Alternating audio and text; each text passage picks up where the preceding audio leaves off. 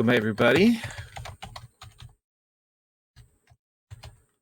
Today I'm going to be playing a game that I've been playing for,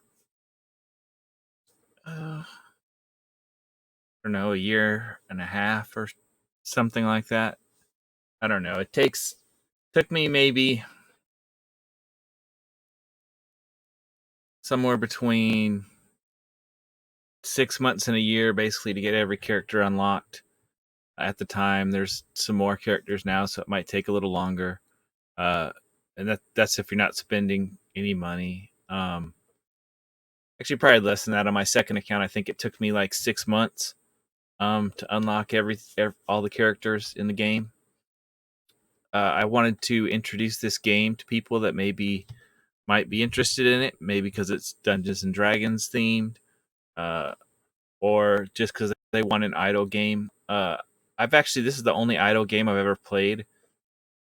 I think of it kind of like a puzzle slash screensaver. It's something that you can basically have running, or it does progress even when it's not running. Not so much early on in the game, but once you get familiars and things, you can actually automate the game to where it basically kind of plays itself in a loop to gain you resources. You still have to set up to clear new content. You still have to interact with the game to do that, but it will play itself to earn you gems and things, which are the primary resource in the game that you're going to need. This game is a truly free to play game. There literally is nothing that you need to buy to play the game, and you also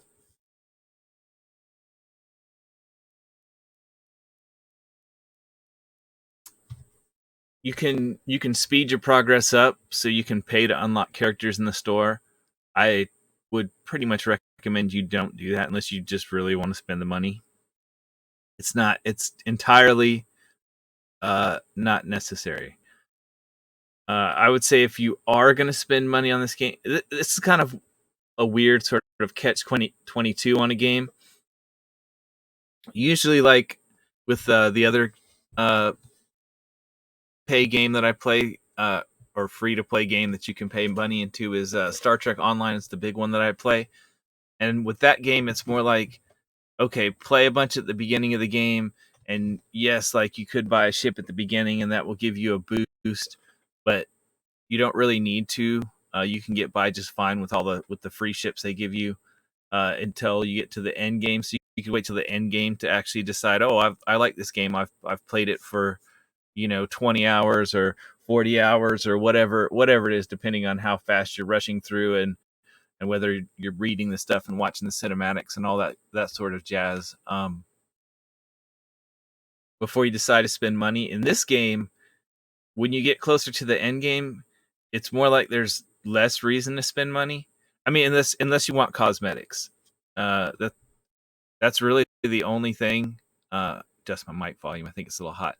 That's really the only thing in this game that is worth spending money on is skins for your characters, for the most part. Things like that. So if you're one of those people that likes to spend money on skins, I mean, there are things you can spend money on to support the game. They do charity things a lot, where they run familiars and things where literally like all the proceeds go to charity.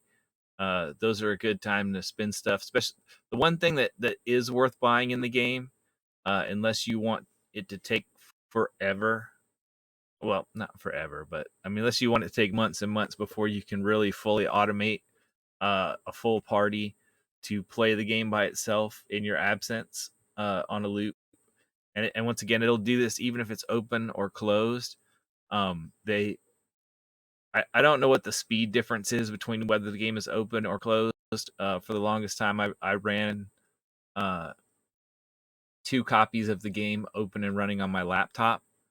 As you can see, like right now, the game's playing itself. We're just sitting here watching it. This is my main account.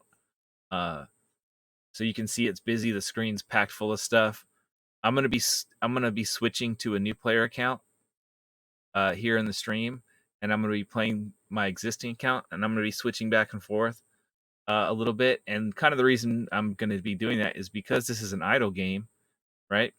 So even on my main account, where it's moving fast, in fact, the game actually, with different characters and things that you get, the speed of the game actually speeds up to help you progress faster and to make it's a quality of life thing. Um, but you'll see I'm going to switch back and forth because I can leave this one running while we switch and then play the new player account. So I'll show you what you see as a new player and how to get started basically on a brand new account. But before I do that, we're going to play a little bit here on my existing account. But you don't need to spend any money on the account, on the game at all. You can get everything for free. Every single character in the game you can get for free. They run an event cycle where they do one of these events. Like the current one is, I think it's Fleet's Weight. Yeah, Fleet's Weight. Okay, and so each event there's 3 characters. Okay, they introduce a new character. That's this guy Solok or what? I think that's how you pronounce that. He's the brand new character. So literally, they come out with a new character every month, at least one. There's also some other characters that they come out with, evergreen characters. Talk about that in a little bit. That come out. But the main one is through the events. Okay, so you have the new character, and then we have the character from the year before that, Desmond, who was in the same event last year. And then the year before that, we have the character from the year before that, Arija. Okay? Now, there were also 2 other characters in Fleet's Week in the previous year. We're into like the 5th year of the game now. So you get the 3 most recent ones. So you get the new character and the one from the past 2 years. Right? So how do you get the other ones? Well, you do these things called time gates. That's trials. I don't want to bring that up. I want time gates. So you do these things called time gates. Well, and also keep in mind they give away a lot of characters. They have codes that give away characters. Sometimes they just give a whole character to a whole platform. So you can play this game on basically almost anything. I've never played it on console, but it is available for Xbox, PlayStation 4, Nintendo Switch. From what I understand, the Nintendo Switch experience is maybe not the best just because of processor and memory limitations on the Switch. This game is math intensive on the game side.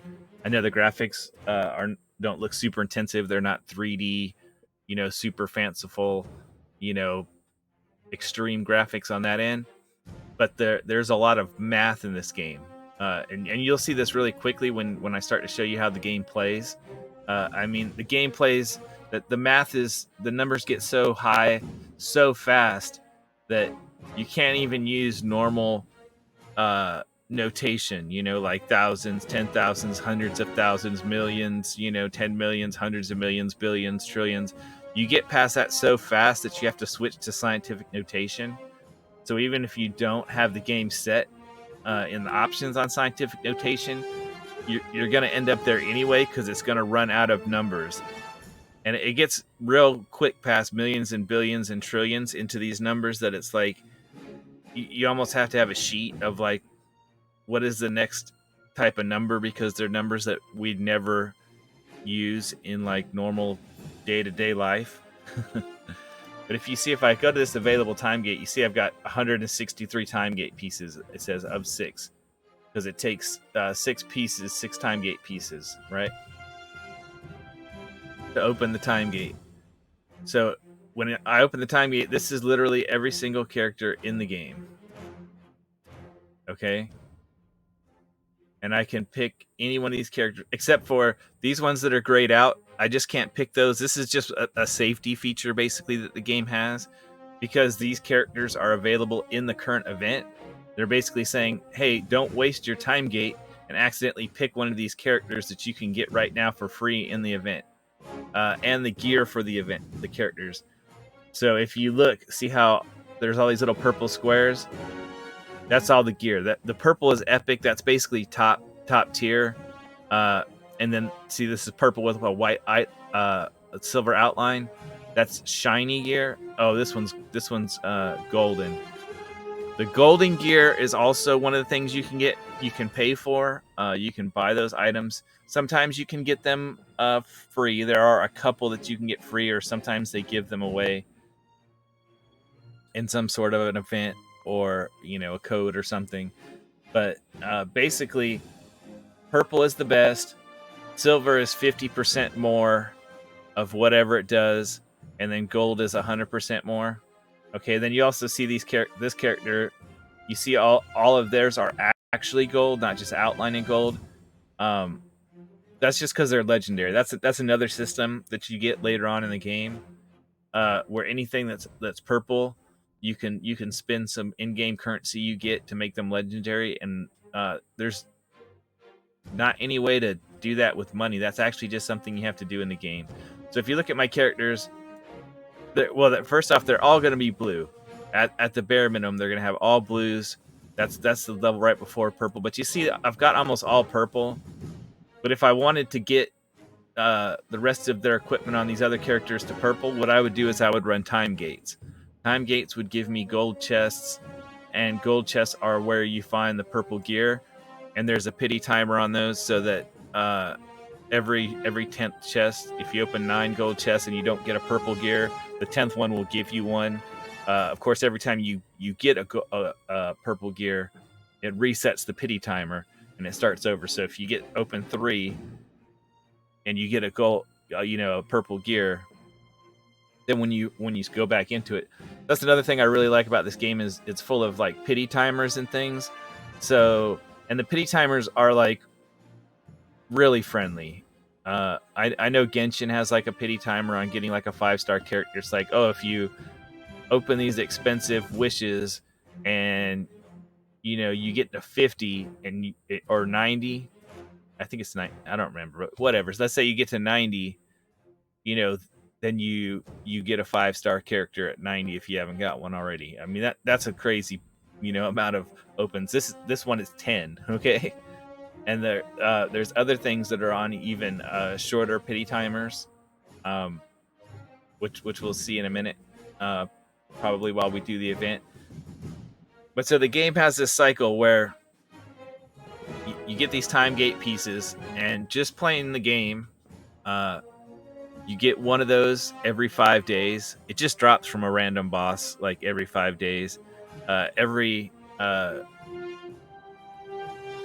areas that you complete, at the end is a boss. So you do 4 regular areas and a boss area in the game, or it does it. It's playing automatically, whatever. But every 5th one is a boss that gives you some gems, which is the main currency in the game, and then has the potential for dropping a silver or a gold chest.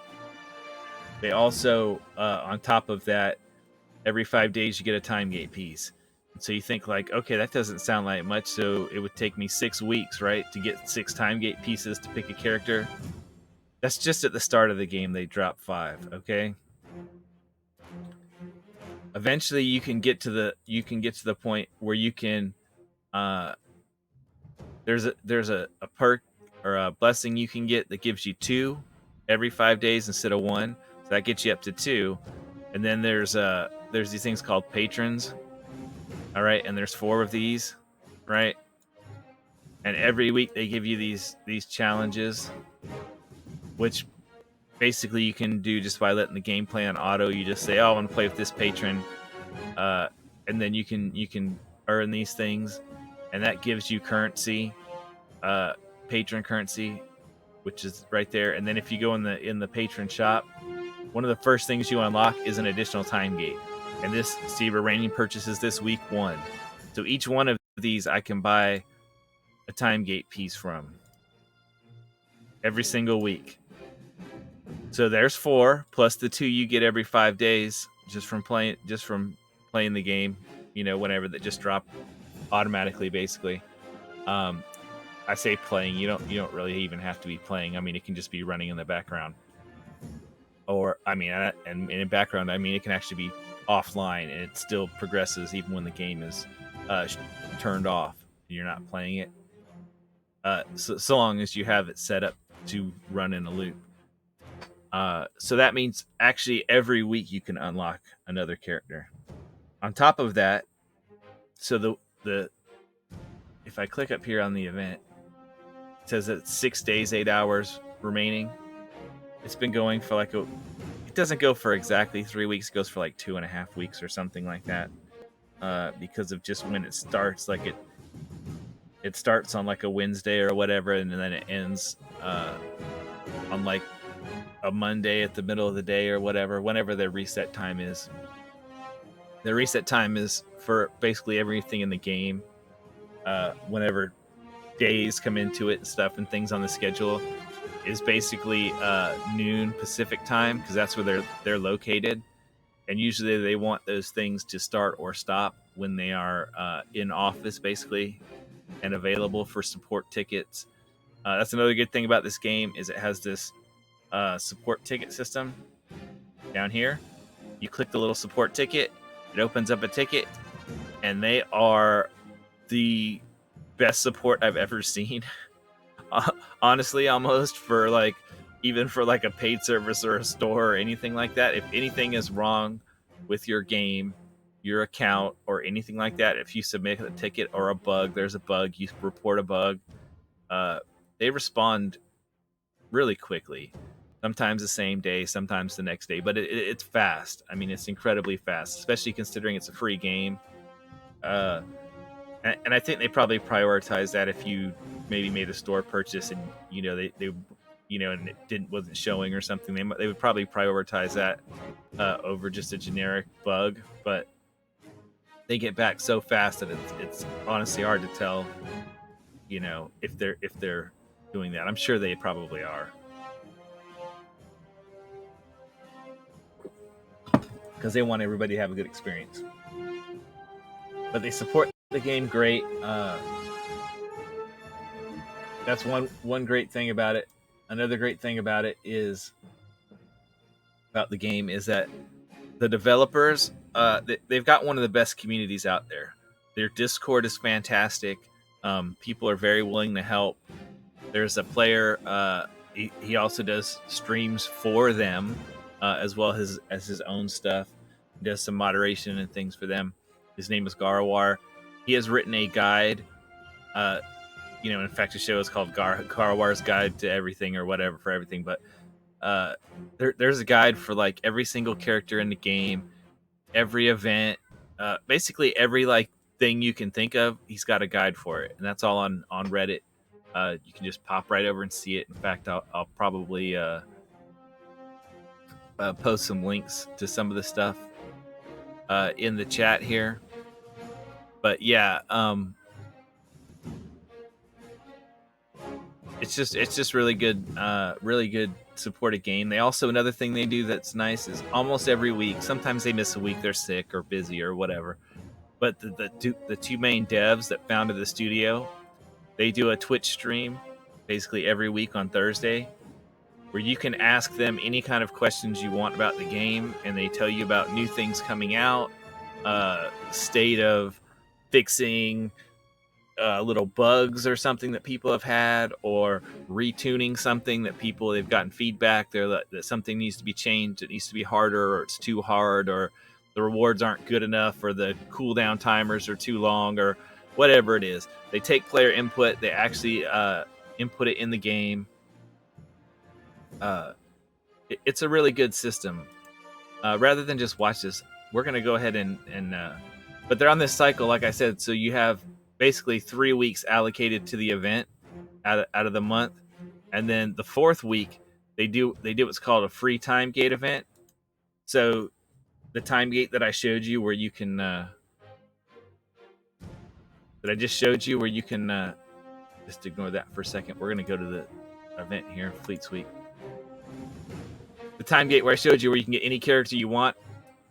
Every like 4 weeks there's a free one. Now in the free one, you don't get any character you want. I'm going to put some familiars out here. They're going to automatically start killing these people. And then I'm going to turn off auto progress for a second, just while I talk. You get a choice of 3. It'll show you 3 and you get to pick one. And this is for every player. So even if you have all the characters unlocked in the game, I also get to see 3, and I can pick whichever one I need. I don't have all epic purple gear on, or I can pick one that they also get item levels. So any duplicate items you get increases the percentages, the item level of what it does. You could think of the rarity, the color of the item as a multiplier, and then the item level as like an additional thing to it. So let's say an item gives you 100% improvement to this certain ability. Okay, every item level you put in there, it goes up. So like 101, 102, 103, 104, 105. And these numbers, I'm just making these up because they have them tuned different for every item. Like it's not even consistent from one item to the next in the game, by and large, because it's really specific to the character. Every character in this game kind of functions in their own unique way. That's what makes this game interesting. It's like a puzzle game, and every character is like their own unique chess piece. So you're basically solving a puzzle. It's a formation management game is what it is. You put the characters in this formation. You see these circles. These are all the places I can put them, okay? And some of them it matters where, well, I mean, kind of all of them it matters where you put them. But some of them they'll be like, this character will, increase the damage of the characters, up to two, the first 2 columns in front of it, or the character that's farthest away from it, or the characters in the column it's in, or whatever. And so you're trying to maximize those boosts that each of the characters give you. That's how the game works. So, but as I was saying, the way the gear works is, so you have white gear, then green gear, then blue gear, then purple gear. Okay, and they just multiply it. So as your item level goes up, you're adding more to the percentage, and then when you go to green, it doubles it, and then purple doubles that, or blue purple doubles that, and then purple doubles that. These numbers are not exact numbers. I mean, there are multiplier numbers for rarity. Those are fairly consistent, but I'm just throwing the numbers out so you kind of understand how the game works. One of the main things to spend money on in the game, in fact, probably the only thing I would recommend spending any money on, and even then, just spend a little bit, tiny little bit, is these familiars. You see these 6 familiars up here? They're actually doing click damage. So if you click with your mouse on these guys, you can do damage. In fact, I'll show you. So I'll take these guys off. See, like, look, I can click on him. I can click on him and kill him.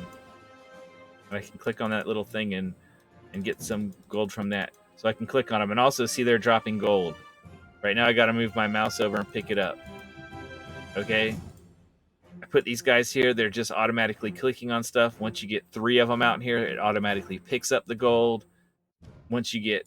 I don't remember. It tells you... Let's see. 3 picks up the gold. 5 picks up the sacks that the bosses drop, and the 6th one kills those, what they call distractions, these little things that fly around in the background you can click on to get extra gold. Okay, I'm going to set this to single level up. So familiars automate the game. So you see I've got all these familiars out here. Right now they're clicking and picking up on stuff. Okay, pretty soon I'm going to put them down here. So you'll see, like, this is how you level up your character. You get gold and you level them up, and as you level them up, they do more damage and they unlock more abilities. And then you get specialization. You pick specialization. So if I look at this character, I can see at level 20, increased damage. Level 30, heals non-adjacent characters. Okay, see what I meant about where you put them in the formation? All right, elemental fire. Whenever she damages an enemy, they receive a stack of elemental fire, taking 10% of the Orkira's damage per second for 15 seconds, and receiving 2,000. These numbers are you kind of need to know what they are, but they change based off of your equipment and everything. And they also receive 2,000 212% additional damage from all attacks. That means the clickers clicking on them, the familiars clicking on them. That means when when another character hits them, they take extra damage. Increases all the damage that they receive after she hits them and puts one of these elemental fire stacks on them. Then we have Healing Flame. That increases the effect of elemental fire by 100% for each order of magnitude worth of healing that she's done so far during this run, which a run is an entire loop until you either restart the mission, or you pick another one. What we're in is a run. That's where I clicked on the mission and picked the mission. Okay. Tail Feather of the Phoenix, increased the effect of lesser restoration by 100%. That's the specialization I picked. And here you can see the upcoming upgrades for that character. Okay, so I'm just going to automate this real quick. So you can see I want her. I'm going to go ahead and put a familiar on there. It's going to automatically click on the level up button, so I don't have to do it anymore. So you start starting to see how the automation would work in this game. Here's the click damage. Also, this is how you increase how much damage a click does. Normally, you'd have this turned on, which would automatically progress you from one area to the next. I'm just not doing that right now, just because I'm going to set up my formation, which normally even I would do that as it was going through areas and during the first few areas. But this is just so that I can show you how to play the game. So I'm going to go ahead and put in basically kind of my standard favorite best in slot teams. Okay, so here's the next thing is their slots. So 1, 2, 3, 4, 5, 6, 7. I've got up to slot 7 unlocked right now. It goes up to 12. Okay, the only reason the other ones aren't showing yet is just because I haven't hit kind of like a threshold yet of the amount of money to unlock them, the amount of gold coming in. And then if you look up here in the top left here, right there where it's got gold, you see it says I've got 6.72, etc. EO8 gold, and then below that it's got a percentage of gold find. It says plus, I don't know, 7.24 EO7 gold find. The number underneath is the multiplier. So every gold coin that I pick up that's worth 1, it's multiplying it by this 7.24 EO7. And if you're wondering what these numbers mean, this EO7, EO8 stuff, that's scientific notation. I've got scientific notation turned on in the game. That's just, you're going to want to turn that on first thing. I'll show you on the new count. But you're going to want to start doing everything in scientific notation, because the numbers get out of hand so fast. So if you look over here, this is damage. In fact, this is kind of fake damage. This is useful for something I'll show you as a new player how it helps a little bit. This is your real damage, okay? If I move over it, this is what's called your base ultimate damage. This is the number that it uses to really figure out your damage, and that it uses when calculating using spells. There's a lot of spells and special ability type things that say it does bud, your bud damage times 20 seconds or something to the enemy, or whatever. It talks about bud. This is the number you really want to look at. This is the real number. These numbers up here are basically guesstimates, okay? So like if I look up here, right, it says base damage. It says Orkira, she's the one at the top. She should be doing 5.25 E62. So you would think she's doing the most damage, right? And then below that, Whittle, she's the next one down. It says she's doing 2.50 E56. Okay, well, E56, and if you're wondering what the E means, that's numbers to the right of the decimal place. So it's saying if you took the decimal place, so instead of 2.5, right, if you move the decimal place 56 digits to the right, that's how much damage she'd be doing. See what I mean? Like that numbers, if when you're not looking in scientific notation, don't mean anything. So in this game, you're looking at the number really to the right of the E. The number in the front's not so important. You want to know how many orders of magnitude of damage you're doing. According to this, you would think Orkir's the one doing all the damage. Okay, but if I go down here and look at my bud, it's not. Your bud will show you your character that's doing the most amount of damage and how much they're doing. And it shows their hardest hit, the hardest hit they've done, and then the number sort of falls off over time. But then when they hit hardest again, because there's some RNG in it, and depending on whose abilities may be triggering, it may fluctuate a little. But you can see that Whittle is the one that's actually doing the most damage. So this is why you want to look at this. Another thing that's important to note in this game, which I'm kind of showing you now because it's going to be harder to see on the new account, just because we're going to have fewer characters. We're going to be starting out with just the 12 that you start out with, basically, more or less. And then be working through the beginning, the tutorial missions and stuff, and we won't even really be ready to do the event. I mean, normally if you were playing the game, the event's going for, this event up here is going for like another, what did I say, 9 days and something. No, not that one. That's another special event that's going on that has to do with a live streaming thing. That's basically just more free stuff. 6 days, 8 hours left in the event.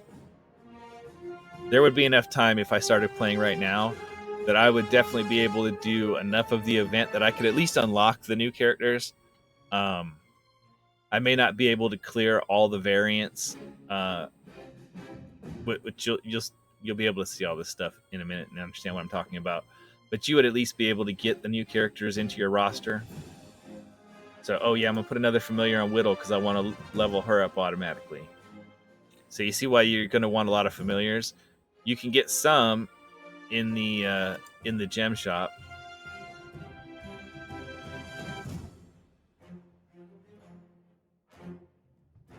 So if I go to gem items, right, you can see, look, here's some.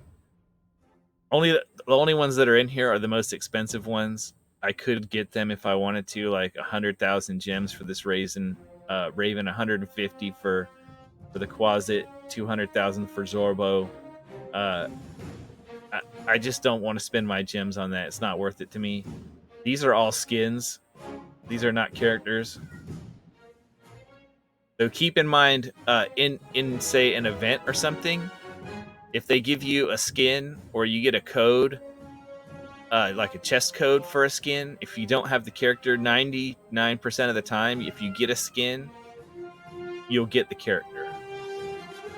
These are the exception to the rule. These are just modified skins for the existing characters in the game. These are actually even modified skins for the familiar, a modified skin for the little clicker finger. But yeah, these are skins. So there are skins, cosmetics. There are ones you can get without real money, and you get during events. Some only come around during events. Basically, the stuff in the gem shop is things that came out during events. That's no longer available. Like you can't buy the stuff in the store because it's just been cycled out. They only have so much room in the cash store. I mean, this is all one store. There's stuff on sale. Packs, champions. You can literally buy any champion in the game and chests for them, but I just wouldn't recommend it. I don't see a reason to. You don't need to. If you're gonna buy anything, what you're gonna want to buy is familiars. Let's see if there's. I mean, this comes like with a familiar. There may not be any showing up in my. I'll look at this. The packs. Okay, so like here's one. Here's about a normal priced one. Okay, $10, right? $9.99 US. You get a familiar and you get potions. Potions are consumables that just give you more power, more gold that earned, etc. on the current run that you're playing. Potions are good, but you'll get lots for free eventually. Like I get so many now that the potions are basically meaningless, except for this potion of polish one. That's, remember how I showed you how you can have like a gold border or a silver border on stuff. Potion of Polish lets you put a silver border on an item, which gives you a 50% boost on that item forever. But okay, so here's $10. Sometimes they have one. Oh, here's one for $5. That's an even better deal. So if I was going to spend money on this game, I'd say, oh, look, spend $5 and get you an additional familiar early on.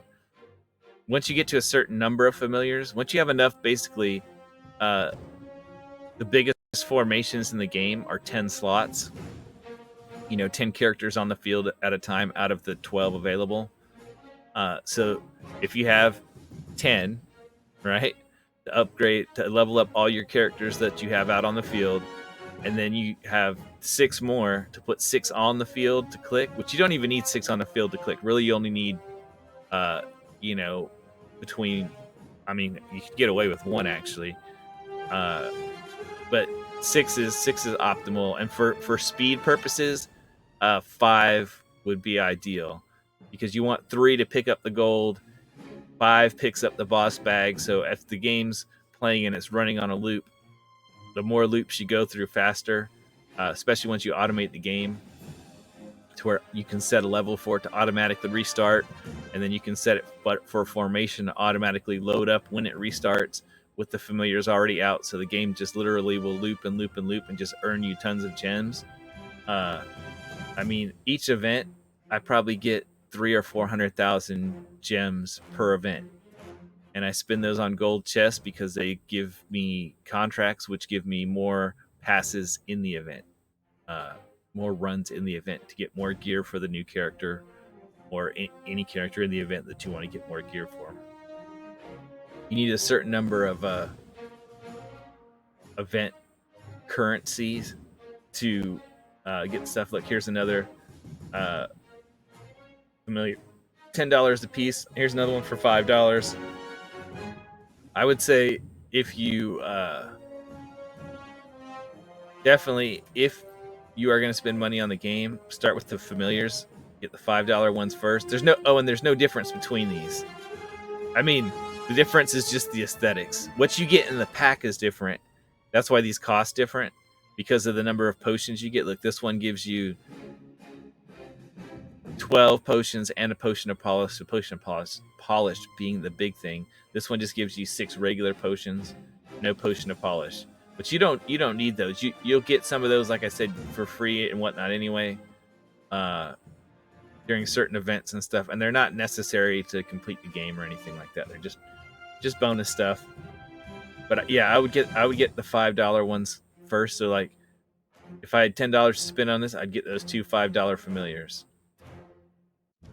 because they will help you progress by allowing you to automate stuff. So we're going to put together a formation here.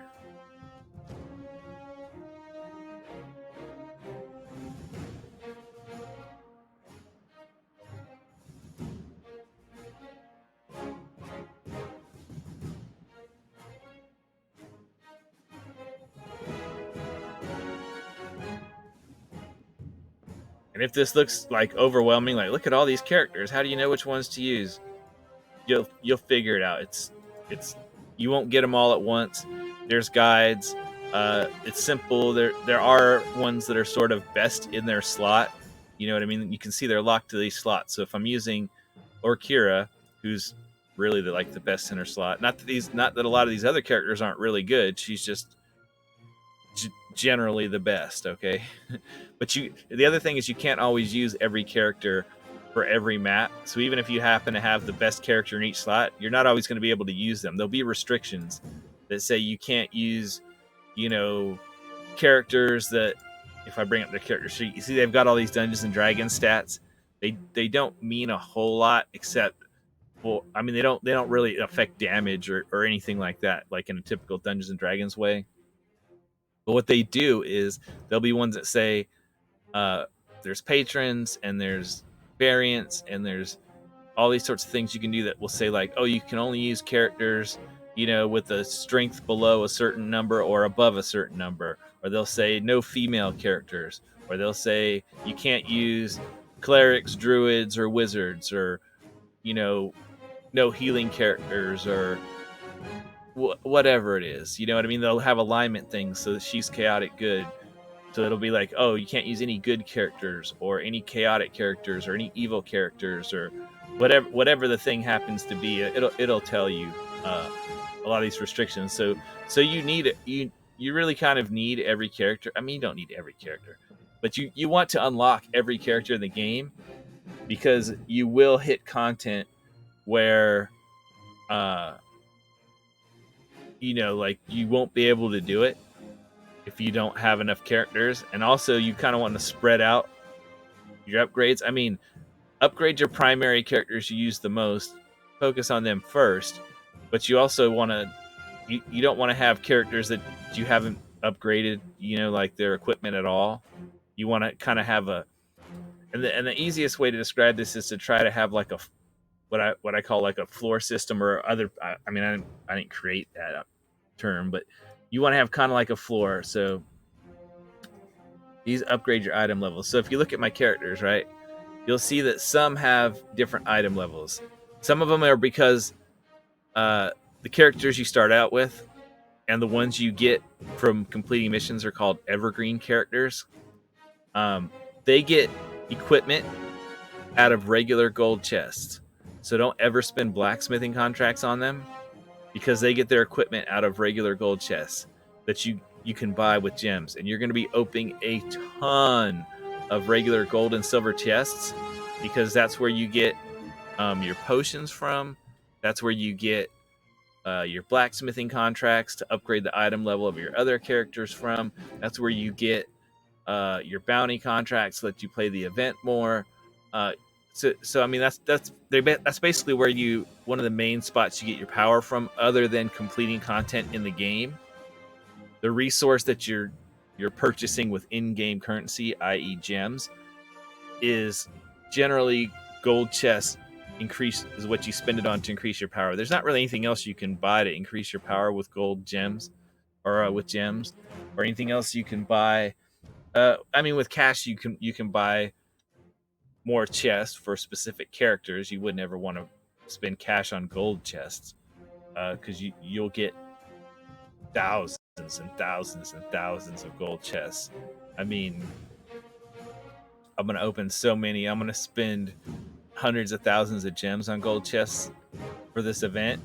You can see up here at the top, I've got 21,000 event currency. I'm gonna want to be like, 2E04 or whatever event currency. I'm gonna want like 200,000 event currency or whatever, probably for the event to get all the stuff I want, and then I'm gonna have it running on a loop.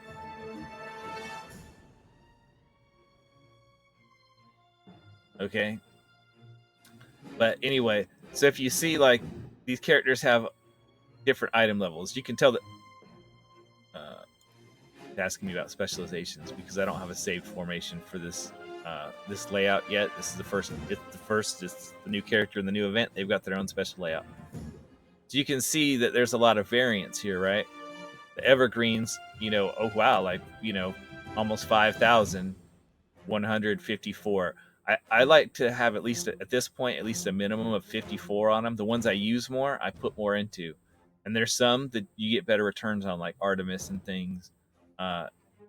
You get more too, but you see, like I don't have any, or at least I shouldn't, that are under 50, so that they're at least viable. They also all have at least blue gear. That will happen anyway. They give away Electrum codes for every one of their streams that they do, which are basically almost daily. And then people that stream regularly their content or that are affiliated with them in some way release codes. If you go on their Discord, they run a bunch of codes all the time. And also, real quick, it's going to cut the sound when I switch away from the window. I'm going to post another link in chat. There you go. If you go to that website, it will have all the active codes in it. So if you don't want to go to the Discord, obviously the Discord will more quickly up to date, and only by like minutes, not by days. But yeah, they post codes in there. They also you get codes. Sign up for the newsletter. You're gonna want to do that anyway because there's a character you only get, Hitch, which is good starting out. You're gonna definitely want him. You get that character for signing up. And then every week they give you a free character, or I mean, they give you a free chest. At least every week they do a.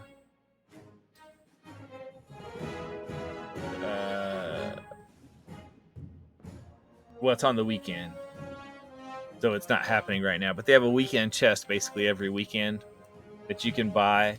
That will be it's a gold chest basically, but it's for like 5 specific characters, so it can have gear for any of those 5 characters in it. They give you one for free with an email code. So you're gonna want to claim those. It's just free gear, you know what I mean? And then a lot of times they'll send other free things like free skins, or oftentimes even free whole characters. Not ones you can't get in the game. You can always get characters in the game, but I mean, if you don't have the character, it'll be new to you, and then it'll have a special skin. So even if you do have the character, you'll get a new skin for that character.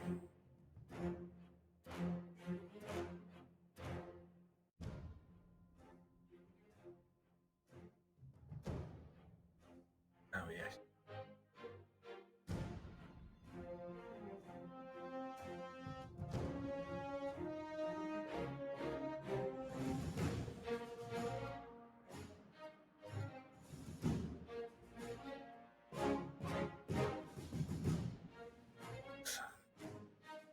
So yeah, you'll want to be getting those emails each week with codes.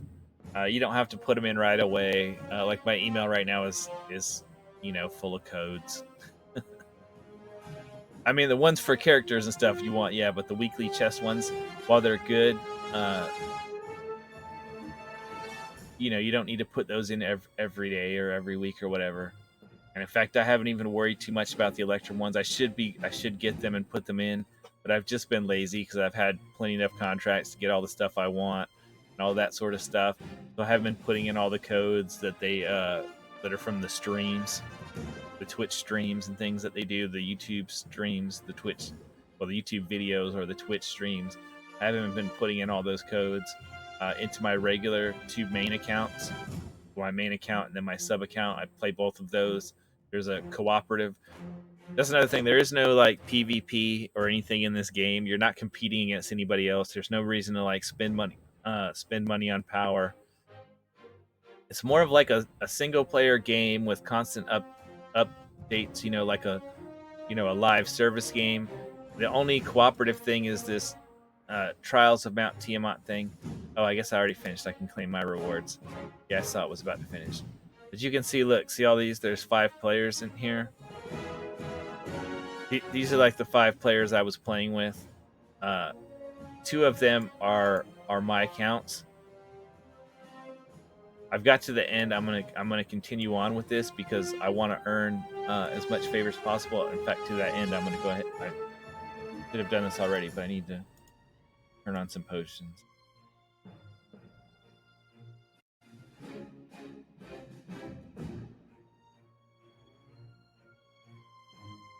And put some speed ones on. The game's gonna get really fast.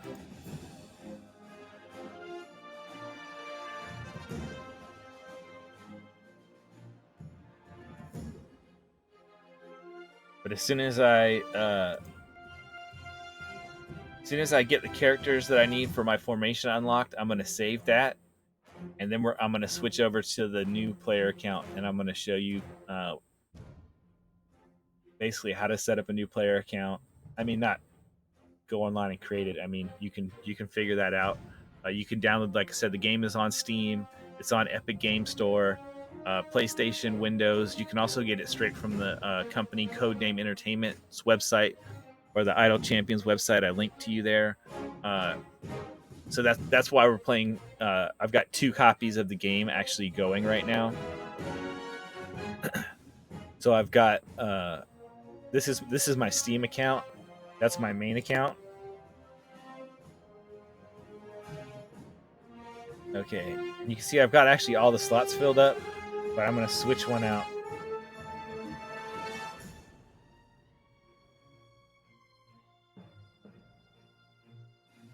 Okay, stop progressing so I can. Well, it hasn't unlocked him yet. Oop.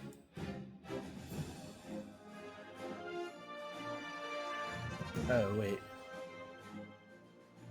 that's okay. So I can put her there. All right.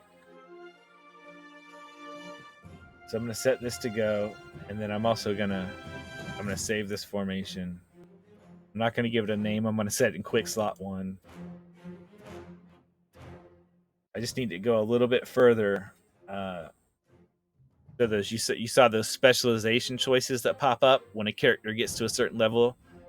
Some of them have, most of them have one specialization. Uh, more with the newer ones, or just depending on character design. Some of them have multiple choices. I think it's just one or two. There might be one character or so that has maybe 3 choices. I think there is a character that has 3 choices. That's like kind of super rare. Usually it's 1 or 2 choices. But I just want to get past that point, and also the choices are saved. So if I go in here, and I'm gonna set this, and I'm gonna turn that off. I don't want it to restart automatically. So if I look under specializations, you can see I can set them from this. This is the automated Modron core thing. This is what lets you this is the next. There's 2 parts of automation in this game. There's the familiars and the Modron core. To really automate the game, you need to have both of those. Until you get both of those 2 things, the game will not run automatically. I mean, it'll sit here and progress automatically. You don't have to click on anything, like you don't have to click on any attacks or anything, but it'll basically run until it hits a wall where it can't beat the enemies anymore. And then once they kill your party, it'll go back a level.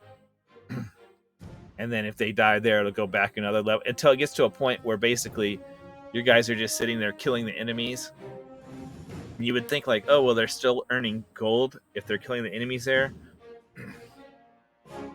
And they are, but not enough to matter. Because remember how I talked to you about how this E number is the important one?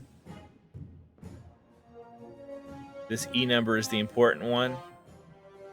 So as you go forward in levels, the amount of gold, like if you see popping up right now, it says something like, I don't know, E22 or something. It's hard to tell. It's going so fast. But they're dropping basically like E22 amount of gold or E23 each time I kill them. It just went up to E23. Those orders of magnitude increase. And that's what you're really looking for. And so you can see how the numbers just by sitting there and doing the same thing over and over again are not going to get you to where you need to be. Okay, so I've got to where I need to be, so now I'm going to save it. I got to where all of them have their specialization set. See, here's if oh wait, no, I got to go a little bit further. Sorry, Avern's got a second one. That's why I said some have 1, some have 2. There are even, I think there's even a character that's got 3.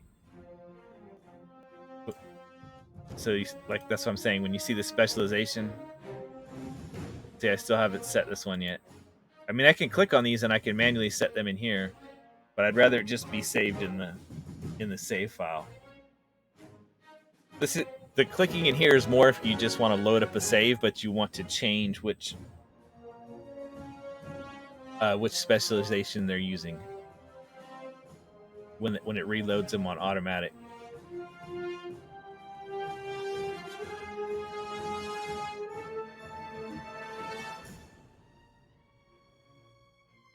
Okay, level 200. That's where I pick it. I need them to get to level 200. That's another thing is not every character needs the same amount of gold to level up to the same amount of level. And it tends to be that the ones down here need more, but it's not set in stone. So like, look, if I look at this character, she's level 70, right? Yet if I look at this character, he's level 600. but he's level 720, and it's leveling them. You see, I've got familiars on each one, so it's leveling them all up automatically. Another thing you can put familiars on is up here. Is these abilities? These are their ultimate abilities. You can have it automatically hit specific ultimates, or if you put stuff in this bar up here, you put up the 4 up here, they'll just walk back and forth, and they'll just randomly hit any ultimate that's not on cooldown. But you see how fast the screen's just like flashing through? It's going from one area to the next. There we go. Okay, sturdy mirrors. Now that I've set that, now I'm going to save this. Okay, and then we are going to switch over here. So this is what you see basically as a brand new player. All right. And see how I can click on them and the gold's not being picked up. I can click and do damage to kill these guys.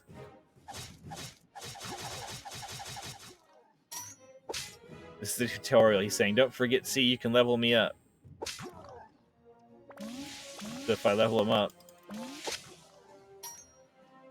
then he gets more powerful. And look, okay, now click for him to move forward the next area. He's still in area 1.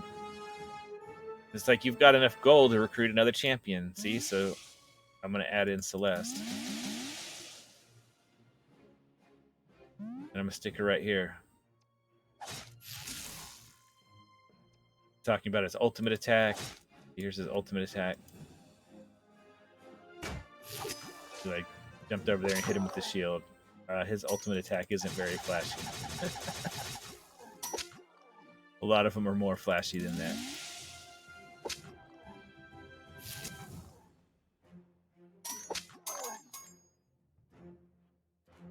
So you can see up here it's counting how many of these guys I've killed. To get past this level, I have to kill 15 of these gnolls.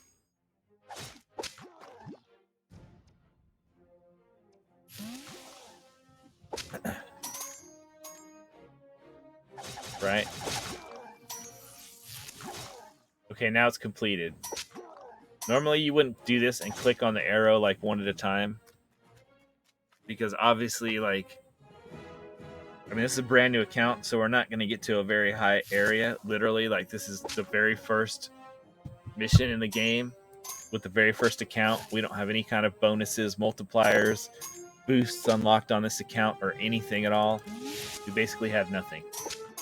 We're starting from literally ground zero. But you're going to want to click on this up here. This is the auto progress. That just means whenever you get your 15 guys killed or whatever, it'll move on to the next level automatically.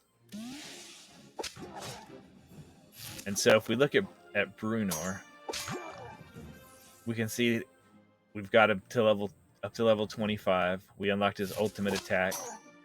Increases the damage of Brunor by 100% for each champion adjacent to him.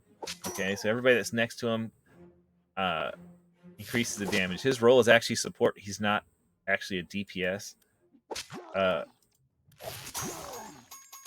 Which makes sense since he's in column 1. But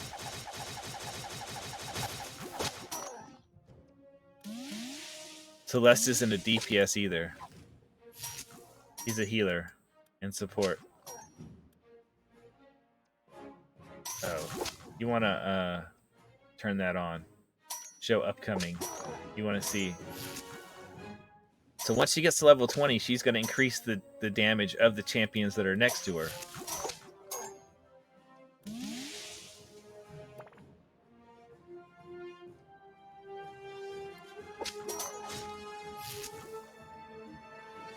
So now if we look at Brunor, and here's what... This shows you the levels coming up, but if you want to see what the actual numbers of stuff happening... Okay, he doesn't have any active formation buffs going on right now, because we're so low level, we haven't upgraded anybody.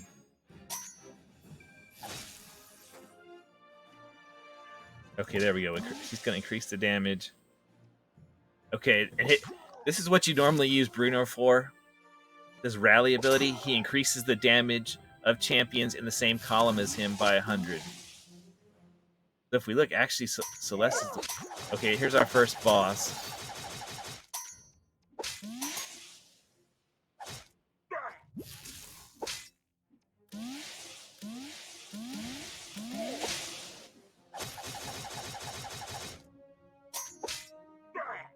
clicking's not really doing much. Click damage, once you have enough gold that you can actually spend money into click damage and get there. Ooh, and I got a silver chest. So if I click up here, I can open a silver chest. Okay. Silver and gold chests give you gear for your starting characters. So look, he got, actually, it's not common. He got a green one. He got an uncommon. So one step up from common, right? So he got a sharpened axe. The silver ones give you some gold, which can be a little bit helpful in the early game, I guess, to get gold. But generally, you don't want gold out of the chest. The gold ones give you much better stuff.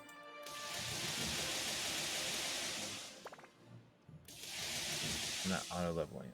Oh, I got set on upgrade one level at a time. Not okay. Gear's automatically equipped when you get it.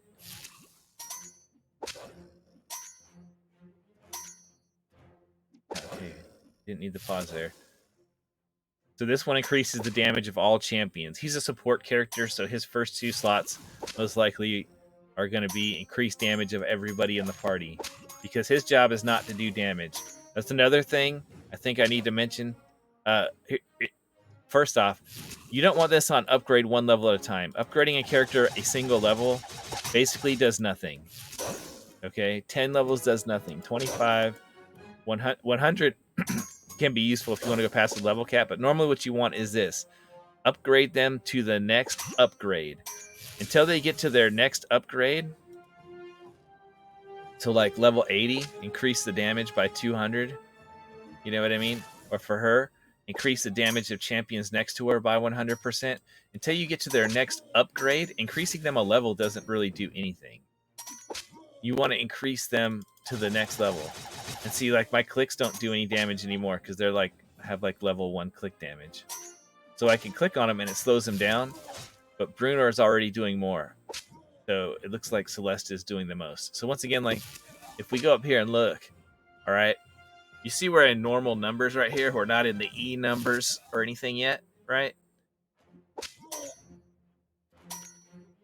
In this one, it actually kind of makes sense this early on because we don't have any gear. We don't have enough characters going on for that to be broken.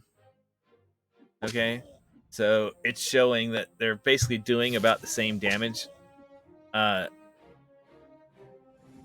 you can, their average says they're doing the same damage, but Celeste should be doing more damage. Her bud's actually higher. I'm gonna actually unlock Nayeli. Actually, I'm gonna put her up front, and I'm actually gonna do this because he will increase the damage of people in the column with him. She'll increase the damage of people next to her, and Nayeli will increase the damage of people behind her when she ever gets to that level.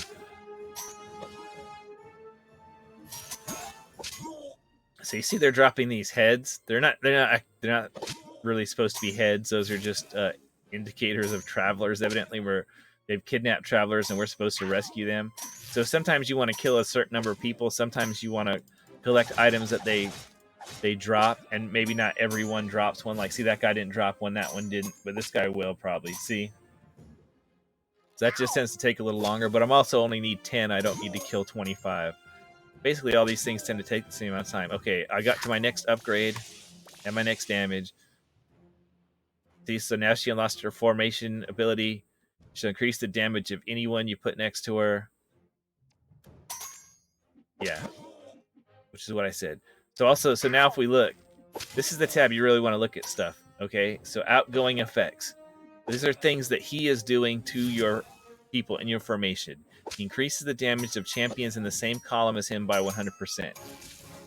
Here are incoming effects. I don't know why it says it increases his damage by 100% for being in the column with himself.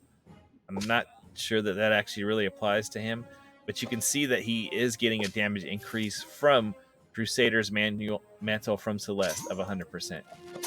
So he is getting a bonus from being in the column with her. And if we look at her, we can see sort of the same thing because they're both basically buffing each other right now. And they're the only ones doing any buffs, but she increases the damage of everybody next to her, as in adjacent to her. so in any one of the spots that are next to her. And she is getting 100% buff from Bruenor from being in the same column as him. You can already see, like, look, our damage is up to 20. Well, that's what I said. See how it drops off over time? Then she hits again. So 20.6k. All right. So we're already up to 20,000.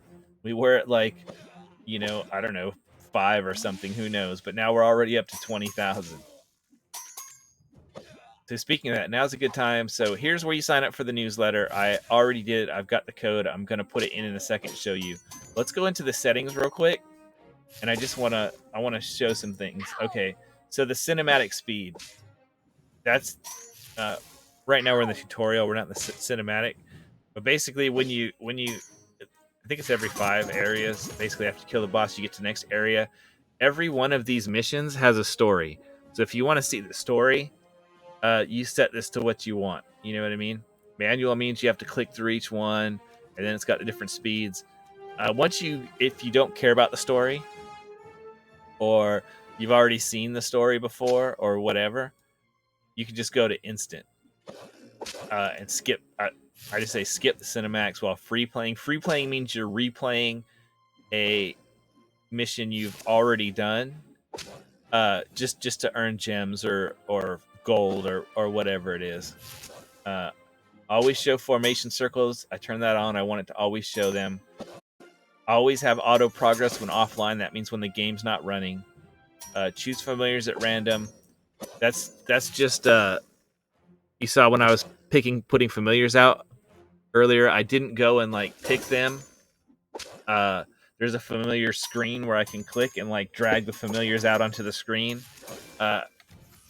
This is obviously on PC. I don't know what the gamepad controls are. I don't play with the gamepad controls on the PC, and I've never played on Xbox or on PlayStation. If you want to do that, that's fine. That's up to you. I'm not going to tell you not to, but I would recommend that if you're going to play, that you play on the PC or that you play on your phone. It's Android. I didn't mention that earlier. It's also Android and iPhone. Or I say play on your phone. Try it on your phone and see if it fits on your screen, okay? And you want to play on a tiny little screen. It's really actually designed for tablets. But you of course can play on your phone if you want to. Sound. I've got the music going. I've got the effects turned on this. On my other account that we were playing, I had the sound effects turned off because it's going so fast, the speed of the game, and there's so many things happening that the sound effects were just annoying. Usually, almost all the time, I don't even play with the music. The music is good. There are a lot of good tracks in there vocally. There's a lot of good bardic inspiration tracks that have been made for the game, etc. But usually I just play with the game on mute because this is the kind of game where, like I said, it's kind of like a screensaver. It's an idle game. So even when I have it open, it's open on one of my screens or it's open on my laptop or something, and I'm just kind of like glancing at it occasionally and clicking on a few things and then letting it run for a while I'm watching YouTube, while I'm doing work, while I'm streaming, while I'm doing something else. It just plays by itself, basically. I mean, you set it up. It's basically like in a board game. If you've ever played a board game where it's like an engine builder, where you just want to like build up your engine to where it's super efficient, where you end up with a super, efficient process to get through everything. DPS display, average, both. Kind of doesn't really matter that much because, as I told you, these numbers up here are going to be kind of BS. They're a little bit useful at the beginning, where it does this like red and like green thing as you move characters around and show if your numbers getting better or worse. But really, you just want to look at that bud number at the bottom. Effects description advanced, and then scientific notation. I say turn that on. I really suggest you turn that on because it still won't do scientific notation for things that are like 1,000 or less, or maybe even 10,000 or less. But for everything else, basically, you're going to be using scientific notation anyway, so you might as well just turn it on.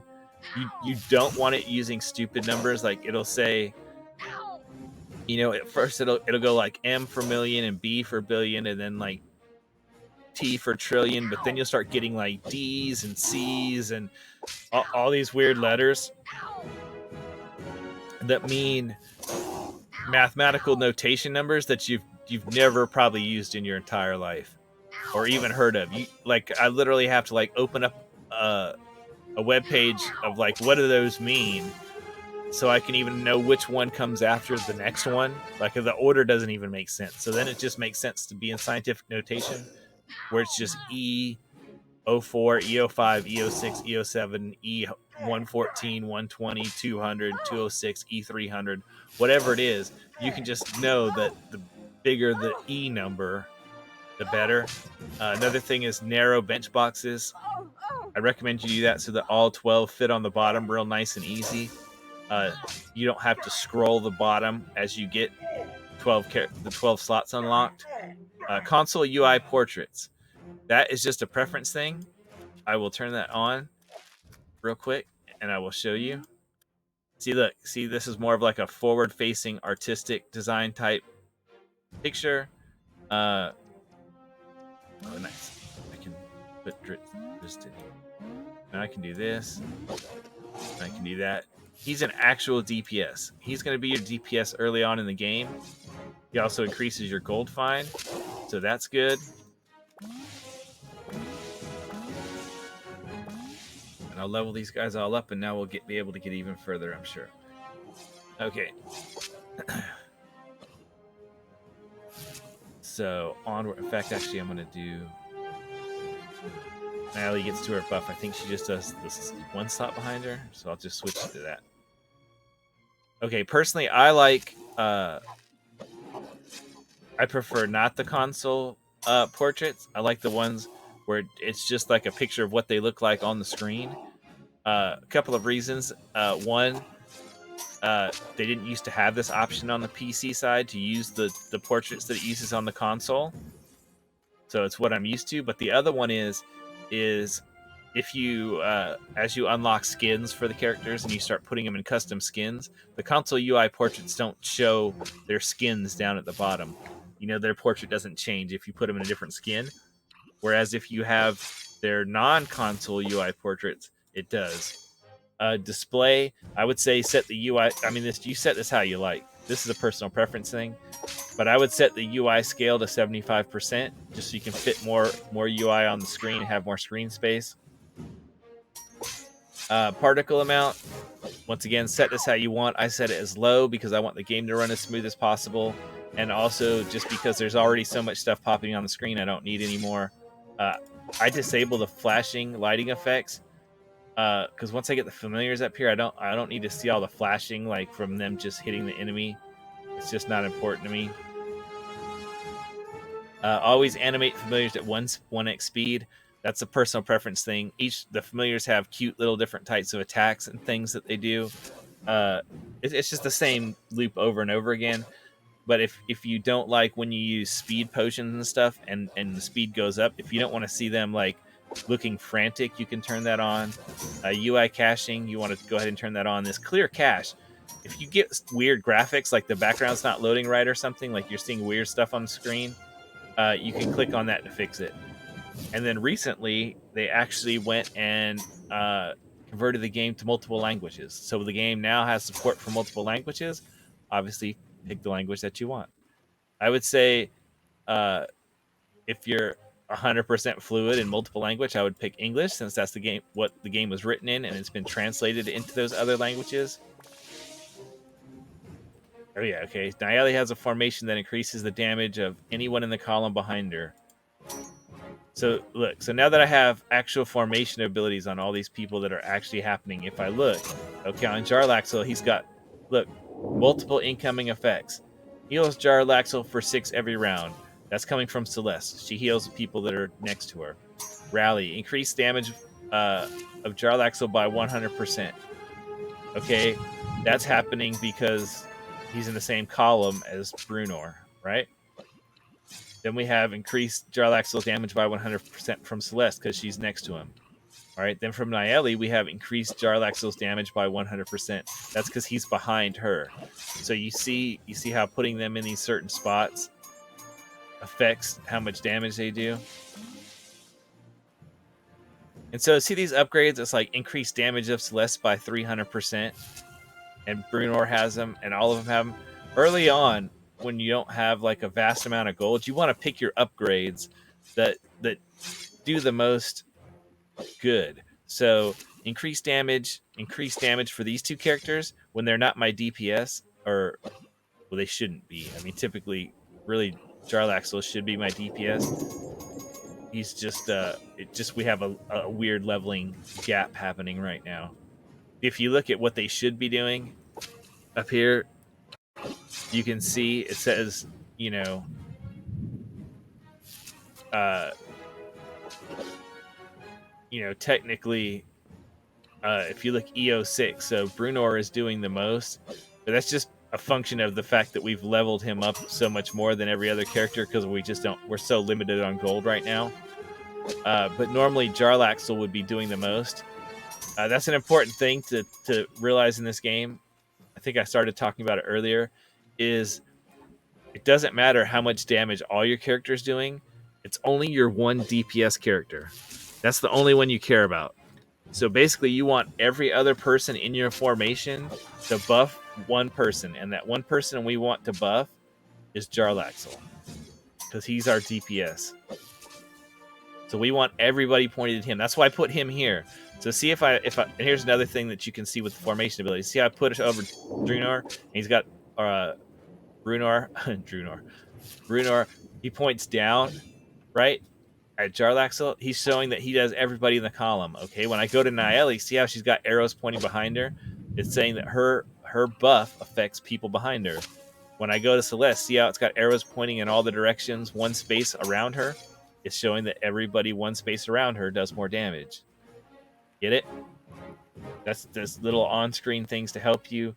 They also have these little bars underneath. The red one is like their health bar. Then there's all these little icons you can move over that show like, oh, look at all these incoming effects. Really, those are like unreadable.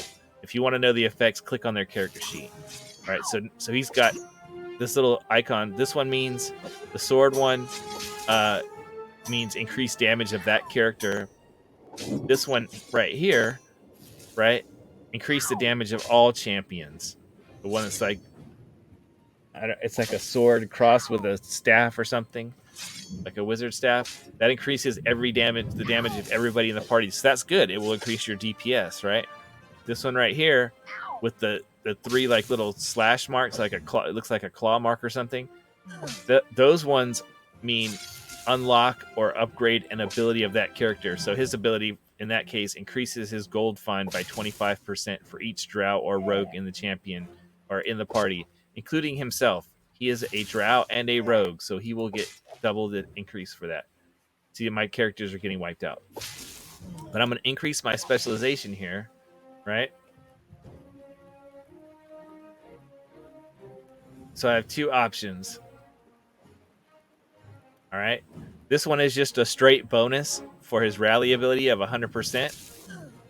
This one increases his rally effect whenever a champion within 2 slots of him is attacked. I think I'm going to go with this one. They're both damage boosts, but I think I'm going to go with that one because, hey, we just got wiped out by a character who was attacking, or a boss actually, that was attacking the character in our front line here, right? So what does that mean? Well, it goes up by 25% every time that person is attacked, right? Stacks up to 25 times, right? So that means every time somebody hits, it's going to go up by 25%. So as soon as I get 4 hits, it's going to be at 100% anyway. So if I get more than that,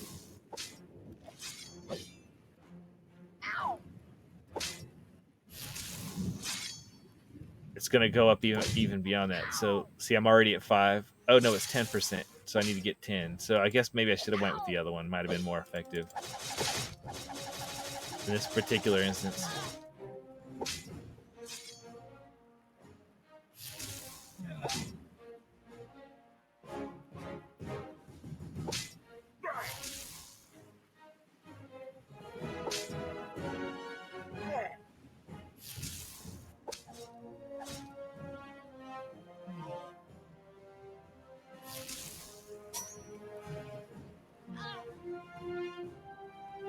Oh no.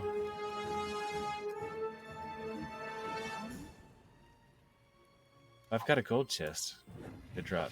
Shoot, I need to open that. That'll make a huge difference. Look, I got a purple item right out of my first gold chest. The sword for Jarlaxle increases damage by 350%. That alone might be the difference between beating that boss that I just couldn't beat and not beating that boss.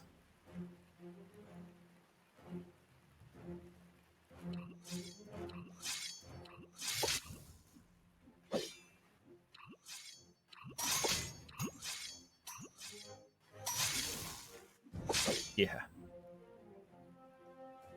He took off almost. He's got 2 health bars. He took off almost a whole one with one hit. He'll be dead before he even reaches us. It looks like.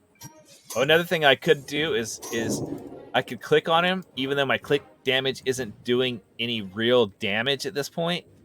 I could still click on him just to slow him down because he'll be like and it'll slow him down. All right, now I'm gonna kind of change the way the party is set up a little bit. Just so I can use the slots more effectively.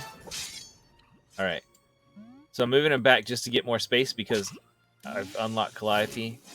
She buffs the people in front of her. Right? And so I could get her to where she's in the column behind Jarlaxle. So now if you look, she's buffing everybody. He's buffing Jarlaxle and Celeste. We only care about Jarlaxle, right? Because he's our DPS. She's sort of our tank. She's I guess she's a tank. She's a tank or a support. We haven't gotten far enough to where you pick her specialization where that actually comes into play. So right now she's just a support. She hasn't had the option to be a tank. Her specialization determines whether she's one or the other in this case. Some characters are like that. She's buffing everybody behind. Well, Celeste isn't buffing anybody, but that's just because she hasn't unlocked her buff yet. Her there we go. See, when she gets to level 24, Bardic Inspiration increases the damage of champions in the column in front of Calliope by 100%.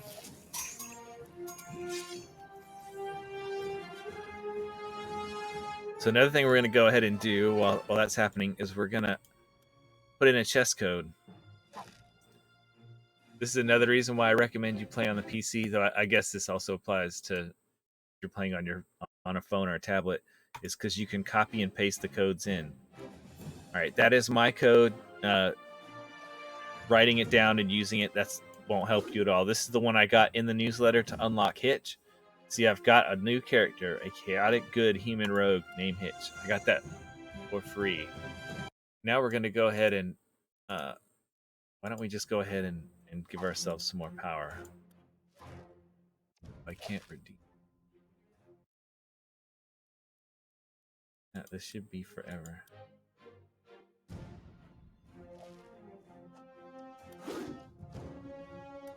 Nice. 5 gold chests. In fact, I'm going to open them one at a time so you can see. Okay, so we got a couple of items for Ashara. We haven't pulled her out yet because we haven't got enough gold. She's the next one in the slot. Increases empowered spell. Okay, that's the one where she casts shields on your party. Shields are like healing but better because you build up shields on your party and they have to wear the shield down before they start doing damage. Mako's, you haven't seen him yet. See, I already got an item for Hitch. Reduces Jarlaxle's the cooldown. How often you can do it, but that's the 6th item. All right. See how we got a duplicate? And the duplicates, by the way, don't matter what color, except for that the more color adds more item levels, right? So we already have the purple sword or the blue sword or the purple sword. We got a green one. Increases the effect by point. Oh, we already had the purple one, yeah. So it's a duplicate. So it increases the effect. The percentage doesn't matter. Basically, just keep what's important is that we've added more item levels to that. We also got a purple item for Ashara. That's good. Getting some good stuff here. Getting like a lot of purple items. You see this little bar underneath where I'm opening it? That's the pity timer. See, that says guaranteed 1 epic and 1 out of the next 10 chests. The little bar fills across, so you know. Okay, so we just buffed Naeli's ultimate attack. Got the item that buffs that. Okay, Master of Piracy, good. That's the one that increases how much gold you find. That's a good one to get. So we got that. We're also getting these potions. Potions are good. All right. And if you wonder where I'm getting these chest codes from the link that I posted in chat there. So you can just go there and get them. These are the ones that are listed under permanently active. These are ones that basically don't expire. Most chest codes, they're good for 30 days. Like the ones that they give out in streams or events or anything like that, they're good for 30 days, but they do have some that never expire. That's the ones we're doing now. Is the never expire ones. And I'm just copying and pasting them in here.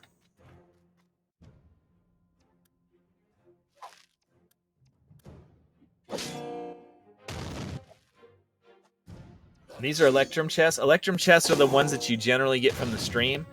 These are actually awesome. These are actually better than gold chests. Now, while they won't give you purple gear, they'll give you gear up to blue. But what makes these more awesome than gold chests is that gold chests only give you gear for the 12 starting out characters you start out with, and then evergreens. Evergreen characters means you can get those characters at any time. They're not linked to an event. You don't have to get them out of a time gate. And the way you get evergreen characters are, well, there's Hitch, who I just got from a code. You sign up for the newsletter, you immediately get a code in your email with Hitch, okay? So that's how you get Hitch. So that's why he counts as evergreen, because you can get him anytime you want. The other evergreen characters, the bulk of them you get by completing certain missions in the game. So once you get or variants of certain missions, once you get to certain points in each of the various different campaigns in the game, you will have the ability to do a one where it'll say the reward will say that you get another character. That's the only way you can get those evergreen characters, is by doing those in-game missions. And most of them aren't hard. I mean, I guess some of the later campaigns are hard, but by the time you get there, you should be strong enough to do them, more or less.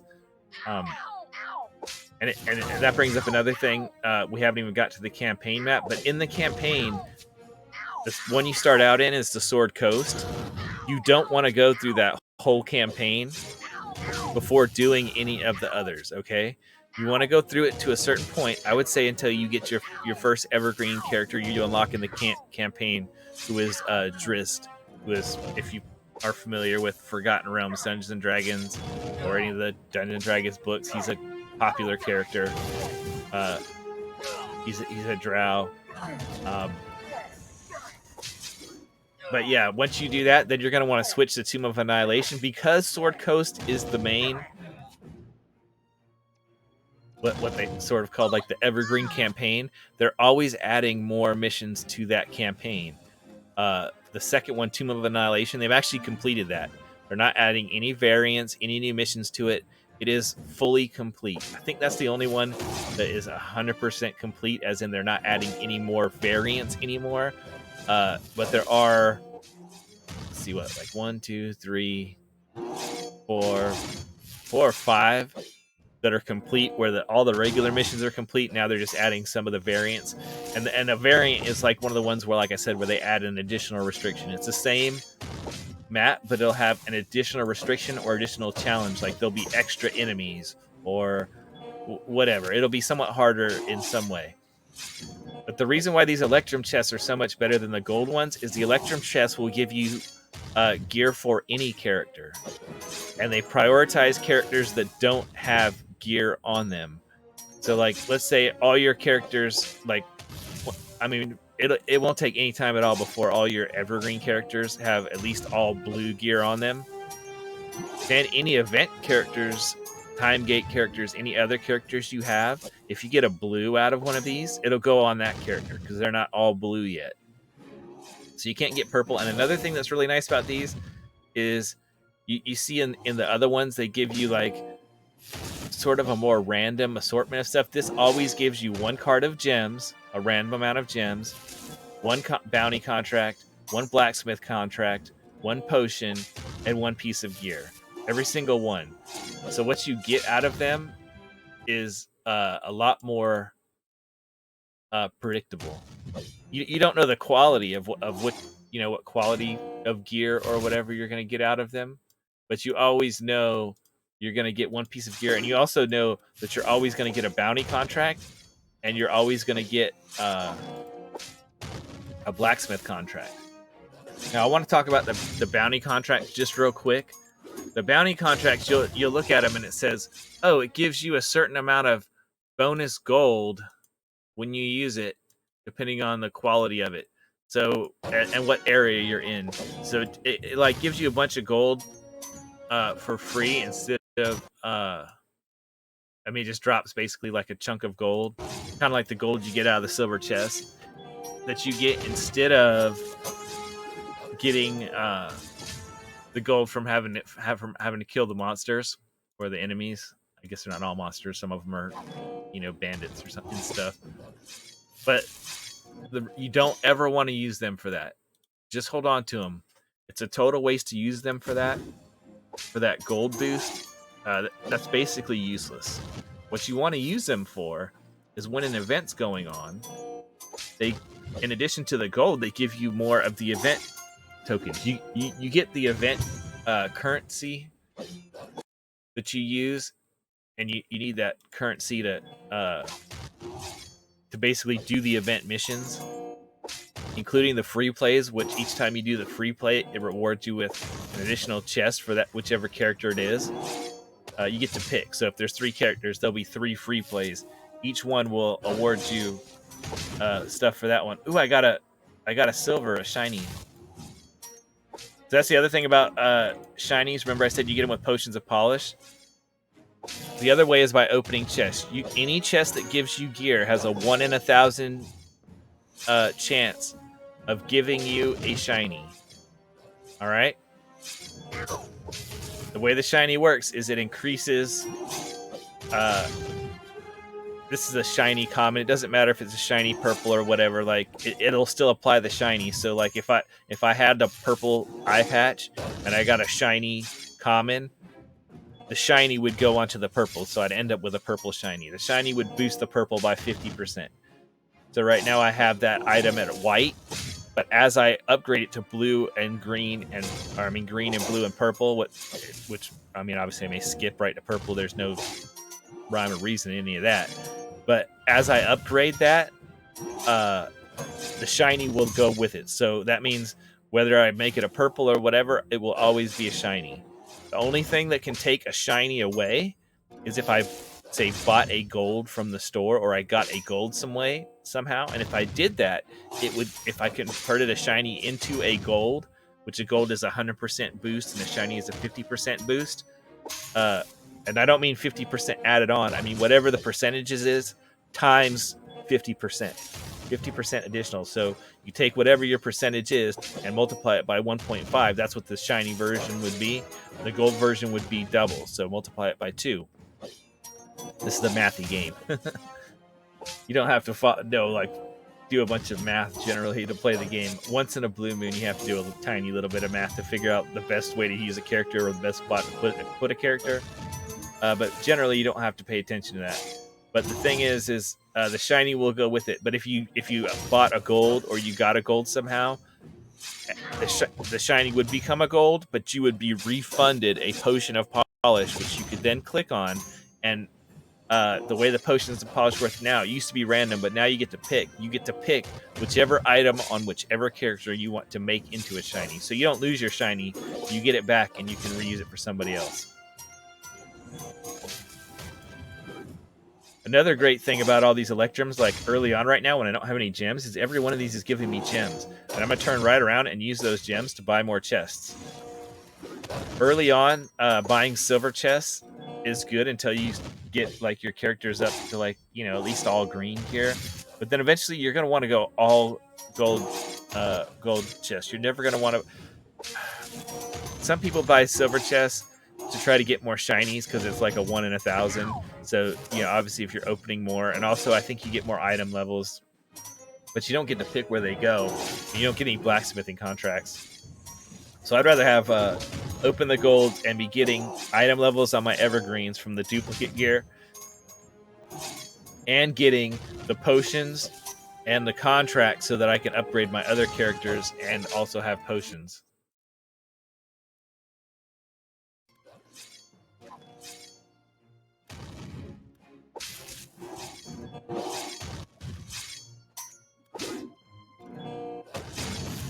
Okay, that's a chest for a specific character. I don't have them yet. That's another thing I'm going to mention real quick. Okay, I don't have Spurt. All right, he's this kobold character. I just got a gold chest for him with a code. So why did I open it? I don't have the character, right? Doesn't matter. I already have this gear. So when I unlock Spurt, he will start with these 2 gear items already, and any others that I get. But in the meantime, I got the other stuff out of the gold chest. In this case, see what I said about gold chests being random versus electrums? You get one of each specific thing that I told you. You know, you get some gems, you get a bounty, you get a blacksmith, you get a piece of gear, you know, whatever. This time I got 3 bounty contracts, no blacksmithing contracts, no potions. Those gold chests, it's random. You get at least 1 piece of gear, and then the rest of the stuff is just random.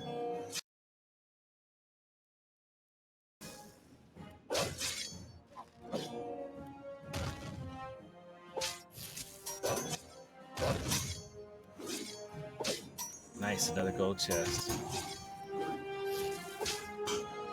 I just took the whole list of the codes, so I don't even know what code does what when I'm opening it. But when you look on the website, if you look from the beginning of if you have the website open, I don't have the website open because I didn't want to leave the browser running because it eats up so much resources. So I just have all the codes in my text editor, and I'm copying and pasting them. If you have it on the web page, you can look, and it says next to each code what it does. Oh, I can spend my gems? Gee, thanks. Maybe I didn't want to buy a silver chest. Maybe I wanted to buy a gold chest. Whatever. He's like, oh no, you're gonna buy a silver chest. Oh, and then I got one right there from that level that the boss dropped. Okay. Or no, it just showed up twice. That was weird. That was just a bug. Oh, so I'm not advancing anymore at this point. So I'm gonna level up, level up, level up, level up, level up.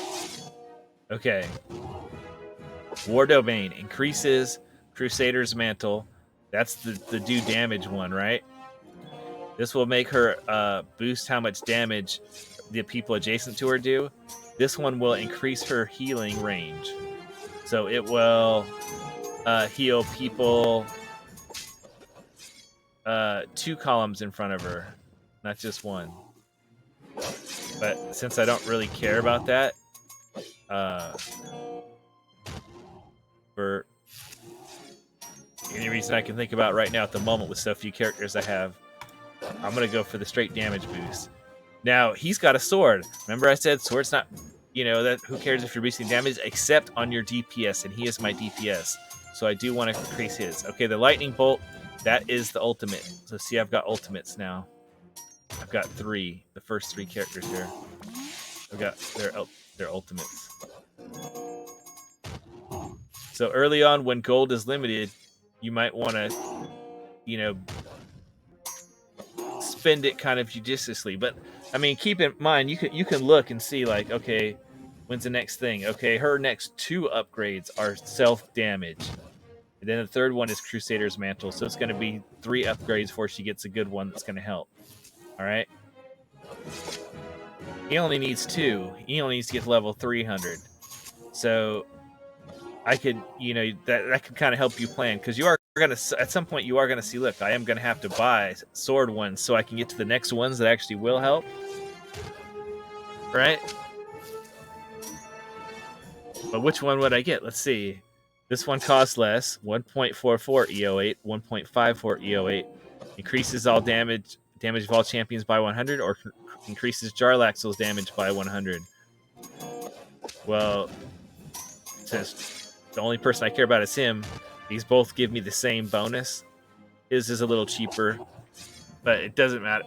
You know, they're so close, it doesn't really matter. But if the amount was significantly different between the two, I should turn advanced back on. Oh, and the main reason I came back here and stopped cashing in codes was because I wanted to change the sound thing.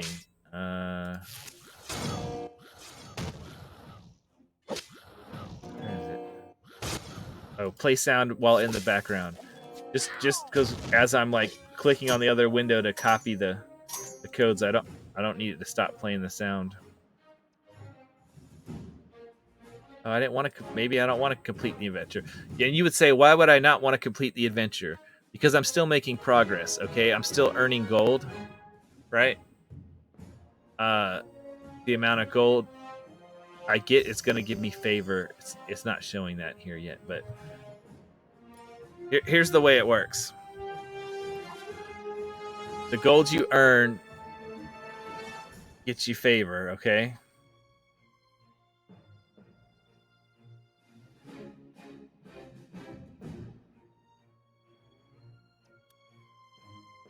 The gold you get earns you favor. Gosh, these all say deadly. Usually, unless they're green and it says easy, you don't want to do these things.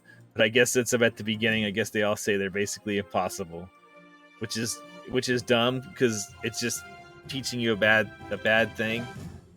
But I have to say that another thing to consider also is that those numbers, they don't mean those recommendations. They don't really mean what you think that they mean. Like I got an event token. Oh, gee, thanks. Okay, so the fishes are the event tokens. See what I'm saying about these event tokens up here that you get? That's what I was saying. Like, you always want to use your bounty contracts when you're in an event. And I'm not going to use them right away on this one because I'm not even to the point really where, like, yes, I could click on the event, but I don't have enough power yet to even really do the event, I don't think. With these base things, it'd be like kind of a struggle. Like I want to at least upgrade a couple of things. Also, you get achievements for doing stuff. Like I just got one for clicking on stuff, which is kind of dumb. But every achievement gives you like, okay, it says a 1% boost. You'll end up getting so many of these achievements. In fact, like just in the event, there's probably, let's look at it. Okay, 4 achievements per character, plus the get to a certain level ones. They will work even from the characters before that. So that means 12. That means there's like 15 achievements that I can get just by playing just in any of your first events, basically at this point, right? Yes, new season. I see that. Let me click on you. Okay, yes, new season. This is a new thing they started doing. It's kind of like a battle pass thing. If you use the certain characters that are all part of they all have like a synergy. They're part of the same I can't remember what it's called. Group or whatever from the same they're from the same Dungeons and Dragons live stream or campaign or anything or whatever. And then you see how some of these have like red check boxes. That means I can't get those yet with stuff that I earned. Oh, I can get 6 start out with 1,000 so I can. Oh no, I don't want that.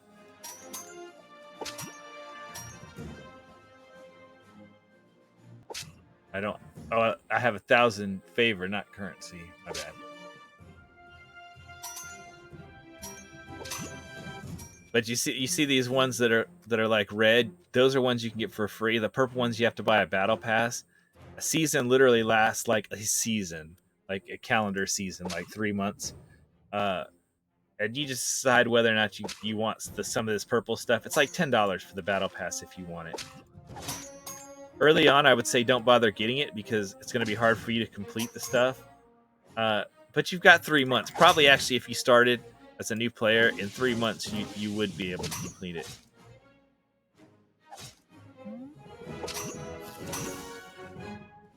And then these are just store stuff. You can just close those once you start the map. The other thing going on is this. This is actually a... you're voting on changes that are going to happen in these Idle Champions Presents are a live stream of an actual tabletop Dungeons and Dragons game.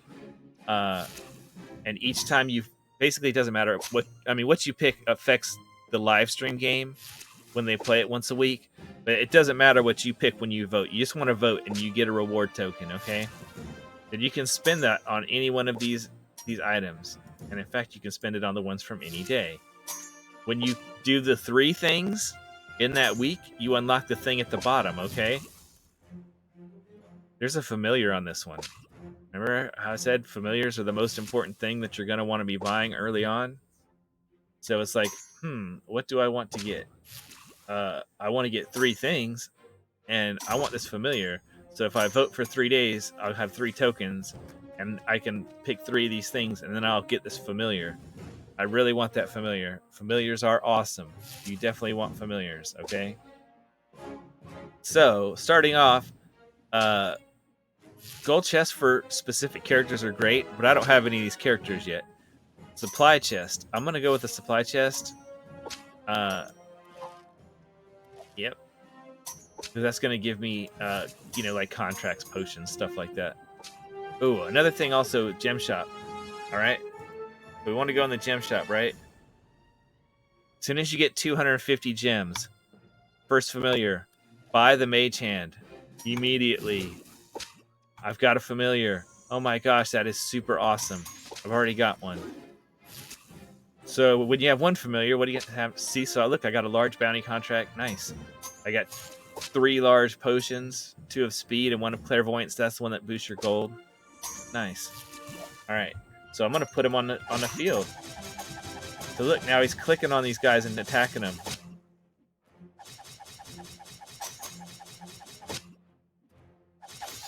Which, even if it doesn't hurt him, I mean, I can upgrade the click damage. I'm not going to waste gold on doing that right now because my gold find is so low. See where it says gold find? Right? And it says like plus 9%. That sucks. 9% extra, okay? That's nothing. That's like immeasurable. Okay? But as you complete, see how it says favor? The more gold I find, the more favor I will earn. All right? And that's going to add up, okay? So if I get this to like 2,000, right? Right? Favor to 2,000, then on my gold find will start at 2,000 plus any other bonuses that may be going on. Right? And this is how you and that's for this whole campaign, for the whole Sword Coast. So when you go into an event or a new campaign, you start. You're not going to end up technically really starting at 0 because you'll start to get gold find from other things, perks and blessings, and there's various other things. Your Modron core, once you unlock Modron cores and stuff, there's other things that will give you gold besides favor, but the bulk of it you get from favor. So as you're running through free plays, each time you go in, well, look, if this time when I go in, I'm going to have, this much more favor than I had last time, I'm going to be able to go that much farther because I'm going to be able to level up my guys that much more. And then next time I go in, I'll be able to go farther and farther and farther and farther and farther. You see how this goes? And it's in a loop.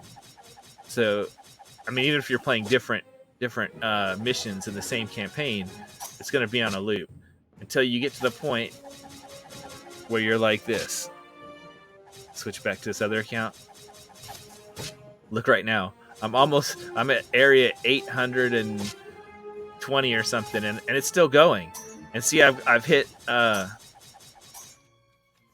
is that one show? Oh, I haven't hit the max yet on all of them yet. Some of them still have a couple upgrades. But see how it's got the little circle thing? That means no more upgrades. Now, they can still be upgraded, but they don't have... I can still upgrade their level, but they don't have any additional upgrades that are coming. Right? And this is my first time in this event. I mean, I've done it in previous years, but it doesn't carry over from year to year. But if you look up at the top, see how my gold find says 1.6 E10, right? That's because of the champions that I have in here, which, other than maybe like Freely and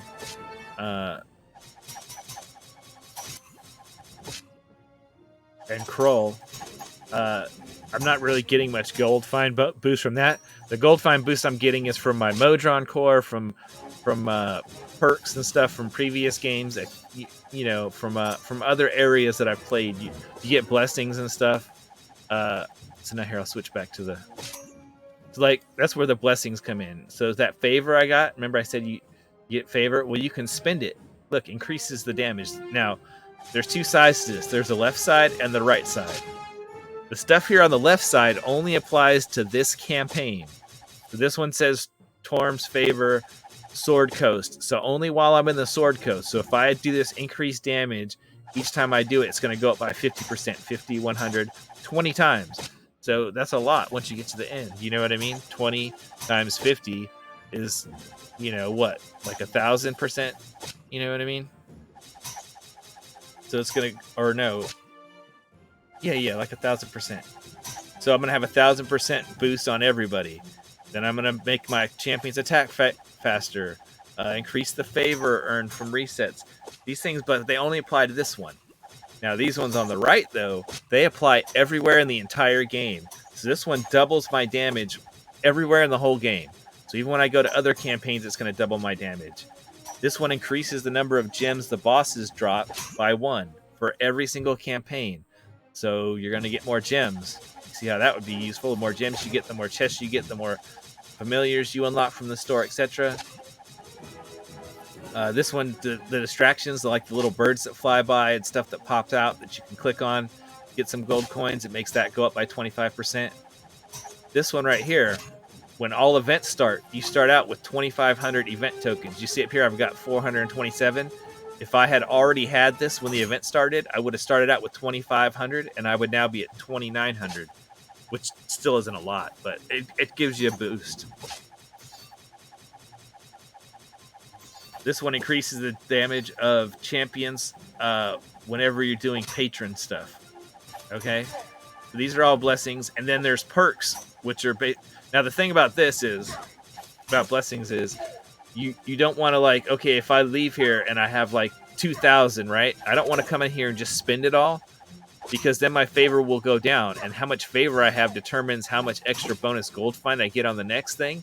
That's why it's got this enable warnings. It will only let you spend up to, like, a certain percentage so that you don't hurt yourself to the point where you're not earning gold anymore on subsequent runs, which you can do that. You can make it harder for yourself, because you'll make it to where you're not earning the gold that you should be earning because you spent it all on favor. Now, favor gets you more power, but you'll be going through that run and maybe you won't have enough gold to level up your characters. See how this is already getting annoying? This like do. That's just from the clicking that my mage hand is doing. So I'm already going to go in here. I'm going to turn off the sound effects. I'll leave the music on. The music's fine. But you're not going to want to hear all these sound effects of like click click click click click click click. It just gets like super annoying. I mean, maybe if you were playing on a tablet or something, maybe it'd be less annoying. I don't know. It's hard to imagine that hand clicking on stuff not being annoying. Maybe I had an option just to mute the familiars. Oh yeah, mute the familiars. Okay. Hey, look, I'll turn it back on. But without the clicking from the hand. Okay, that's not so bad.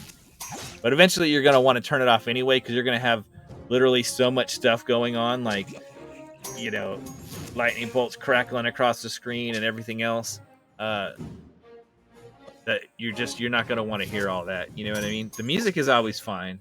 If you're one of those people that likes music, like I said, most of the time I have the whole game muted because I have the game going almost as like an interactive screensaver game of a game while I'm playing playing other games, or uh working, or just surfing the web, or watching YouTube, or watching, streaming Hulu or Netflix or anything like that. um and that's kind of like the same way you would generally probably play on your phone or on a tablet. Oh, another thing I want to bring up, uh that this gets asked all the time, and people always keep asking the devs, can you do this, can you do this, can you do this, and the answer is basically always no. All right, the question is, if you create an account, can you play that same account on your computer and on your mobile device or mobile devices, whatever that is? And the answer is no. You cannot play the same account on multiple devices. And people are like, oh god, that's messed up. I want to be able to play on my phone while I'm, on the train or sitting at the doctor's office, but I want to play on the PC when I'm sitting at home. Why can't I do that? And the answer to that, of why you can't do that, is really simple. And it doesn't really have anything to do with the game developers. It has to do with the stores online. You know what I mean? It's like the whole Fortnite Apple thing. You know what I mean? Like, where they wanted to be able to, like, oh, you buy stuff in Fortnite on the Epic Game Store, and then you can use it on, the Apple, when you play Fortnite on iOS. Some games have got special contracts where they're able to do this and stuff, but most people just can't do it. Apple doesn't want you going to Steam and buying stuff for the game, right, on Steam, and giving Steam your money, and then playing on their platform with stuff you bought on Steam. It's a pain in the butt. I mean, I get why they do it, but that's why. It doesn't have anything to do with Codename or Idle Champions or whatever. It has to do with the stores. They don't want you buying stuff in another store and then playing the game on their platform. So they're just being greedy. So if you have a copy on your Android or your iPhone device, or on the PlayStation or Switch or anything like that, you're just going to have to either play them all for free or make purchases on all of them separately, whatever you want to do. The only exception to this is you can get them to copy your account from one platform to another if you have a good reason. And you have to submit a support ticket. And I've had them do this for me personally, but you just have to have a good reason. Like, say you've got an iPhone and you've spent a bunch of money on the game, and you've played the game for a year or a couple of years or whatever it is, right? And then you switch and you go to Android because your iPhone broke, and you don't have an iPhone, and you don't have an iPad anymore. You don't have any way to play the game. If you send them a support ticket and you say, look, hey, my iPad broke, or I used to play this on my iPhone, I switched to Android, I don't have an iPhone anymore, I sold it, I traded it, I don't have it anymore, I don't have a way to play the game, can you port my account over? Generally speaking, they will. What happened to me is I was playing on Epic Game Store, okay? But I was at the time I was running Windows 7, all right? And I had started playing on Epic Game Store when they had one of their, how Epic gives free games away every week. Well, they had given a whole pack of Idle Champion stuff, a bunch of characters, a bunch of chests. And I was like, oh, this looks interesting. I'll just try it and see. I like Dungeons and Dragons. All right. So I played the game, and I even bought packs, game packs that were in the Epic Game Store, right? But the problem is then when I would click on the in-game store and try to buy stuff, it wouldn't let me buy stuff through the Epic Game Store because in Windows 7, the Epic's game overlay interface thing doesn't work. So while I bought the game, or well, I didn't buy the game, but I got a free pack of stuff in the game, and I played the game for like a month or maybe longer, right? In the Epic Game Store, and then I bought familiars out of the Epic Game Store, that not from the shop in the game, but from the Epic Game Store as DLC basically. I spent that money, and then I couldn't buy anything in game, and I'm like, hey, look, can you port my game over to Steam because I can't buy anything in game, and they don't have all the stuff that's in game on the Epic Game Store. Like, you can't buy the champions. They only have like the whole like founders type packs of champions, and a couple familiars, and so all the other stuff and the wild offers that pop up here that are random, where they offer stuff for sale that's like that you can't get in the store anymore, stuff that's not, that doesn't, like golden epics, or there's some special skins, skins that are from like an event, like a Christmas event or something like that. Those they will put in the gem store, but if the skin is from a, like, you bought a skin, there's like a skin, and it costs like $5 or $10, or it was part of a pack of skins or something like that, they won't give you those for free, okay? But they will show up. Those golden epics and those skins and stuff will show up as wild offers up here, and they just rotate around. And so every once in a while you'll see something, you'll be like, oh, I want that thing that was from 2 years ago that I didn't get back then. You can click on the wild offer and you can purchase it, along with, they come packaged like the familiars. They come, they might be like $5, $10, $20 because they come packaged with a bunch of potions and things, right? So I was like, oh, okay, like, I can't purchase wild offers and stuff, and I can't purchase anything from the in-game shop, so I can't spend any money because I literally like have bought all the stuff like that I wanted out of the Epic Game Store. They just switched me over to Steam, no problem. And in fact, what they did, they didn't like delete my Epic Game Store account. They literally just copied it to the Steam account. So when I went to Steam, I played it, and then when I wanted to go back and play a second character for the Trials of Mount Tiamat thing, where you don't need 5 players, but to do the higher levels, you're definitely going to need more than one player. And I'm in a group of 5, but 2 of the players, I'm playing 2 of them. One is my Steam account, one is my Epic Games account. So when I went back and played my Epic Games account, it still had all the stuff from before, so I kind of had a boost because I had, like I said, I had the the free pack that they had been offering, that I had unlocked, that had a bunch of good characters in it, like Kroll and I don't remember, like 5. It had like 5 characters, and like probably at least 3 of them were like really good, like top tier kind of characters. So I had those, and then I had the familiars and stuff that I had already got in the packs and things.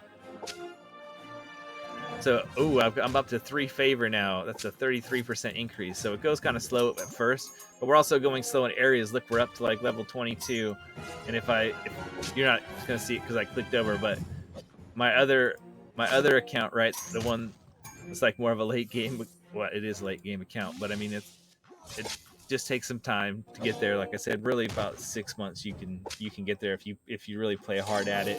If you just play casually, it'll probably take you a year to get every character unlocked and every good gear on all of them and all that stuff, with all the free stuff they give away all the time, constantly.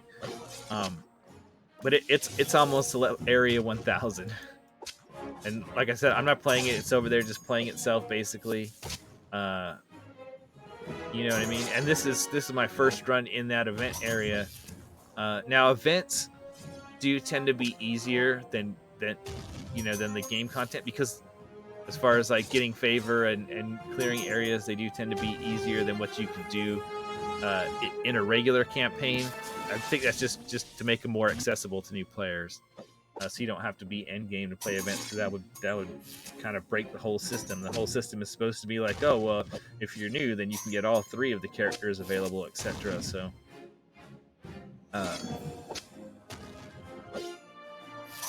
but yeah, I'm gonna actually I'm gonna go to the restroom real quick, so I'm gonna step away, but I'll be right back, and I'll just continue on playing the game, talking about it.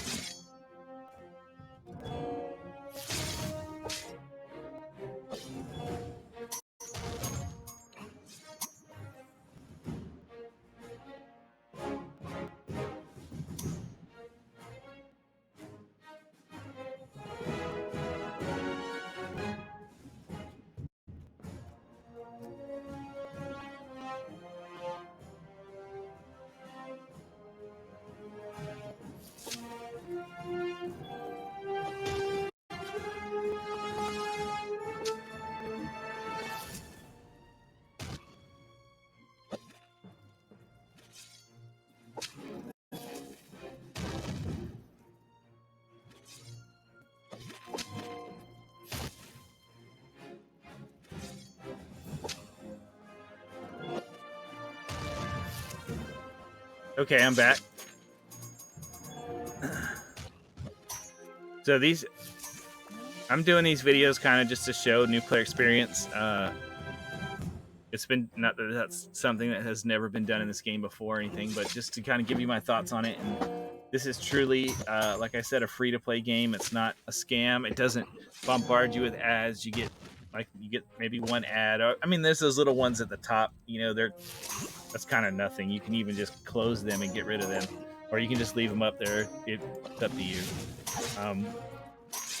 Whether or not you want to click on little X's and close them out or not, but it's not super annoying. And like I said, you literally, other than the familiars, which are really useful for automation, I mean, like I said, you can get enough that you can do what you need to do between things like this. There's a free one there. There's other events that happen all the time, winter events, summer events that give you some. Sometimes they'll, like I said, you sign up for that newsletter, they'll send you a code for one, you know what I mean? But if I was going to spend some money on this game, I would say spend it on familiars. It's $5 familiars especially. What was there? 2 or 3 of those in the store right now? And if you don't want to, if you think $10 for familiar is too much, then don't get it. And don't worry, they'll add in more $5 ones, especially if they do one. They'll do one for charity, like they did one for Ukraine. They did one for an LGBT charity, like at least once a year, if not more. Usually it's more like 2 or 3 times a year. They do a charity one for some sort of charity. They're usually always $5, because they'd rather, you know, sell a bunch of them and everybody buy one. You know what I mean?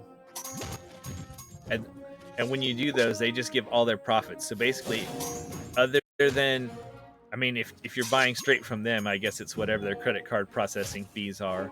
You know what I mean? And if you get it from Steam or Epic or iOS or Android, other than whatever the App Store takes, they donate the whole proceeds to that charity.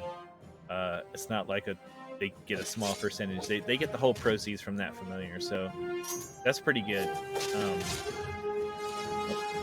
And you can certainly take advantage of those. So and plus they rotate out those familiars. I mean, like I said, what's in the store now is not 6 months from now. That probably will be different. You know what I mean? I don't really keep track of what the schedule that's on, but I would say probably over the course of a year, there'll probably be 6 or so $5 familiars in the store. Or more, maybe up to as many as 10 or so. So between those and the ones you can get for gems in the gem shop, which is, I mean, yeah, you need to get some gear. But if you use a bunch of those chest codes, that should help you out a lot with gear, to where you can maybe focus more your gems on getting familiars. And then the other thing you really need is a Modron core. That's the thing that's up here that you can tell it, like, load this saved formation. In fact, I'm going to go ahead and I'm going to save this formation. So I saved it, and I checked the star for number 1. So look, it's in number 1. Because I have 1 of 1 familiar assigned, and it shows me which characters I've got and where they're at. So basically shows me the whole thing. I guess I'll pull a Char out.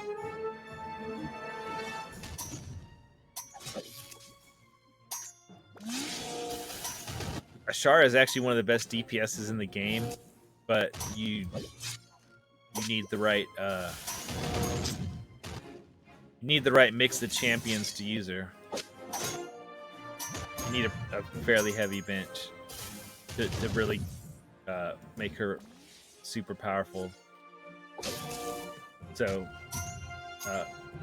early on, that might not be as helpful. That's why, especially in the early, very starting out game, Jarlaxle is definitely going to be your DPS. And it's not just because of the gear that I have on him. It's just he's going to be your DPS. A little bit later on, I don't know if I would call it the mid game, but once you get to where you've got another DPS, and this depends a lot on what events are happening, what characters you decide to pick from time gates and stuff.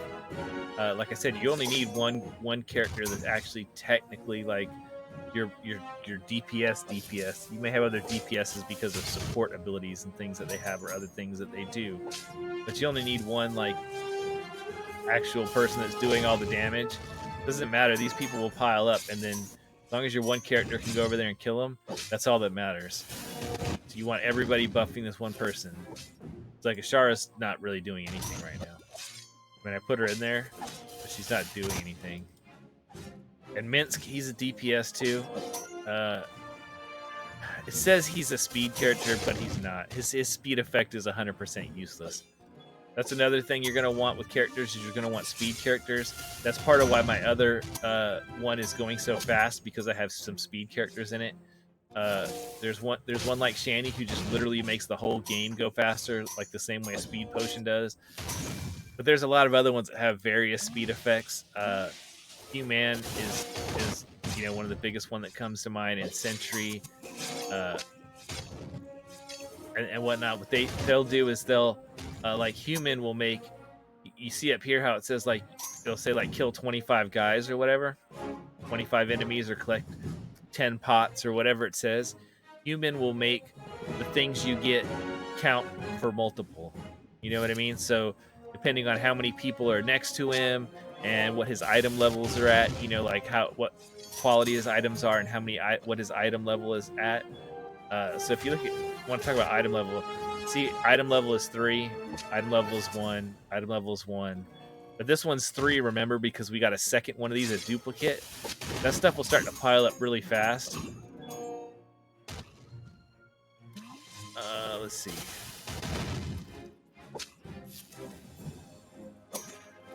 Okay, so for this, the bonds, the way Ashara works is we're going to use her as a support character because we don't have enough to make DPS. If you can get her bonds where she bonds with 4 people in the thing that you pick out of the list, and there'll be 2 lists. There'll be this list and then another list that comes up with 3 different things in it, right? If you can get 4 of those types of people, like, so say I picked usually, like, if I was using Ashara, if I was using her as my DPS, I would pick Potpourri, and then so any Aarakocra, which she counts as 1, she's an Aarakocra, she counts as 1. Dragonborn, Furbolgs, Lizard Folks, Tieflings, Turtles, Minotaurs in your party, they count. And then I'd put 4 of those in here. Then her buff would also apply to herself. And then for the second one, I would probably pick Short Folk, which is like hobbits, goblins, kobolds, short characters. And if I had 4 of those, it would apply to her and make her very powerful. In this case, I actually want her buff just to apply to the characters in the party. So this one, dwarves and elves, she shares a bond with dwarves and elf champions, including drow and eladrin. Well, my DPS is a drow, so if I pick that, she's actually doing a buff. She's actually buffing increased damage by 187%. It's so strange seeing all these numbers so low. I'm so used to them all being in scientific notation. But you see, like, look, Celeste Crusader's mantle is now up to 1200% from leveling her up. Her ability has gone up to 1200% boost. Remember, it started out at 100%, now it's 1200%. And I mean, look, they're like level 60. And like, if I flip to my other party, you'll see like my character, my Celeste is probably like level 1000 or what is she? In fact, I'll even look and see. Okay, she maxes out at 2360. I mean, she doesn't max out, but she doesn't have any more upgrades after that. After that, you can still level up a character after that, but they don't get any more of these upgrades. To upgrade the whole party or anything.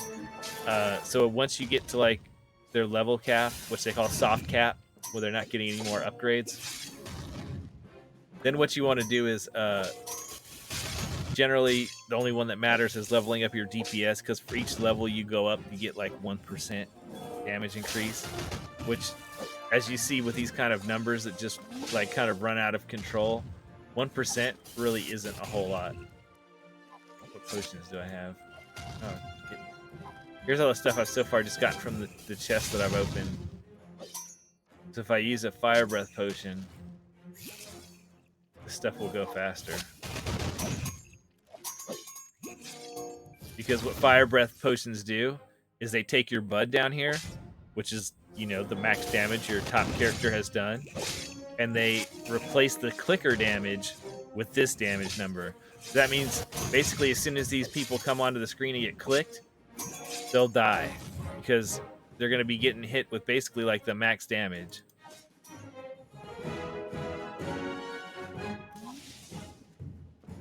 Okay. So this is the one for Nayeli where you can increase her aura of courage, which is how much she buffs people behind her, or you can increase her health. Now, this is a little deceptive, all right? And the reason I say this is a little deceptive is because sometimes the specialization you pick changes more upgrades down the line besides just the one you're picking.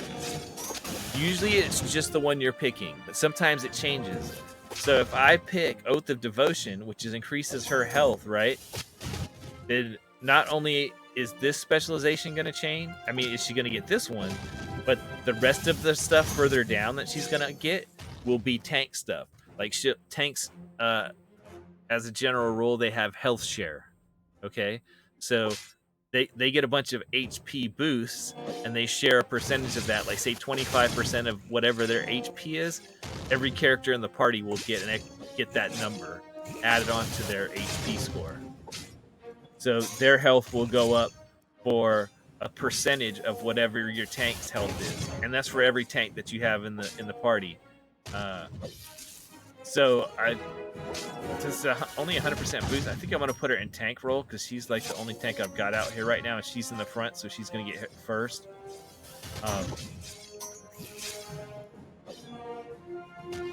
Relaxo's ultimate or all party damage. I guess it doesn't matter because I can get them both. Okay, so I'm gonna put her in the tank spec because I put her in the tank spec. We look. It's just further down. It only shows you so many upgrades ahead, so it's not showing.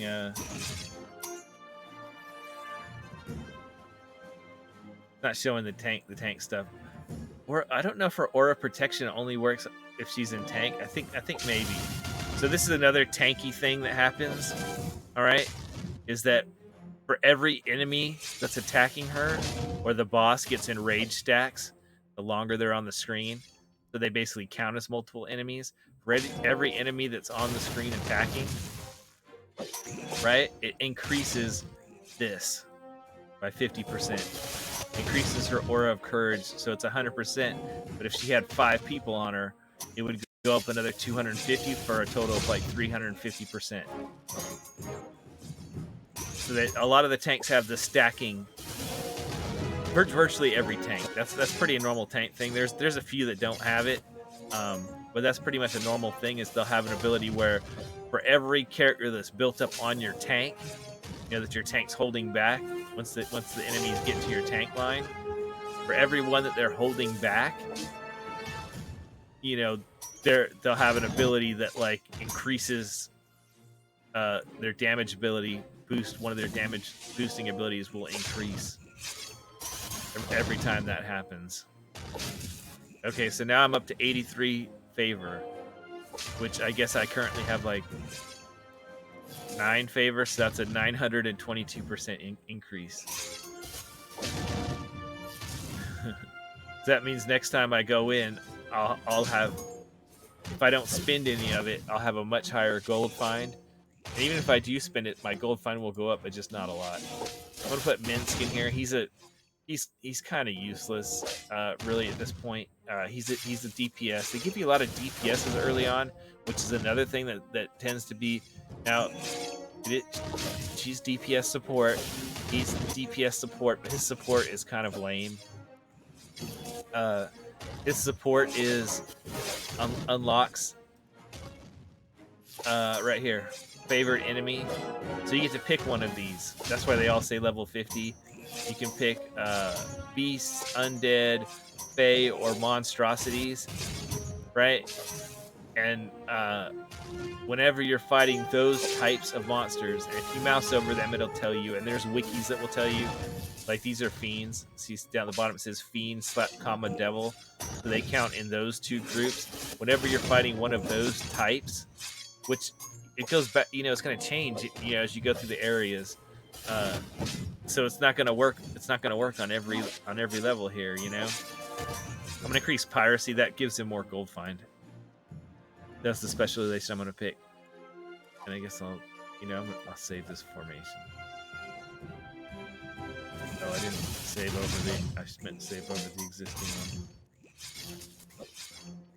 So I'll click the load screen, I'll delete that, and I'm going to save, and I'll click the overwrite. I'm going to overwrite this one for now.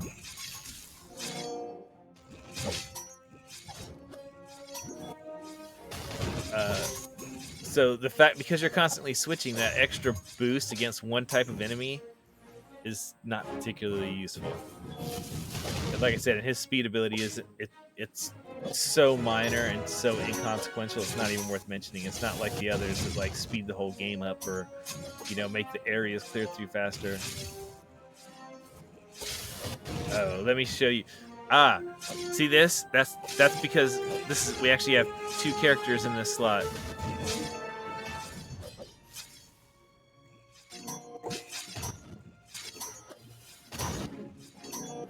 Yeah, that's not how you do it. You don't have to click up here and do it. Brunar, your tutorial is being stupid. Okay, once again, so we have Delana, right? She's just a straight DPS, and she's kind of her character is basically like a meme. I mean, she is part of the Heroes of Baldur's Gate, so if you're gonna use that group, then I guess she can be useful if she helps with that, but. And it's not even that she's particularly awful, but it's just that you get Hitch in the newsletter. And Hitch is so much better than she is, because Hitch is... it says he's a support, but actually he's technically a support and a DPS. So he's kind of like as good a DPS as Delana is, and he's also a support. That right there is kind of what Minsk is doing for me in the party, see? Just that. Increase the damage of all champions by 100%. That's the only good he's doing. Hitch actually has, if charisma score is 14 or higher, which Jarlaxle is 14. Okay, so that will apply. His buff is for anybody who has a charisma score of 14 or higher. His roles actually used to be DPS and support, and they took the DPS tag off him, but they didn't change his balance or anything. So he still is a support. I mean, he still acts as DPS. Song of Protection. So anybody within 2 slots is getting shields. Okay.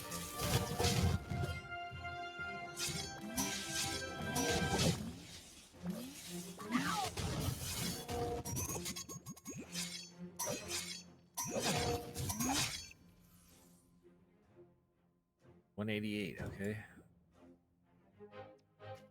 See, that says plus 100 gems. That's because I've got to the end. I just got to level 50. But I'm gonna continue because I want to earn more favor. Alright, level 50 is, or area 50 is where I had to get to complete this one. And the area count will go up.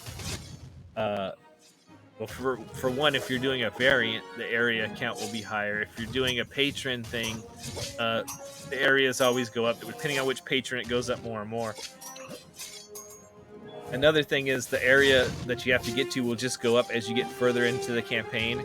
So if this one's 50, like the next level maybe like get to level 75. Another thing to keep in mind is doesn't matter how many areas, what the area goal is. Like this one says complete the area 50. You get the 100 gems and however much favor you manage to earn along the way. The thing to keep in mind also is that there's only 50 unique areas in each in each mission. Okay, so if it says get to 100, that means you're going to get to 50, and then you're going to come back around. Now the enemies will keep getting stronger, and the gold you get will keep getting better, but the what enemies you see will be the same. So like the areas I'm seeing on 52 are the same as the areas that I saw on 2, and like the background art is the same, the bosses are the same. So like if you look at a wiki or something, it'll only have like 50 areas on it. And you're like, oh, but I got to go to area 250. What's going to be after that? Well, the same 50 areas just repeat and repeat. It's just the damage they do and the health they have. The enemies just scale basically. You know what I mean? And the enemies constantly scale from one area to the next anyway, so that it doesn't really matter. We could talk about this weekly thing. So these are just boosts. Every week there's like different boosts. So human is boosted. We don't have human, but we do have Celeste. Her Crusader's mantle is 200 increased by 200% for the week. But she's actually better than normal. And Jarlaxle's Master of Piracy, his gold find is up 200%. So he's going to find more gold than normal. So it's a good time to be getting favor for the first time, because that's a whole bunch of gold boost on top of it's not a whole bunch, but it's a significant amount, and it's all going on top of where, what I'm already at. But like I said, Jarlaxle will be a DPS early on. Later on, he's still useful for gold find and things like that. I'm gonna pull something up.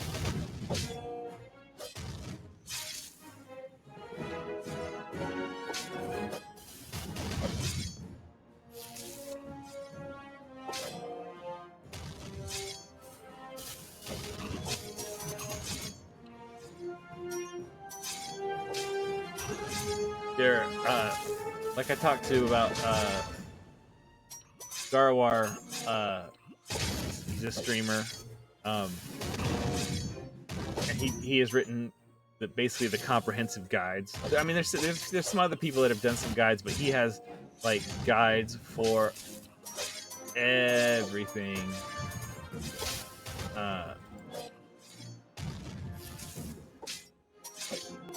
That you need for this. Every champion has their own individual guide that tells you how to do every one of their events, etc. And he has a really great new player guide that basically goes over exactly what order to do everything in, for efficiency's sake. And he's got it broken down into like this sort of like what he calls his like milestone system or whatever, you know what I mean? Where he's like, first you should try to, get this, and then you should try to get this far in this campaign, and then switch and do this campaign, and then go to this campaign, and then come back and do this, so that you can unlock characters the quickest. Basically, the most efficient way. And he also has great guides just on how to build formations and principles of the game. So I would highly recommend those. And I'm gonna post the links here in chat. Just give me a second to copy those over. But yeah, and when I post this on YouTube, I'll put it there too. But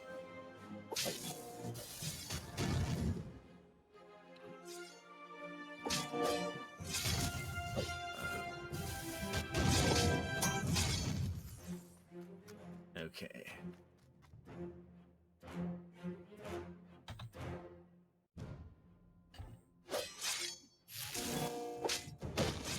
There's the link to his index, and then the link to the new player reference.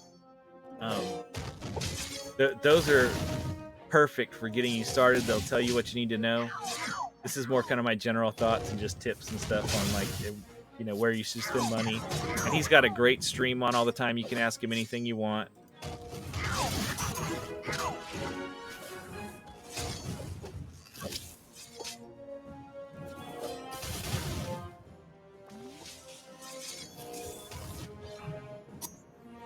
See, I just used all my ultimates. That's one of the things that's. I mean, like I said, you can put familiars so that they automatically hit your ultimates, but that's one thing you can control that will like make a difference. You see, I kind of got sort of stuck on that boss. I mean, he was starting to like really pound on my characters, which I didn't love. He was beating me up, so I just went ahead and spammed all my ultimates on him, and you see that knocked him down. But I'm gonna start to hit my cap on this, where I'm gonna get stuck.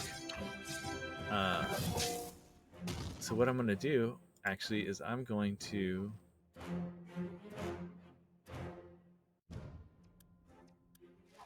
I already did that one. I'm gonna redeem some more codes real quick, because that will definitely help me. That'll give me more gems, more chests. That'll get me gear I need on my characters. It's gonna really give me a boost. And so I recommend that's one of the big things I would recommend to anybody is if you're gonna play this game, free to play or not, is definitely go and collect all the active codes from the website, or yeah, really that website that I posted, I would go there first. The Discord, there's a thread with all the codes, which is great for getting the new codes, but the long-term codes, there's some that are active for years or whatever. Those ones,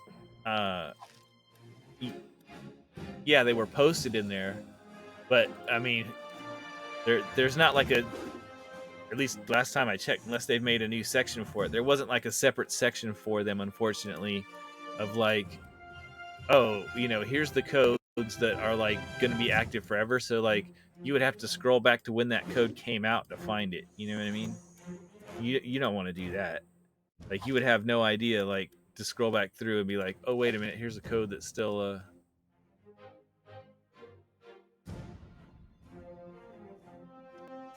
Another thing, when you copy and paste, you see there's oh, I can't do that one because that's only for if you played their other video game, or it was top development on it. Oh, this is the one that gives you specific stuff. Oh yeah, this is the Celeste pack one. Okay, so I'm gonna put this code in chat too.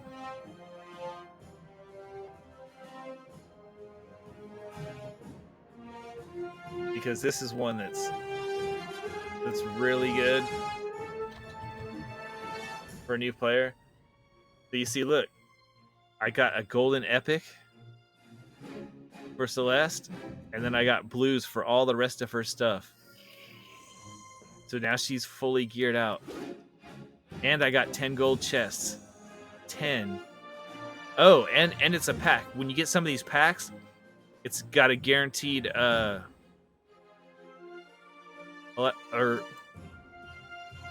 yeah, okay, 2 shinies guaranteed. So I got 2 shinies guaranteed out of this. What did I get shiny? Oh, both of them are on Minsk. That sucks. Minsk isn't very good.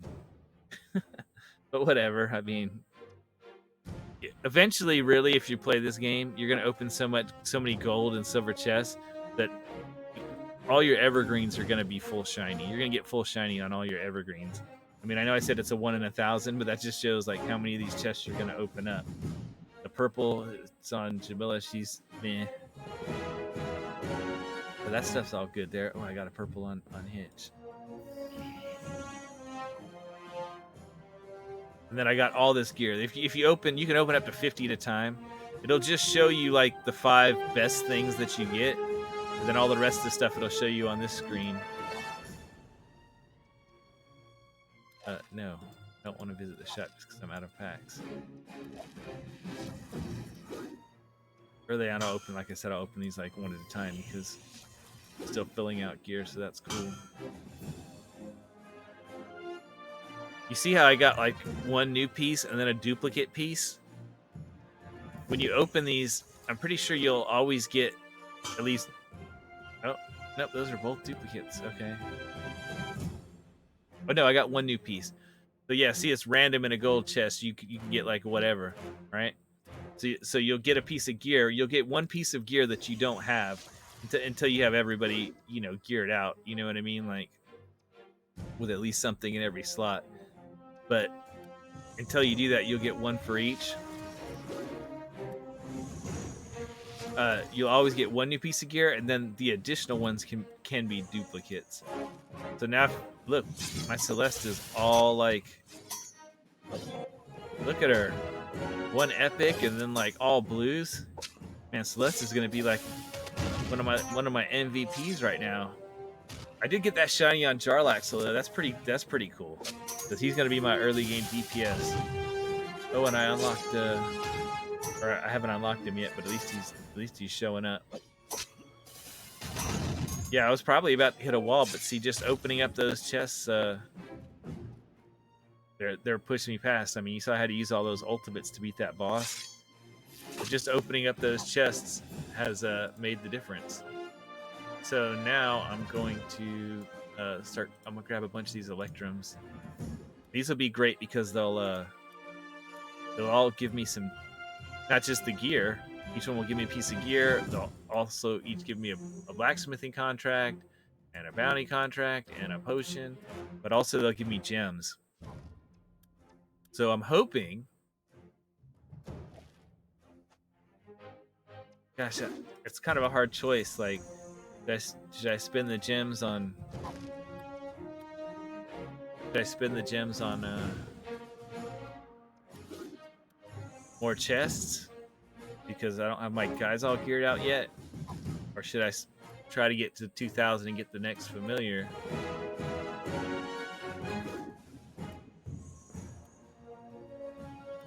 I mean, without a Modron core, you can't really automate yet. Once you get a Modron core, you really could automate with just a couple familiars. Your automation loop's gonna kind of suck because basically you're gonna be able to like, put out and level up like, one character or two characters or however many. By the time you get a Modron core, you'll probably have at least 4 or 5 free familiars, like from gems. So I guess you'll be able to drop 5 out there if you don't have any click damage going on at all on the screen. I guess that's not that bad. So that's one of the things you're really going to want to work towards is getting a Modron core. Okay. I'm sure you're going to be like, well, how do I get a Modron core? There's a special mission you have to do, which can be a little bit difficult if you don't know how to do it, but it's Garwar's done it on stream and on YouTube. You can check his YouTube out, and he's got a guide for it. Like I said, he's got a guide for everything. So he's got a guide on Split the Party that tells you how to do Split the Party 1, Split the Party 2, and Split the Party 3. I don't think there's 4 yet. Each one of those will unlock an additional party. You can actually have multiple parties of champions going, so you can have ones going in the background. You can be like doing multiple missions at once. But more than that, they give you the Modron core, and like I know I talked about the Modron core about automation. Let me just let me show you the Modron core thing real quick. I'll switch real quick. Okay, over here to my account. So if I click on the multiple party thing down here, you can see I've got 4 parties. All right, I've got 4 of the 5 Modron cores. There's one you can buy for 500,000 gems, but it's only really good for like strength-based melee characters. I mean, as opposed to being better than any of the others. Really, you want to get the first one. The first one's really good. And then the one you get for Split the Party 2 is the speed one. It's got a lot of speed effects, like speed characters that make the game go faster. And faster the game goes, well, the faster you get to your goals, the faster you complete content, and also the more gems you get. But so the way these work is they start out at level 1 and they go up you know, to level 15, and they go up every time you clear one area. They get 1 experience point. So these are all the ones I have are maxed out. But let me show you what it looks like inside a Modron core. Okay. All right. So they all have different shapes. Okay. You have this thing. Oh, I can't mouse over it, or the thing pops up. But you got this piece in the middle, right? And this, I don't know, spirit essence or whatever this stuff is, flows out of it.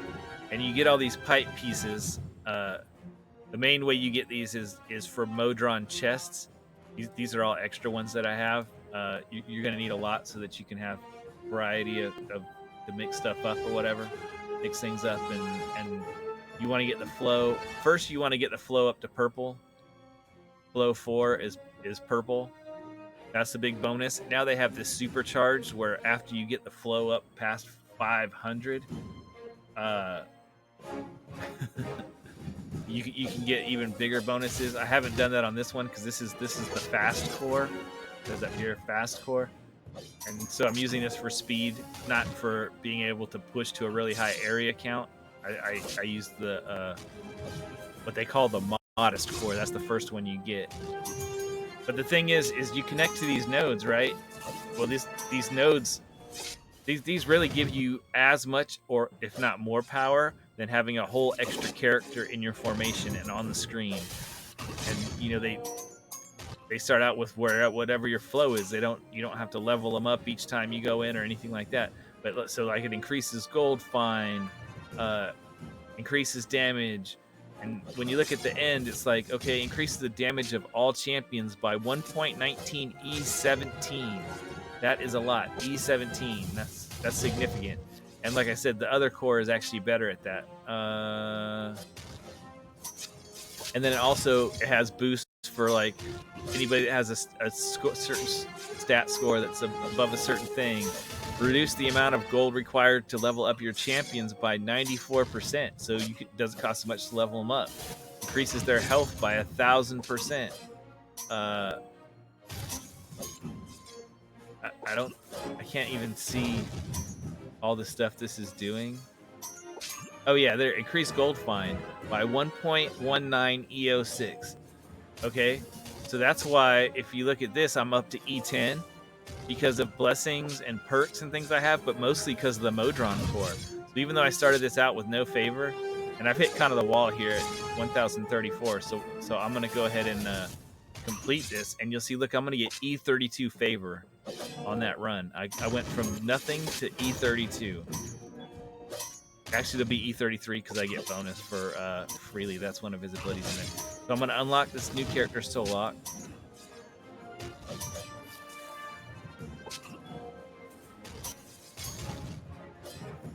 Okay, I recruited him. Yeah, okay, E33.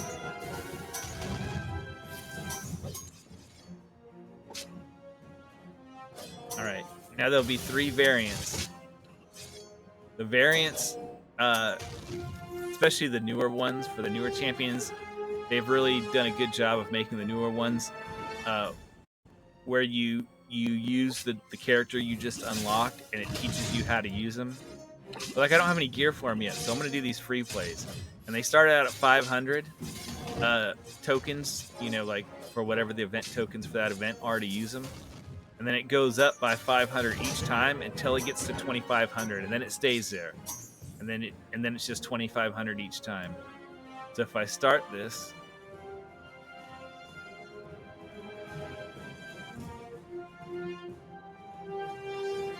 all right, you see the Modron core. You see how, look, all my guys are automatically loading in here. Oh, I didn't save it after I must not have saved it after I selected this 30. Save that again. Oh, maybe I did save it, but I didn't overwrite. I saved it as a new one. Okay. So I'm gonna set my Modron to 50 because I only need to go to level 50 to get a chest. Okay. Every time when you do a free play, when you get to area 50, you get a chest, and that chest can be either a silver chest or a gold chest. Now this has a pity timer on it too. Now you you got a 30%, 33% chance, I think, of getting a gold chest. So that's 1 in 3, right? But if you get 3 silver chests in a row, the 4th one will automatically be a gold. So, worst case scenario, it costs you 1,000 tokens. No, sorry, 10,000 tokens, 2,500 a piece. Once the number gets, right now it's at 500, then it'll be 1,000. So the first few are a little bit cheaper, but then, it only takes 5 runs and then you'll be at 2,500. Then it'll be 10,000 tokens at most to get a gold chest, and you'll also get a bunch of silver chests, okay, along the way. But you may get half your chests may be gold chests, not just 1 out of every 4, you know what I mean? Instead of 25% gold chests, if you hit the pity timer every time, you could end up with 50% or more. Oh, the other thing I need to do is I need to put familiars on this and this and these things. That'll help it go faster too. Pick up some more familiars.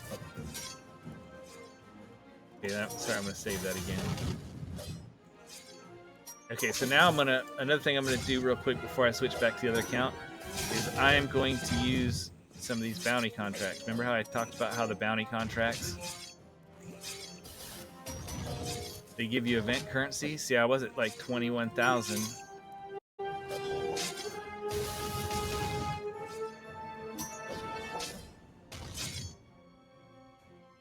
Use 50 last. You can use 50 again. As long as you can still use another 50. Alright, I'm already up at 36, okay? And that's without even opening. I already have 77 gold chests just from the ones that the bosses have dropped. But I'm gonna buy gold chests. That's what I have all these gems for. I'm gonna buy 100 gold chests for 50,000.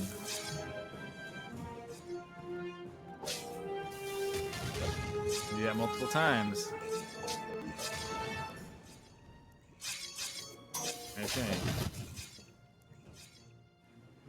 Look, I've got 672 gold chests. And these ones underneath that are in a pack, the only reason I'm not opening those is because those are in a pack, so they were like that other pack that I opened on the other account where they have a guaranteed shiny in them.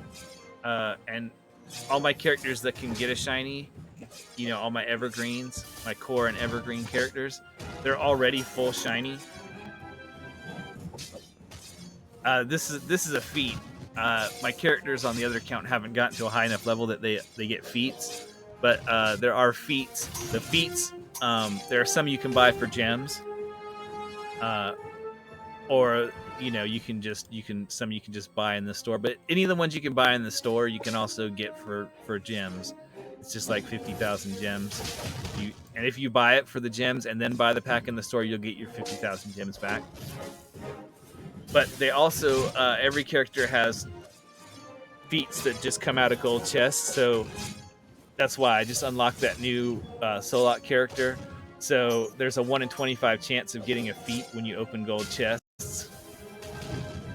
I think every character starts with 2 feats unlocked, but they're just like super generic ones, like plus 10% damage for everybody in the party type of ones. But then you got your gold chest ones, and so I'm getting the ones for the new character because obviously I just unlocked him, so I don't have the gold chest feats yet. But I'm getting them now. And the reason this is taking a minute is because I'm opening 50 of these at once. Whenever you open these, it does a call to the server to open the chest. You know what I mean? Like it doesn't roll your chest locally. It does it on the server, and it puts you you're in a queue. Like lots of people are opening chests all at once. When you're opening 50, it just takes a minute. You know what I mean? Because you're waiting on everybody else that's also opening up. 50 chests of this, 50 chests of that. You know what I mean? Or 1 chest.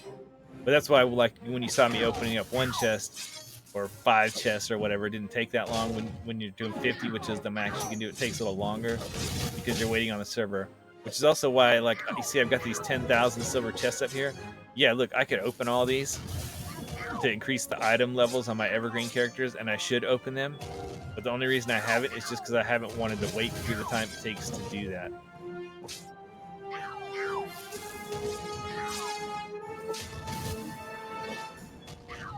So they're just sitting there. And those ones right there, those are the ones I just collected, those Bahamut chests. I hear my characters on the other screen like yelling in pain. Like, ow, ow, ow, ow, ow. They need to level up. Okay. You're getting beat on. That's right, I just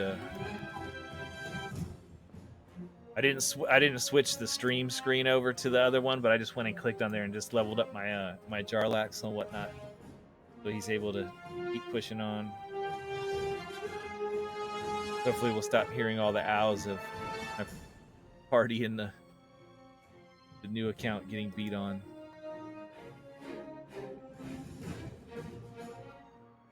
Open, open, open, open, open. So I'm opening these, and the reason I'm doing that right now, why I got all these gold ones, is because I want the bounty contracts out of them. Because those will give me more tokens for the event. That's once you get towards the end game, that's what you tend to do with your gems. I mean, I could buy, there's some skins I haven't bought yet. I probably should buy those just to have them. And there is a feat that gives you like, I don't know, a 2% damage boost for each, you know, character skin you have. But I mean, that's so minuscule.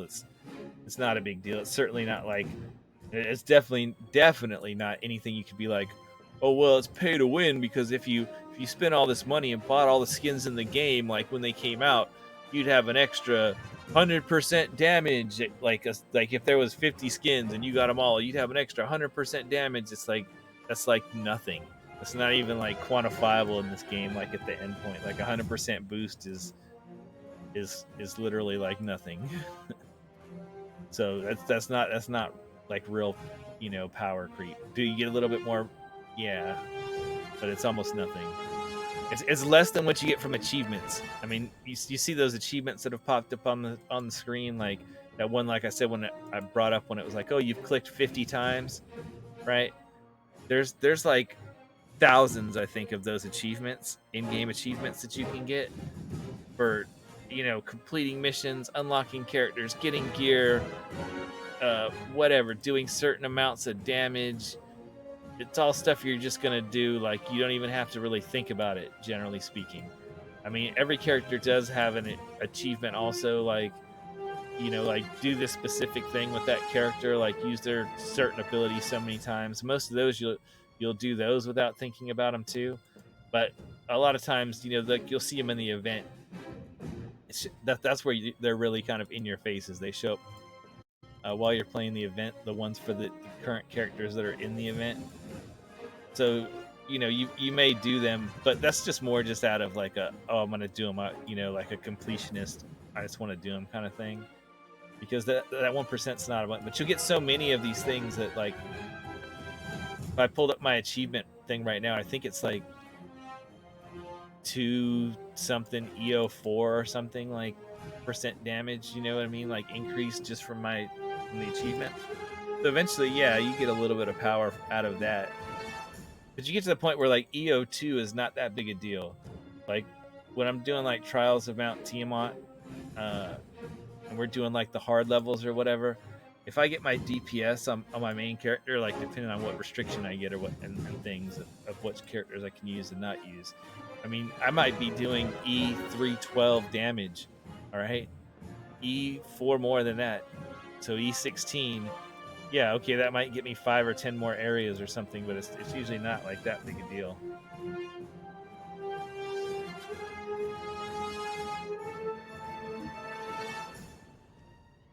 Okay, you see up there, like, look. Okay, so I did all those, and now I have 1.54 EO5 tokens. So what I'm gonna do is I'm gonna turn this on too. This uses a small and a medium speed potion. I've got so many of those, and I don't hardly ever use them, so I want it to go ahead and use those. And I want it to reset every 50 levels, so it's just gonna run far enough to get a chest. Solok chest. Yeah, for the new character. So see how it's sitting waiting. I just did all those server calls to the server, opening all those chests. And same thing for the bags. For it to give you the bag when you kill a boss, it gets that from the server data from the server too. So you can't like hack your game client and cheat at that. All right, let's switch back to this. Let's unlock some more chests.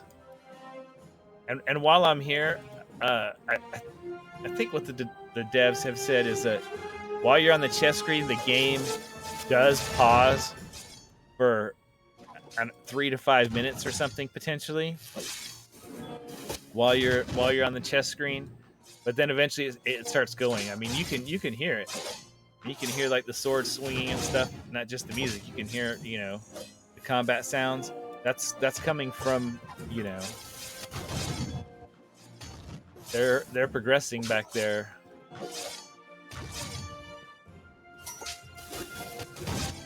While I'm opening chests. So yeah, it starts. They're making progress even while this chest opening window is basically in front of it.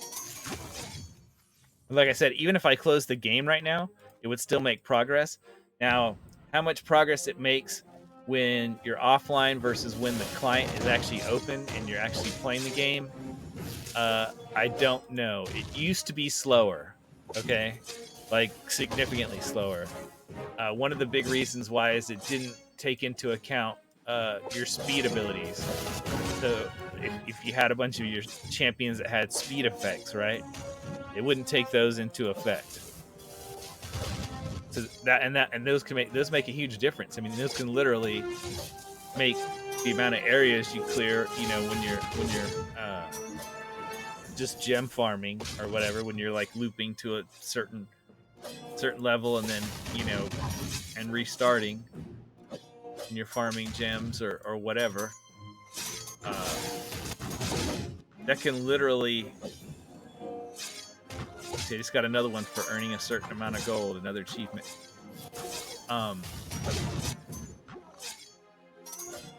Those can literally make a massive difference, but they've had a developer that has been completely rewriting basically the offline progress.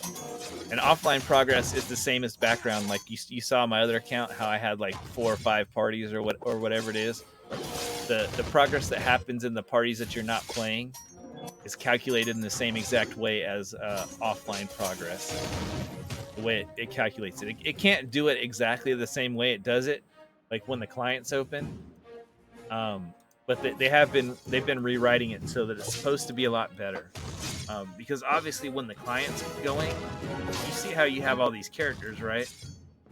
You have all these characters, and then you have blessings, and then you have perks, and you have all these systems, right? And every one of those is doing big math. I mean, like that's why you end up dealing with these like astronomical numbers. You know what I mean? Like E316. I mean, or 320. I mean, and I've seen characters, you know, accounts that do significantly more damage than that. And I probably could if I really tried, but it's just you get to a point where it's like, okay, you don't need to go to any higher area for any content in the game. There's not really a whole lot of point. It's more about the challenge of different formation shapes and different restrictions of which characters you can and can't use, and all that sort of thing. That makes the game interesting and unlocking. You know, you got the whole gotta get them all, like Pokemon, like collect all the characters things. And each new character has very different abilities. Might be getting to the codes that are expired. Like it's just that one. So I mean, and somehow they keep managing to be creative, and by and large, most of the characters that are in the game are characters that people that stream Dungeons and Dragons tabletop think kind of like you know, Critical Role. If you've watched any of their streams, I don't think there's any Critical Role characters in the game. I think there might. Maybe Spurt is. I mean, he's not one of the characters, like one of the people who played, but he was like an NPC or something in one of the games. But there's not really any Critical Role characters in it. You know, I think just because, I mean, gosh, you know, they've got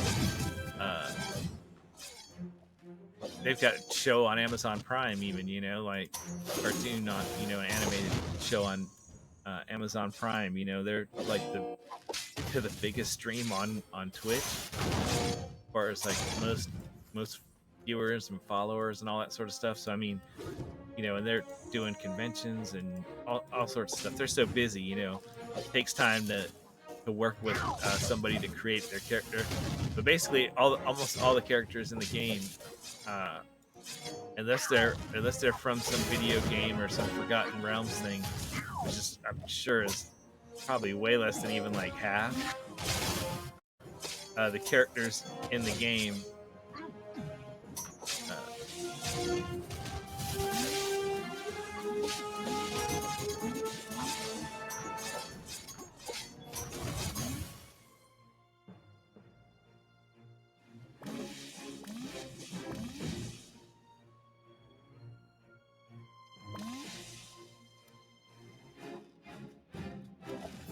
Yes, I can click on familiars. Yes, thank you, Bernard. Yes, I see.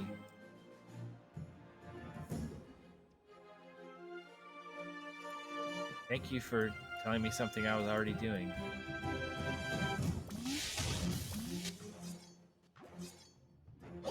But the characters in the game, I don't know if any. I don't think any of these starting ones are, but most of the characters are characters that were created by some streamer that plays a tabletop game. You know, one of the bigger streamer groups that people watch their live plays.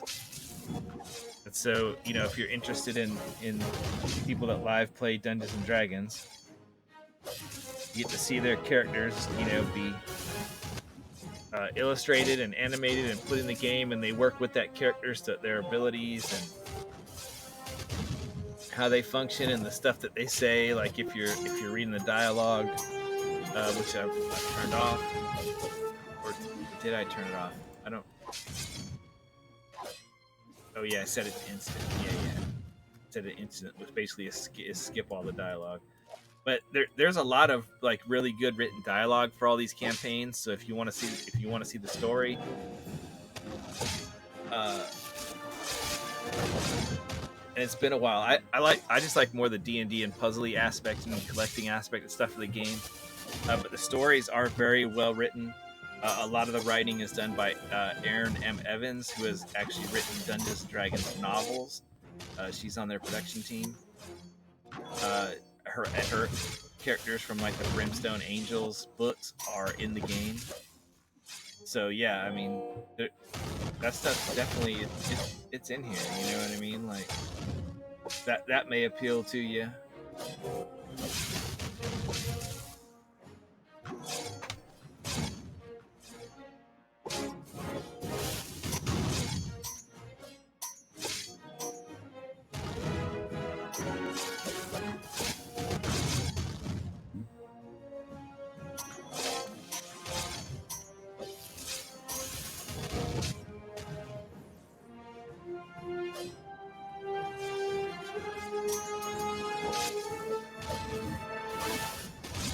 Okay, plus 1,000 favor, a 1.12 EO 4% increase.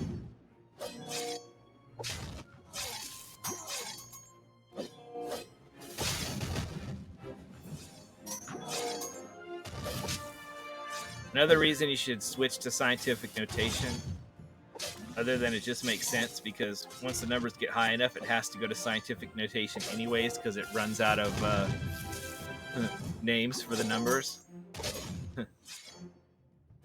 Is that if you're going to talk to other players, like in Discord or on Reddit or anything like that about the game, they're all going to be using the scientific notation numbers, because that's the only thing that makes sense. Big game with numbers that get as big as this one.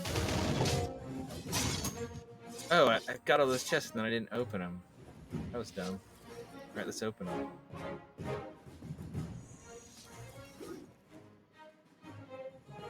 Get time to put in 35 codes and then I didn't open them.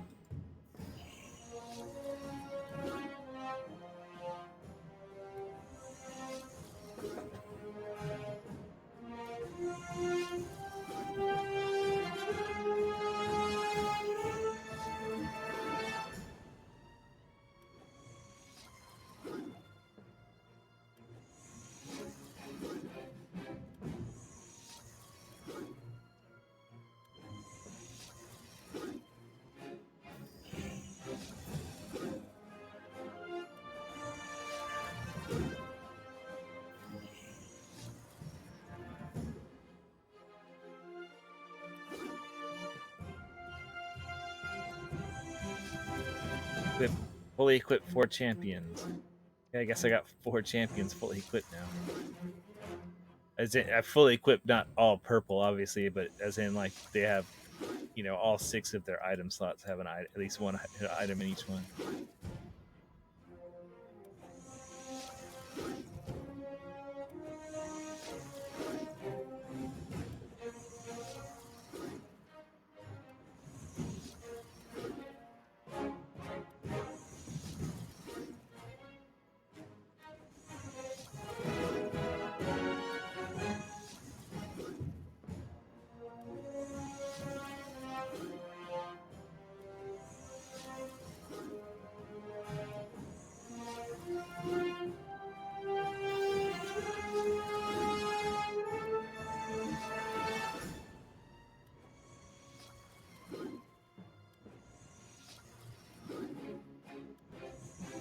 Another reason after you get, I would say after you get to Driss, the first of the Evergreen champions, the one that's in Sword Coast. Another good reason, fully equipped 12 champions. Nice. We've got 13 champions and 12 of them have equipment in every slot. Oh, and Delena's only missing 1. That's pretty darn good.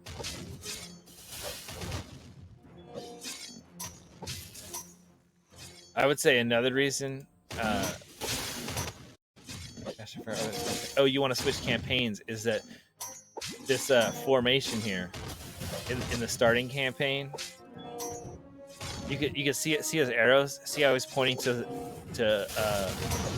Calliope and Jarlaxle and Naeli. It's because he boosts everybody, remember, with a charisma of 14 or higher, and they're the ones that have the charisma of 14 or higher.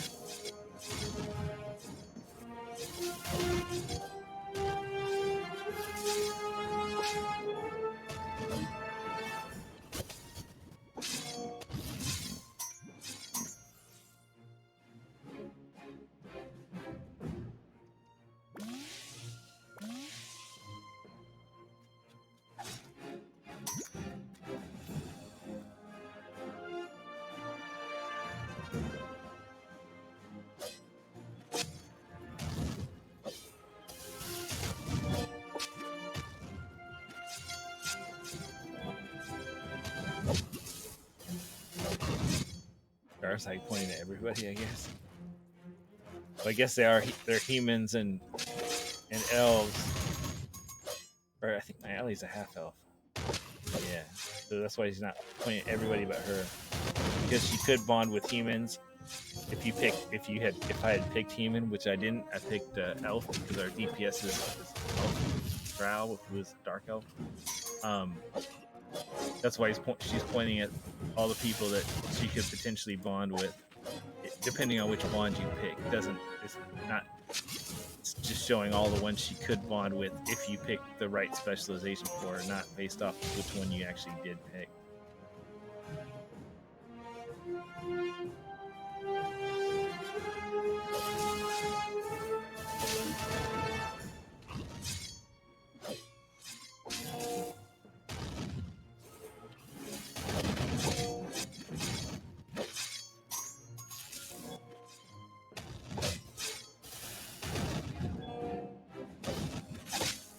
Yeah, I've got 1,700 gems.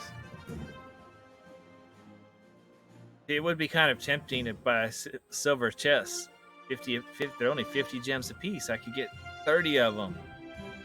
But, like, gold ones are really where it's at. That's the stuff you want. Oh, you'll see the characters that are in the event. See how it says you can spend 10,000 event currency to get one of their gold chests? That is a bad deal. That is not a good deal.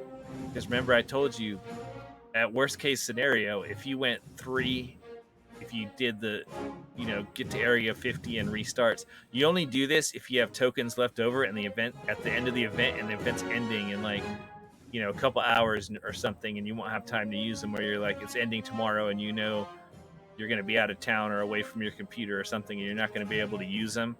Then you can use them up this way because they don't carry over to next year's. They don't carry over to the next event. The next event will have its own different, like this one's fish. The next one will be something totally different. Until this event comes around the next year, and then you won't. If you have leftovers from this year, they don't carry over to next year. You start each year blank. So that's the only reason to use this. Because otherwise, if you do the runs, like I said, it's a 30% chance it'll be a gold one.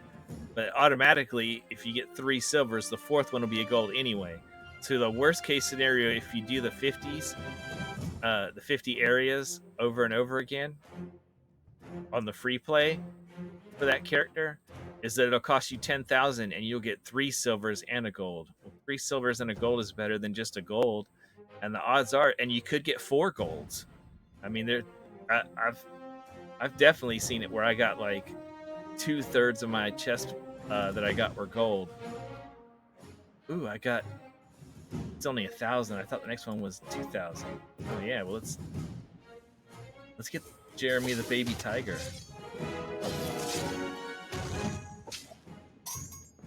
Nice.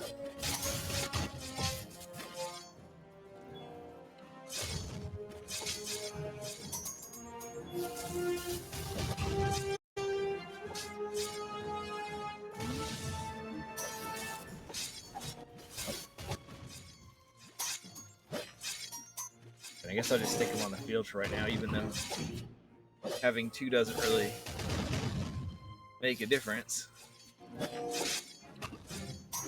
3 is where it will pick up all this gold, so that'll make this stuff go faster, because I either have to move my cursor over it, which picks it up, or I have to wait until you see us. They're like slowly walking forward. It'll slowly move across the screen.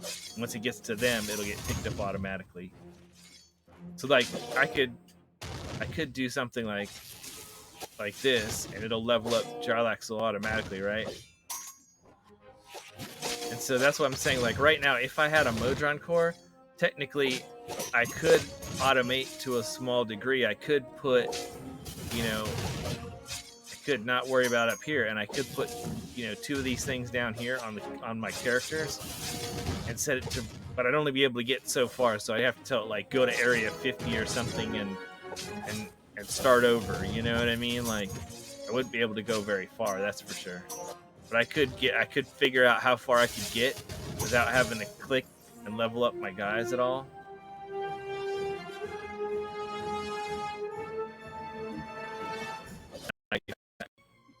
You know what I mean? I could figure out how it gets this far, and then I could just let it run, you know what I mean, on a loop that far. Or once you get that loop set, even when you're not logged in to the game, that loop will still be going, so it actually wouldn't hurt you. So like that's just that ability is just this stupid speed effect, which is, like I said, basically pointless. I'm not worried about that. And their abilities are just upgrading their own attack damage. So why would I spend 2 point whatever E14 to upgrade their damage when they're not my DPS? See, Jarlaxle's my DPS. 2 point. It was like 2.7. It's gone down a little bit till he hit somebody again, but E27 basically DPS. I might as well wait and upgrade his ability next, which isn't a damage one, but theirs really aren't either because they're not on the main. His increase is piracy, which is the gold fine. That's good. So I was at what, like 1100 favor? Yeah, I'm at 1600 favor.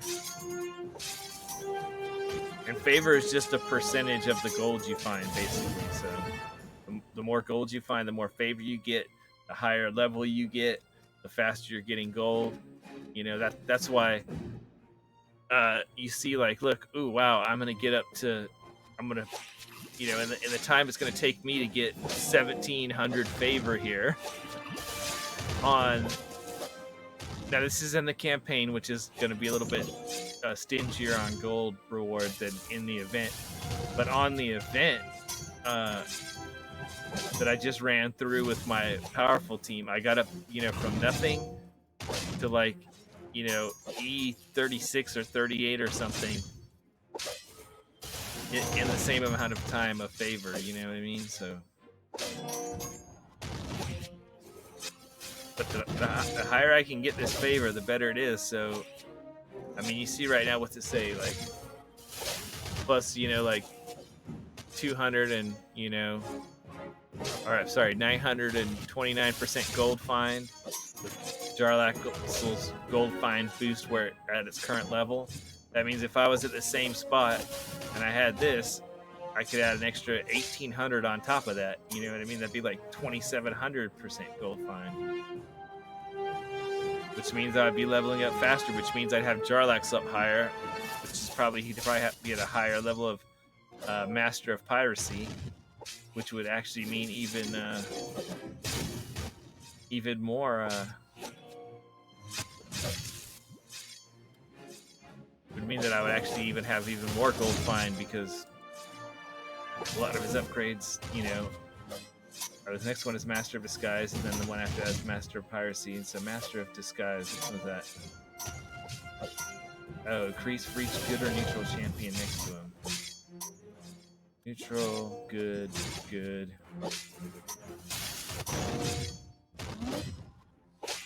That should make it go up, right? Yeah, see, now it's 6. Okay, total bonus now is EO4. So his DPS should go up.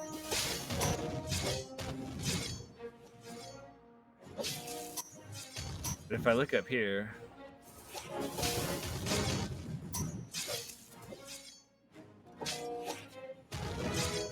these numbers are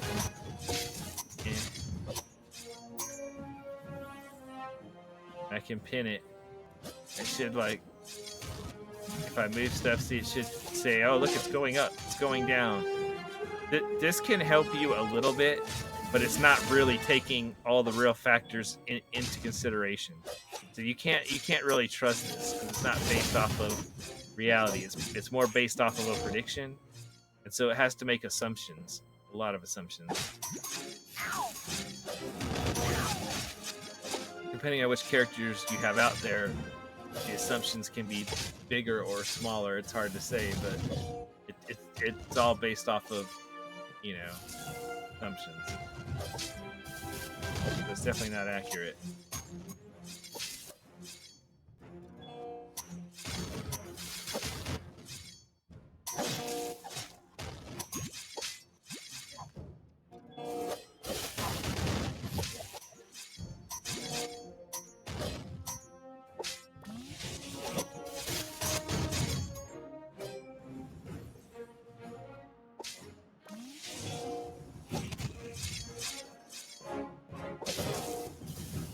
I'll be right back. I'm just going to grab a drink out of the fridge.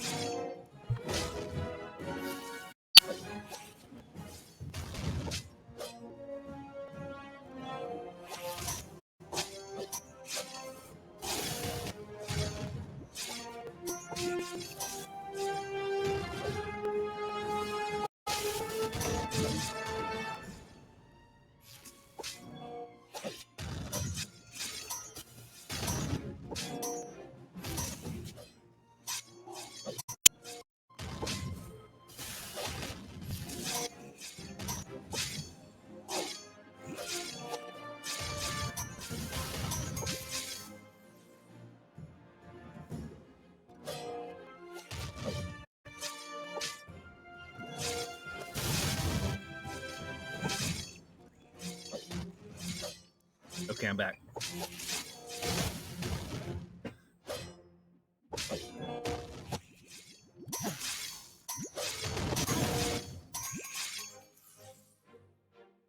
So if you watch somebody like Garwar's Guide to Everything, which is on the official CNE channel, Twitch channel. Like I said, they have a lot of weekly Twitch streams, and they all give out codes. You don't have to watch them for the codes or whatever if you don't want to. They all end up in the Discord or on that website. But they can be interesting, especially if you are interested in seeing the game. At Garwar, like I said, he writes all the guides for the game. So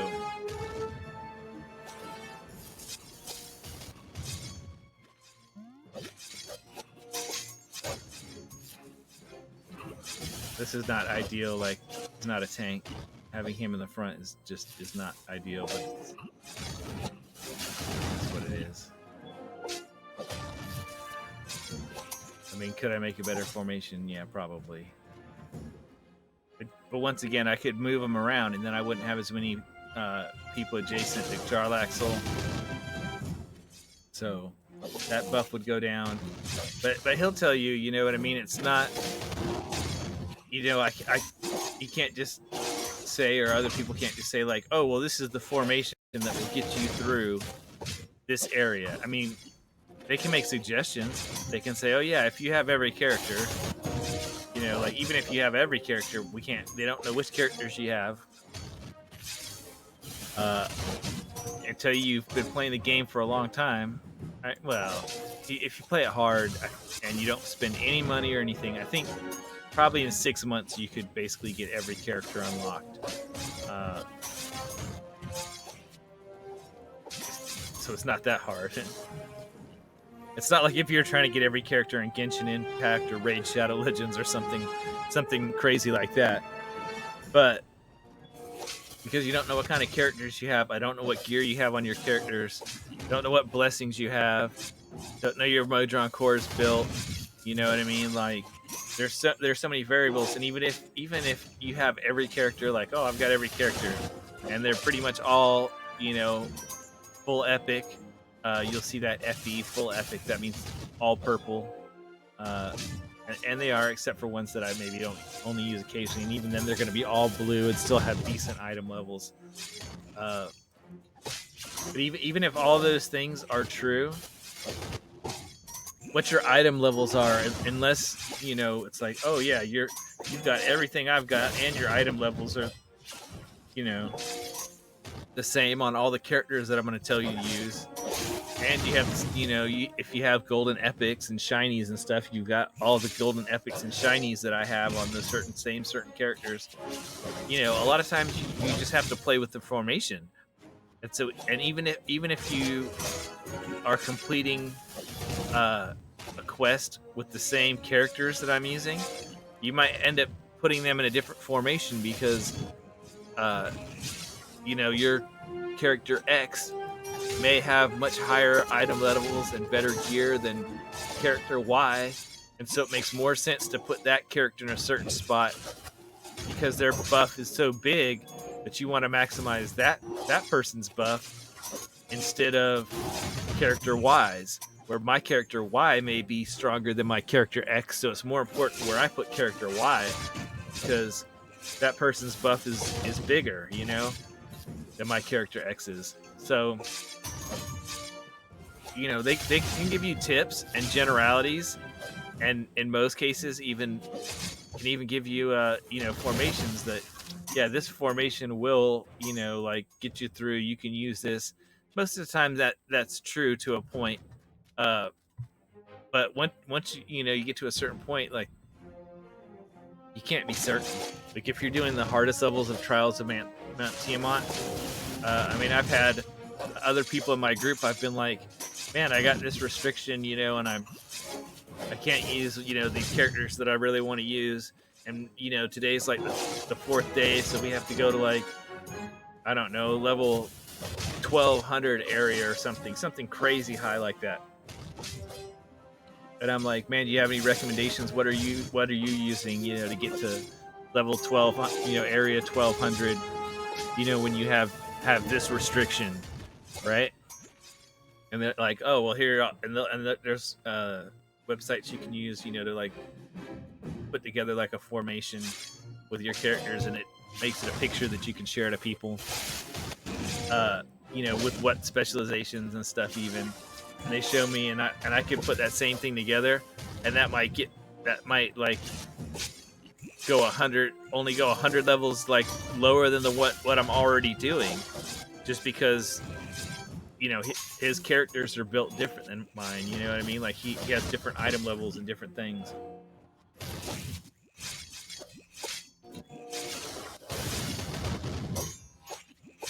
And so I can swap out a better character than him. Oh, I never finished split the party. How you get split the party? So you get the Modron core and the additional party. What you need to do is you need to have at least 2 characters in every one of these slots. So right now the only extra character I have is Hitch, and we haven't even opened slot 11 and 12. This is only at the 10. There's an 11 and a 12 here, but I haven't got enough gold for it to even show those up. I mean, look, if I get this one, it'll show the next one, okay? And then there's one more, right?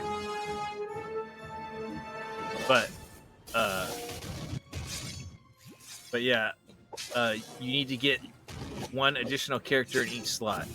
So generally speaking, the first thing you really want to focus with, other than, you got to start, at the very beginning missions and do those, and there's some evergreen characters you want to get, is you also want to, get whatever free characters they're giving away, get the event characters, you know what I mean? And I don't remember off the top of my head which slot these are in. I'd have to look at, the chart, or I just don't remember off the top of my head. Or I'd have to look on my other account where they're at and look and see which slots they're at. But it's like, oh, well, in this event, and you can see, like I said, the events go around each year. So if you go on Garowar's site, he's got a chart of which characters are in which event for which years and stuff. So that next month's event,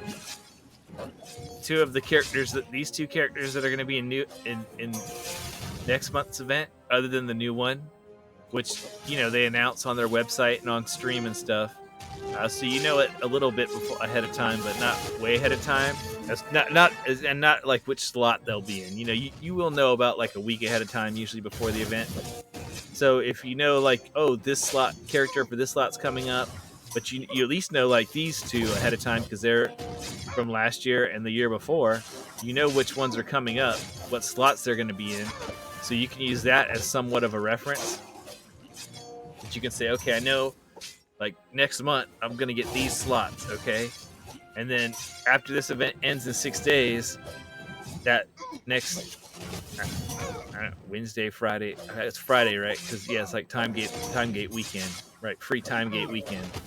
So to be on that Friday, you'll know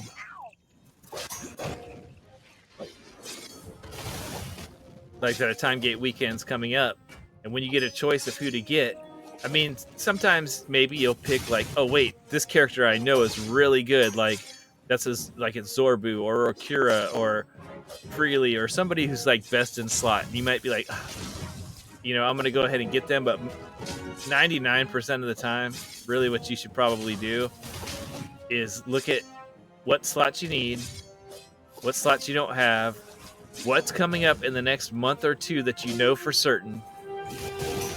Like, I've got this one. You know what I mean? And I know Dritz is, I think he's here or here. He's in one of those 2 slots. So I'll get Dritz and he'll go in one of those slots. And then I'll go to Tomb of Annihilation and I'll get Azaka. And she's in slot 12. You know what I mean? So I know I'll have those. You know what I mean? Just from the next little bit.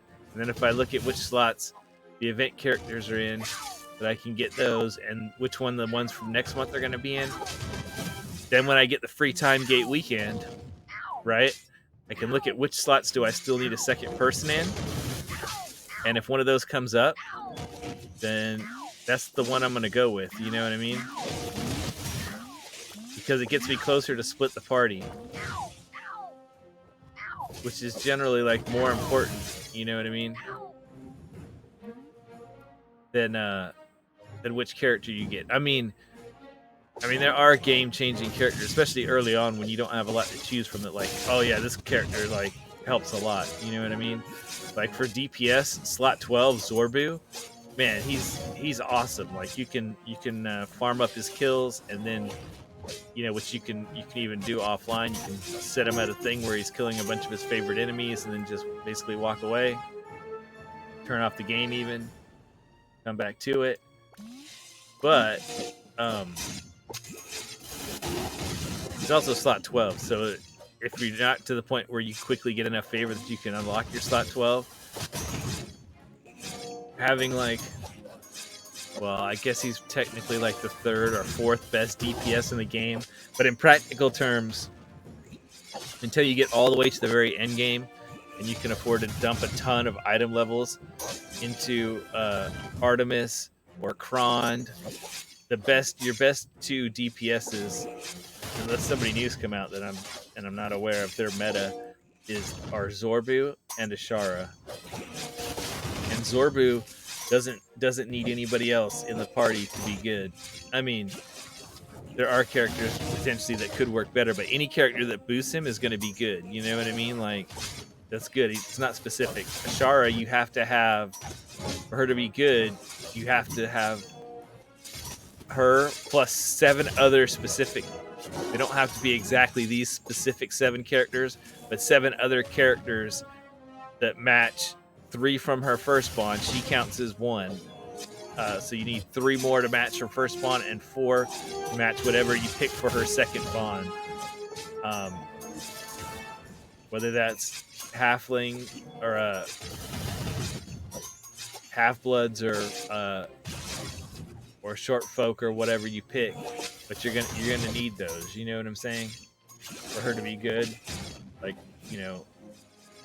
top of the line DPS. Those 2 are gonna be like your best DPSs through mid and like early end game, and then, like I said, once you get to the very, very, very, very end game, where you can like dump contracts, you're where kind of like where I'm at, and even beyond that, where it's like, over the 3 weeks or so, like in an event, where you're getting at least 100,000 plus gems every week from the game just playing, to where you can get all those gold chests for all those blacksmithing contracts to really dump the levels in, then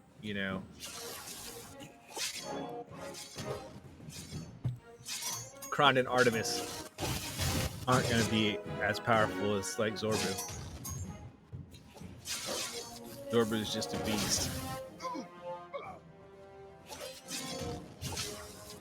He has these favored enemies, kind of like Minsk, but it doesn't matter as much because every time you kill one of his favored enemies, he gets 1 point, and it counts it forever for the whole time you're playing the game, right? It counts forever, so you don't have to. It's not like he's just good against those characters, because it takes like all those numbers for the 4 characters that he likes to kill, right? And it like adds them all together or multiplies them together or whatever, and gives you this aggregate number, and he does that much more damage against everybody. So you can have him farm. He likes to kill undead. He likes to kill humanoids. He likes to kill drow and beasts. And so you can have him just sit on a level like this, where there's like a bunch of beasts just coming, and just let him sit there and go do something else.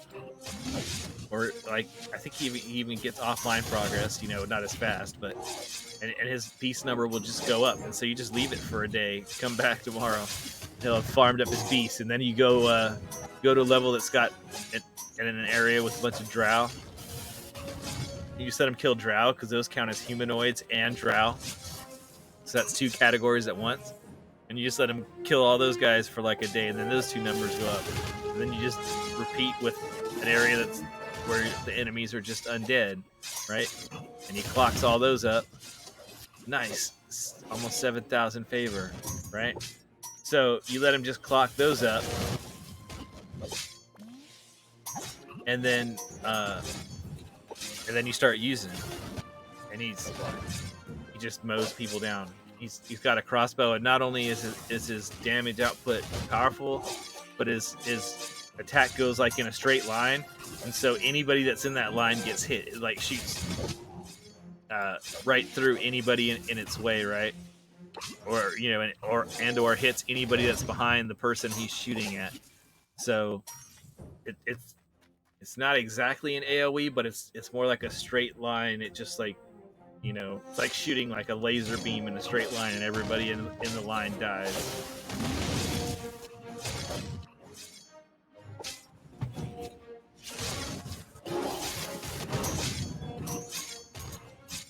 The other champions that are like really important, I would say, would be like your speed champions. Once again, though, your speed champions aren't going to be near as useful. I mean, they would still be really useful in getting through content, but they're not going to be as useful in farming gems to max out your characters. You know what I mean? As getting the Modron core, because until you get the Modron core, you can't automate. Once you can automate, so once you have the Modron core and you've got, the more familiars, the better, up until you get like whatever I said. What do you need? 10 for down here at most, 6 up here is 16, plus, let's say, 4 more or whatever. Once you get past like about 20 familiars, then there's not really much benefit to having more. Like, you can put more of them down here on these clickers and stuff, but they're not really necessary. You know what I mean? Like on my main account, like I said, I did buy some. I bought, I bought the ones that were like, $5 and $10 at first, especially, it helped out. On my other account, I think, on my second account, I think I did buy maybe $10 or $15 worth. You know what I mean? Like 2 or 3 of the $5 ones. And then other than that, I just got, free ones, like that they were given away, I think, or, like from here, from an event, things like that. Look the back. And I've got plenty. Like I said, once you get enough, it doesn't matter. Then at that point, if you're buying more, it's just because you're buying them basically as skins. You're just buying them because they're cute and you're collecting them. You can only use so many. Well, I guess that's not technically true. Remember I showed you that multiple party thing where you can have multiple parties? So there could be an advantage to having multiple ones if you want to run a bunch of parties at the same time. But each champion can only be in one party. You know what I mean? So if in this party I'm using, whatever. If I'm using a Shara in this party, I can't use a Shara in another party, which is, another good reason why you need a bunch of champions is because if you actually want to run multiple parties, you're going to need multiple champions.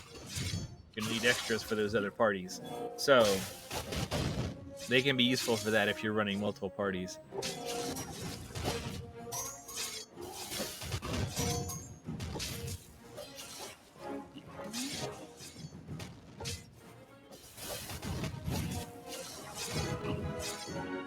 I just don't run multiple parties. I don't.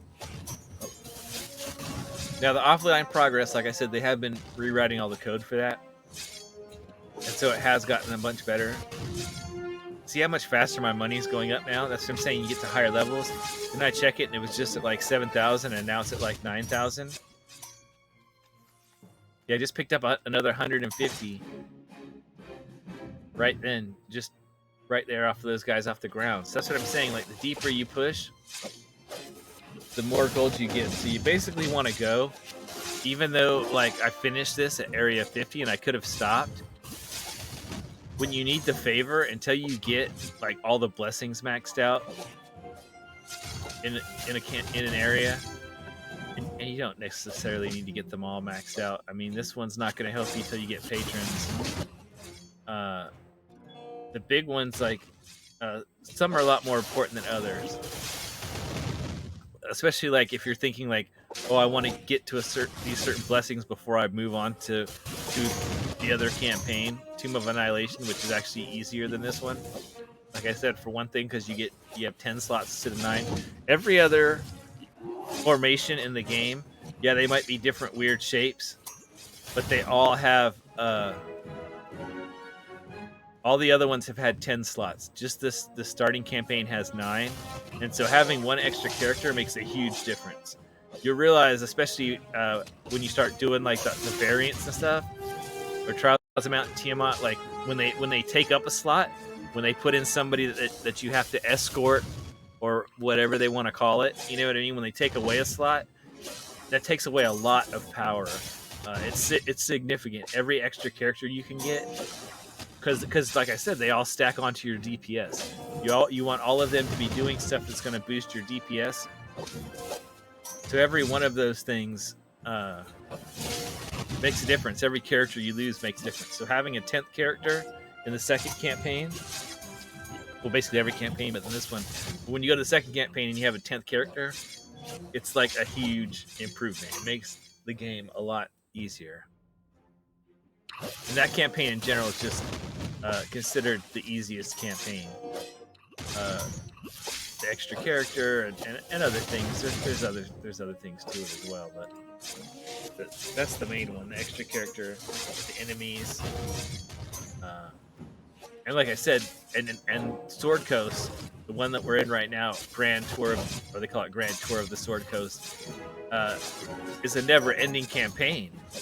So it's got like multiple maps to it. So do some of the other campaigns. A lot of them have multiple maps. But I mean, this one, like, okay, so you get all the way through this first map you're on, and before you even get to the end, the difficulty is going to ramp up, okay? Much harder, right? Then you're going to go from here to Ravenloft, and you're still in the Sword Coast when you're doing the Ravenloft. Then there's that whole map. Then you're going to, do the Underdark map, which is still in part of the Sword Coast campaign. You know what I mean? And by the time you get to that stuff's as hard as like the 4th or 5th campaign down. And if you don't have the buffs from the 4th and the 5th campaign and the extra characters and stuff, man, it's gonna be rough. Extra patrons and things.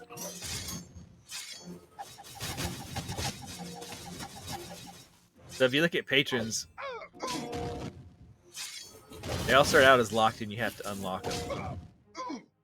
Okay, this one takes 5,000 gems, 20 chests, 10 medium contracts, 20 silver chests, 25 gems and chests. Chests and gems, those might as well be the same thing since you can buy gems for chests. It's basically going to take you gems.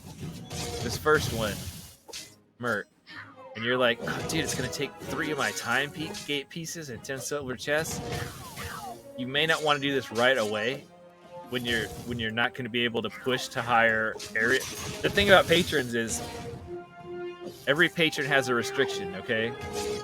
So look at so the way patrons work is you'll see once we get past this mission, there's going to be variants, okay? Once you complete a mission, there's variants where they add an extra rule on. The base version has no rules, basically. You can use any characters you want, no restrictions. The variants will all have rules, like a slot will be taken up, or multiple slots will be taken up, or you can only use characters of this kind, or you can't use any characters of this kind. Okay? Patrons have restrictions too. And once you select a patron, then you can do variants to get patron influence and currency. Influence is like favor, it lets you unlock perks. And currency, you get to buy stuff from the store.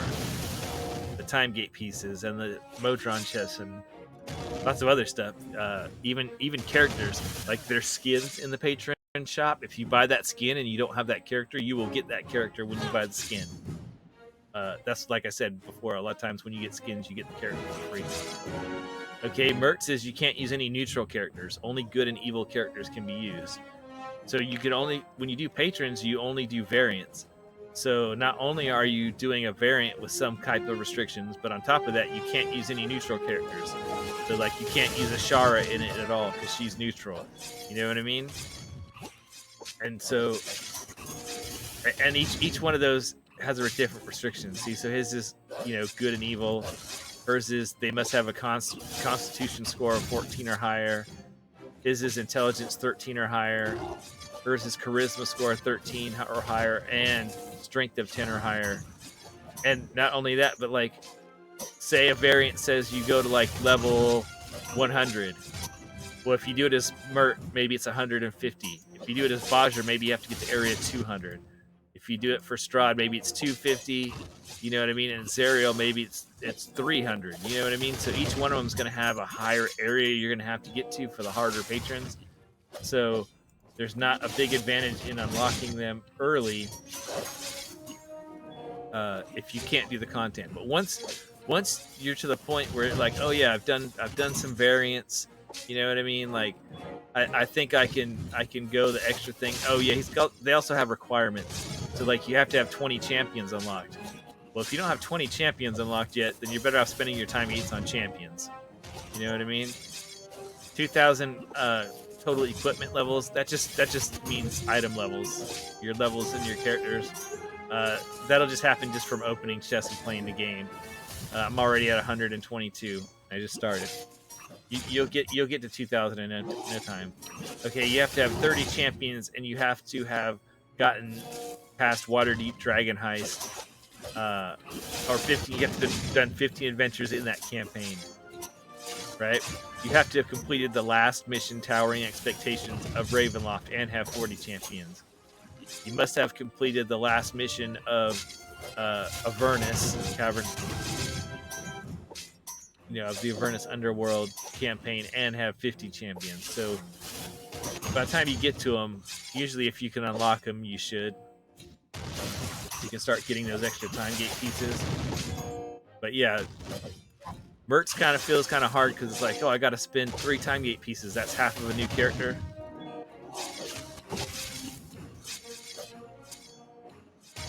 Any familiars from events? This event right here has a familiar, but this is just the account that I created today to show like beginning experience. And so I need 2 more I need 2 more days. I need to vote 2 more times so that I can unlock this familiar. But yeah, on my main account I already have it.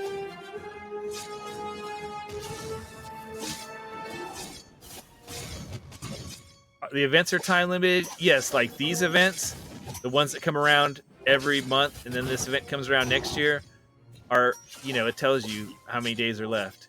You know what I mean? And then the special Idol Champions presents that go along with the stream. We just started week 3. But, I mean, there's not much. If you look in the reward shops, I mean, these 3 time gate pieces, that'd be great for a new player. I'll definitely want to get that. I'm more concerned with getting the familiar first. But, I mean, I'm only in week 3, and I can buy stuff from any of the previous weeks. And if you look in the frequently asked question, it tells you what the rewards are going to be ahead of time. For the weekly rewards, the big one. So week 1 is the familiar. Week 2 is Potion of Psychomorphic Energy. That's one of those 7-day potions that boosts all your stuff. 3 is Gem Hunter. That double gems for a week. 4 is 1,000 Modron pieces. That's pretty good. Those are what let you upgrade your Modron pipes. Week 5, Gold Hunter. That's just double gold for a week. That's kind of meh. Week 6 is a Potion of Polish. So that I would say out of all of these, like the Potion of Polish, the familiar, and maybe the Gem Hunter one are the most. That's only going to take 9 days. So 1, 2, I mean, we got 6, you know what I mean? 12, 18, 24. I mean, you're going to get 24 more, and you only need, 9 to get those. In fact, you could get all of them. You could just pick 3 out of all of those and unlock them all. It wouldn't be a hassle.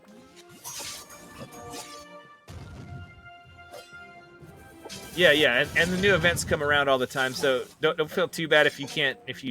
I would say focus on unlocking the characters, and if you can't get enough favor to do the variants, don't stress it. You know what I mean? Like it's no big deal if the variants are too hard. Ariza, she'll be retired to time gates only next year when this event comes back around. But next year we'll have Desmond and we'll have Solok, and then whatever the new character is going to be. So yeah, you're fine. Like I said, even if you start a new account, like I just started this account today, I'll be playing this and Star Trek Online on my stream probably for the next week, and then Thursday night, Friday morning, I'm gonna order all my parts to build my new PC, and then I'll be throwing Genshin Impact back in the mix. I streamed that yesterday, but it had some spots where it would basically kind of soft lock for no real good reason. Like I couldn't see anything graphically that would be like an obvious like turn down this setting, because that's what's happening right now. It wasn't like a bunch of enemies on the screen. It was just kind of weird random where it would just, and it wasn't frequently, it happened once every couple of hours generally or something, but it was still irritating. So but my computer's old. Once I get the new computer, I'll be throwing Genshin Impact into that mix. But yeah, I mean, like I'm gonna probably stream this some more and play this some more. And so I mean, like I said, we got 6 days left in this event, and on my other accounts or whatever, like I don't need to get the new champion. I've already got the others, and I just at the beginning of this stream, if you want to watch the VOD, or I'm gonna put it on my YouTube channel also. Once it's done, you can see like I'm already doing Solok. In fact, I've got 2 silver Solok chests and 4 silvers from running the free plays on him right now. But I did the unlock on him. I kind of switched back and forth. I started with that and then just got it going, and it's been just running in the background while I've been showing this main account, or I mean not this main, but this new account. And I think I about hit the wall here. I managed to get 108, but I'm at 1.55 EO4 favor. So that's not too bad. So basically, like the first mission to get favor. I mean, like I started out with 9 favor from the very first tutorial mission. So I'll count that as a win when I do the next mission or whatever. Oh, I managed to blow past him just with some ultimates. Yeah, I did the Electrum chests, and I did the all the chests that are like forever. The ones that just don't expire. That's why you can see. Basically, I already got the achievement that said I had fully geared 12 champions out of the 13. You can see I already got hitched from the newsletter. So yeah, I think I got about 35 Electrum chests, so I got to the ones that were expired. But I posted the code. I don't know if you saw it in there. If you've done that code that's in the chat, is it still showing up in the chat? Yeah. If you do that code, that's the one right here that for Celeste that gets you the 1 golden epic and then the 4 blues, and it gives you 10 gold chests with a guaranteed 2 shinies.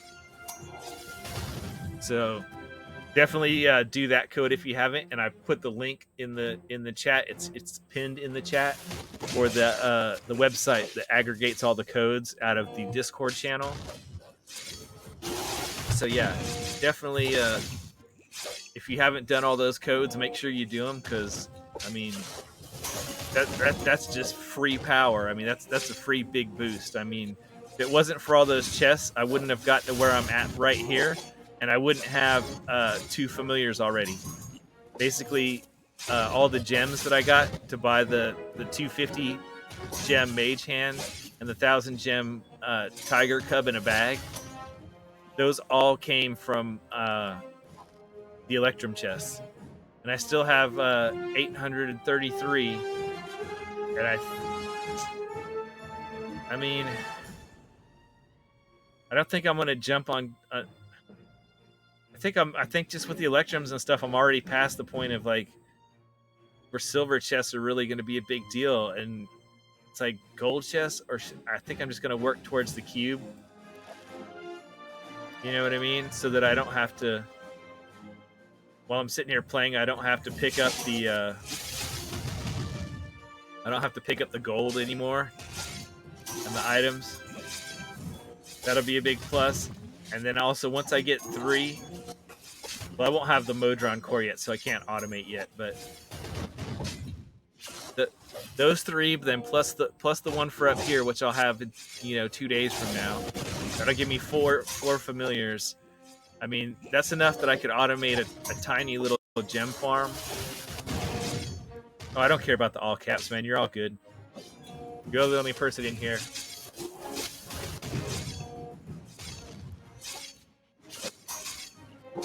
Yeah, all there.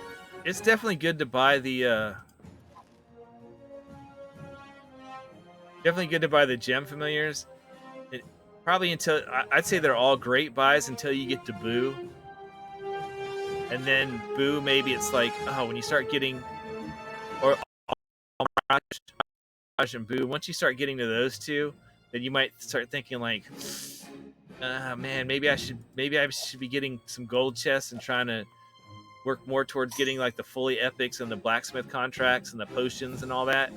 But I mean, shortly thereafter, you'll get them. And like I said, like even on my main account, I mean, I don't even think I have the Raven on my main account. Now, on that account, I did buy some of the $5 familiars, which, like I said earlier, I recommend if you are going to buy something, like get the $4.99 familiars out of the shop. That's your best bet on spending money. In fact, just the familiars in general are the most valuable thing in the shop by far. Like buying champions and stuff is just not that big a deal. I mean, I guess like if you were like really in a hurry, but I mean, it's like you're just gonna miss out on learning formation management and all that sort of stuff. But getting a Modron core would be sweet, I guess. So I guess if you were like, oh, I'm gonna go ahead and spend the whatever it is, I think like to buy a champion, $10 a piece to buy a champion, I think, or something like that. I don't even know. I haven't looked at it forever. Or a pack that had a bunch. If it was like, oh, that'll get me to split the party, and I'll actually have enough gear and stuff that I can actually do split the party, so I can get the Modron core. Then it might be like, oh yeah, that might be something to think about. So you can start gem farming, and you can just automate stuff in general. But other than that, I don't really see much of a reason to worry too much about those more expensive familiars.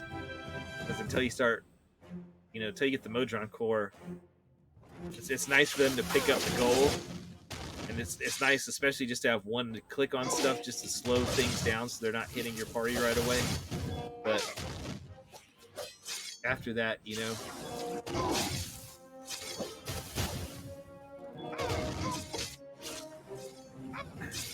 yeah, I talked a little bit about that earlier, about how the platforms are all separate, and that they will move you over.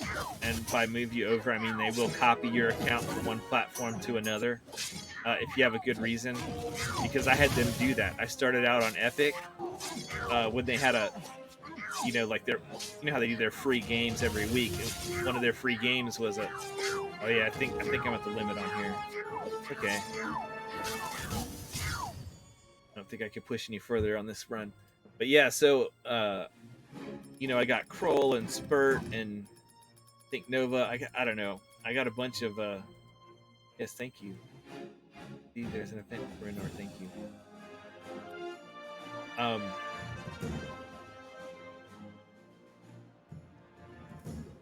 But yeah, I bought all the familiars that were available in the DLC store and stuff.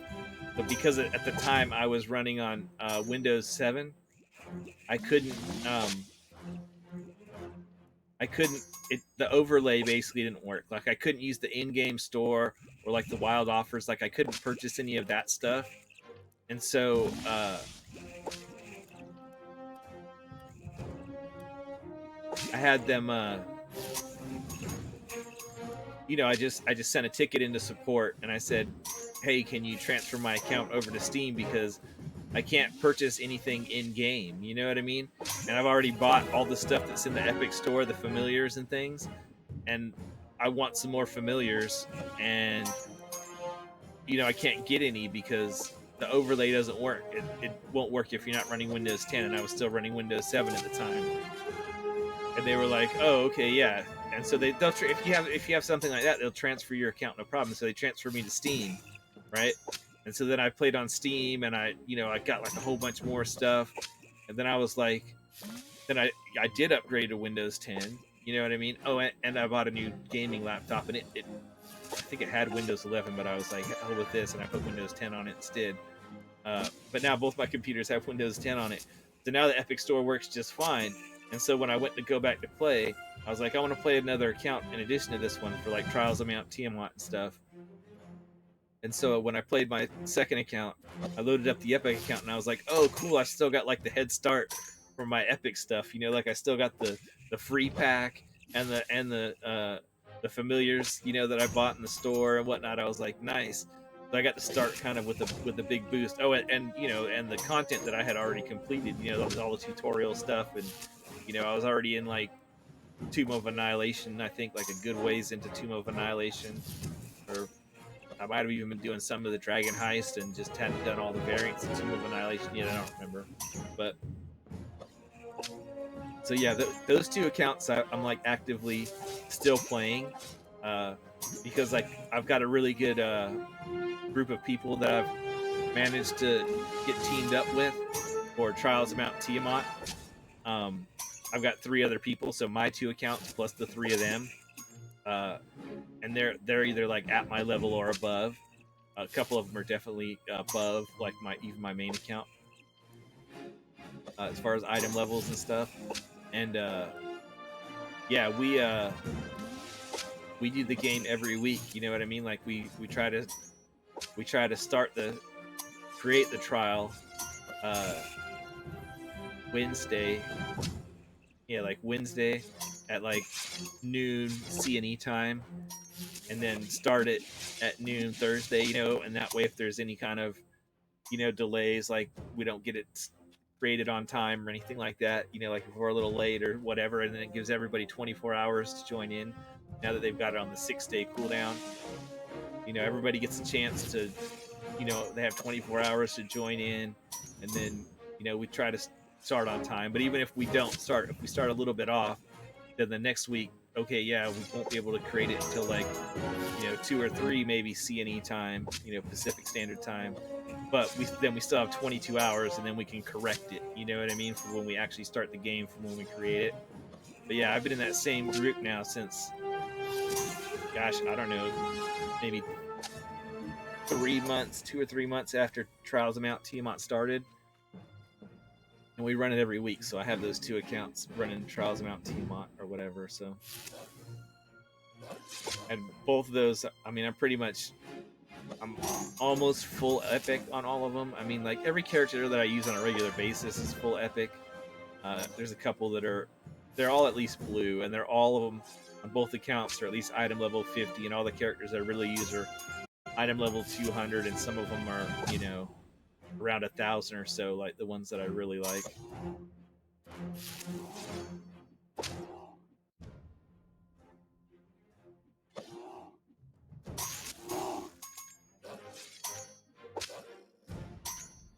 But yeah, they get the $5 familiars are good, and usually, I mean, it used to be there'd only be like one $5 familiar in the store. The rest would be like $10 or of a $10 pack or a $15 pack.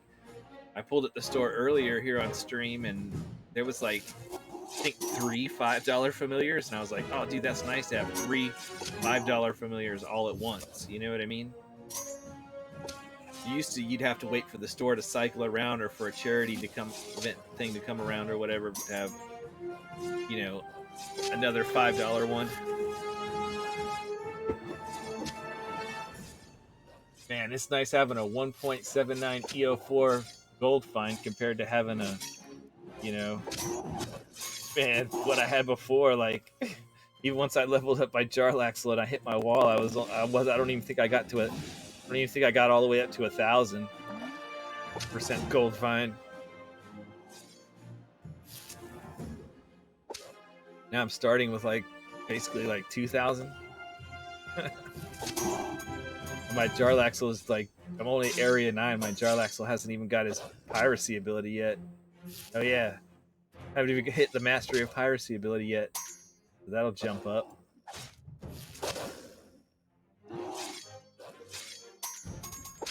I don't think I'm gonna buy any blessings yet. I'm just gonna hold on to the gold find for now.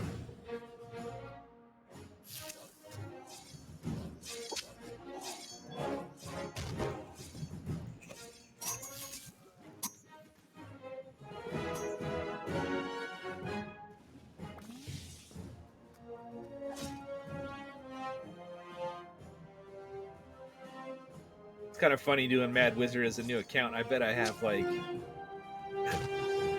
if the devs could like pull up my like game time on Mad Wizard, like you know, from gem farming, man, I bet it would be like,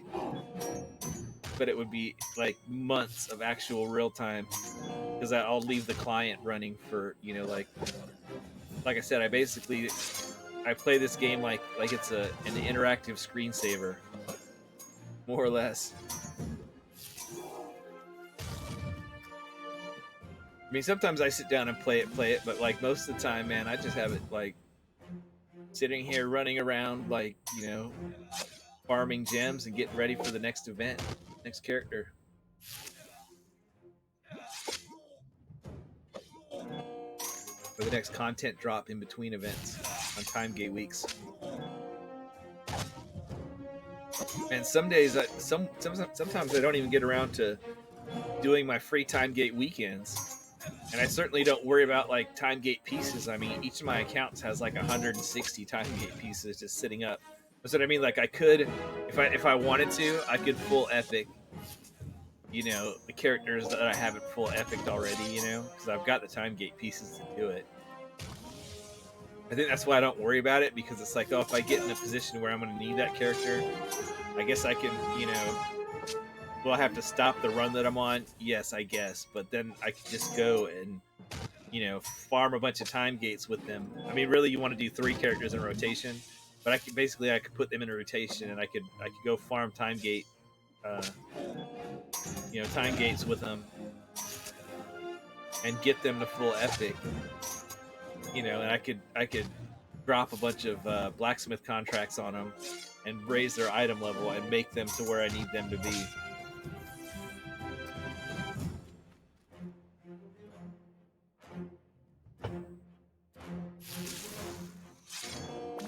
But yeah, if you're playing a new account, I would definitely also recommend. I mean, I put the link Cigar Wars guides. If you're not using this guides for like new players and stuff, I mean, that stuff is the bomb for new players. His milestone system, and he's got, you know, every single character in there, every event, every variant, uh, more or less for every single event thing, everything you got to do in the game. He's got guides for basically everything. And his stream is really good if you have questions. I mean, I feel like I can generally answer any question that he can answer. I mean, like when I watch his stream, it's like I know what he's gonna answer, like to people's questions before he does, because I've watched enough of his streams, and I know the game well enough to know that like I pretty much know what he's gonna say. You know what I mean? Because I say the same thing. Like we're on the same page as far as most of that stuff goes, but that's a good show to watch. Developer Insight is good if you want to know anything about, you know, the game coming out. I mean,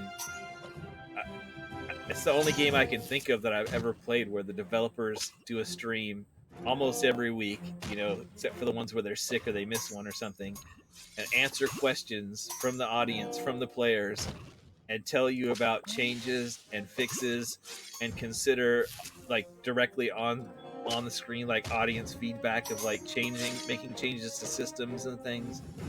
I mean, that's really good. And then as a new player, you might find formation save be particularly useful, you know, where they will you can submit a support ticket to them for formation save, and they will take your account and make a copy of your account, and they will try to complete some mission or area or something that you're having trouble with your account. You know what I mean? With your exact characters that you have, with your exact item levels, because they literally just, they're the support team, so uh, they just clone a copy of your account, and then they can like mess around with it and do whatever they want without affecting your real account, and they can walk through whatever.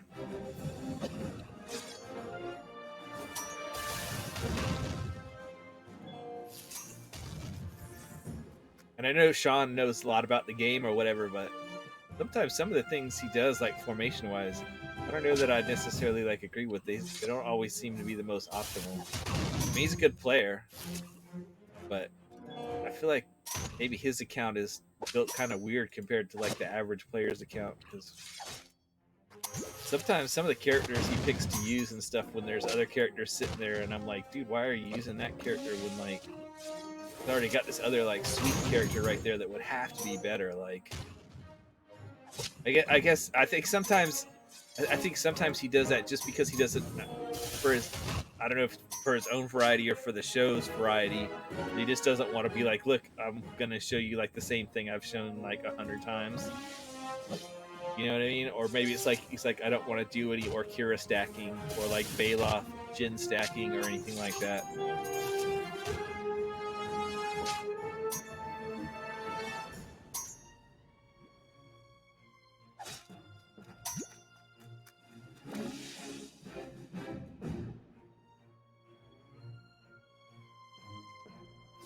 But yeah, I haven't bought the season pass for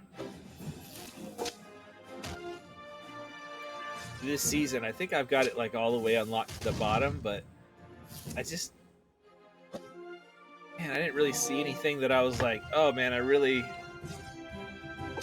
that's really killer. I mean, this is like maybe the most useful thing I think from the season pass, that just makes uh Chandy's dash trigger in 10 seconds instead of 30 seconds. And I'm like, man, is it worth getting the whole season pass for that? Like, I got the last one with the Erois ones because they all had those Erois synergy feats, like those 80% Erois synergy feats, for all of them.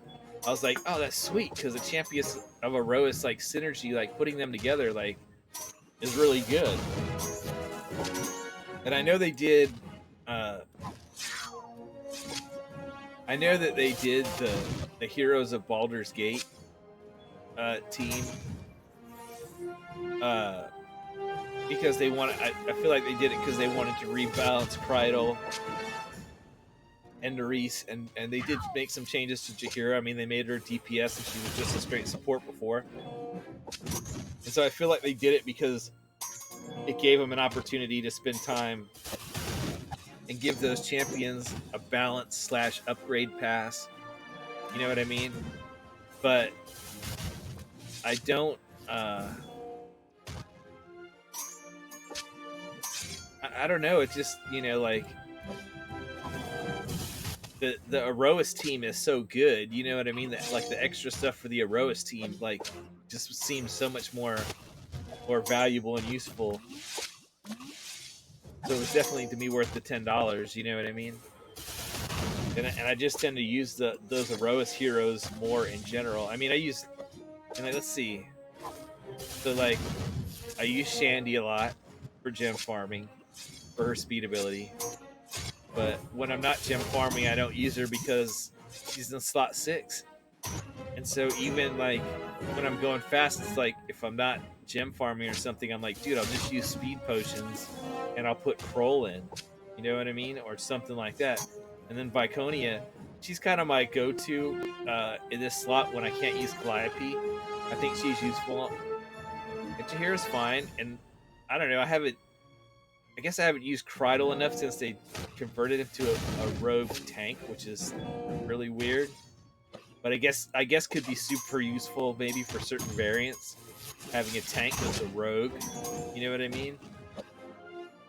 If they're like, oh, you can't use this, that, or with the other, having a tank that's a rogue might fill in spots. But it's just, I feel like those, I get that they wanted to do a balance pass on those characters, but I was like, gosh, feels like they could have picked another group. I mean, I know they're not going to do uh, Heroes of the Plains. You know what I mean? Because those characters don't need an upgrade. Every one of those characters, uh, by and large, are like top tier. You know what I mean? They're like the best characters in the game, more or less. I mean, you almost always want to use them.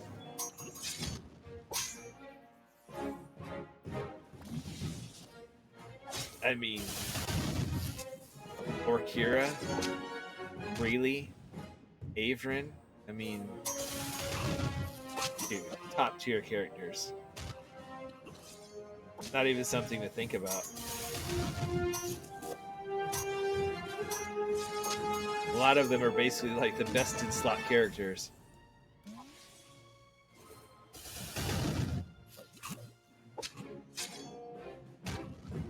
You know, I think I'm gonna do Kurds this time and not have a tank until I get to Tyrell, and then I'll use Tyrell as my tank. Yeah, it's done. I think I got enough gold I can get there before I actually need a tank.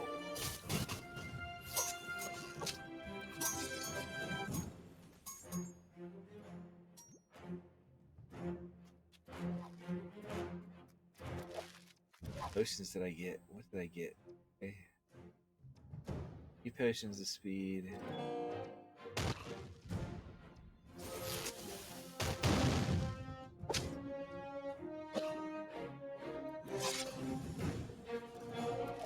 Get some gold boost going on. Speed boost. Let's do fire breath too. I'm gonna just die. That'll make this go a lot faster. You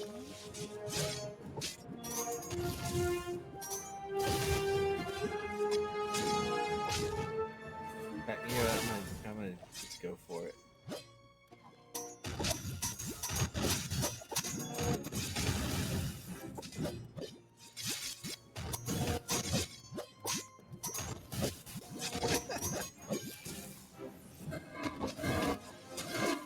Master of Piracy.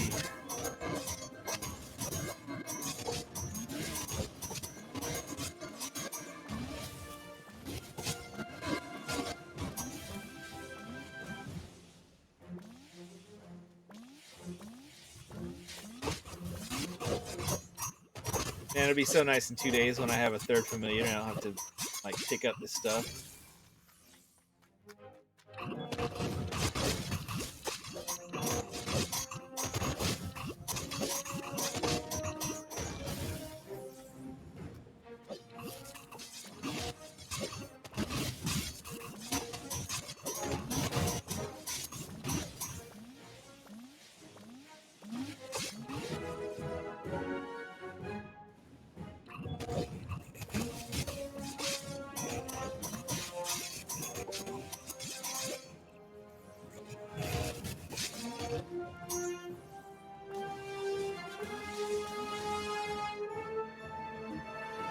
I wish they would do something about these core heroes. I mean, I know they can't just change the core heroes around because, you know, the whole gold chest thing and stuff.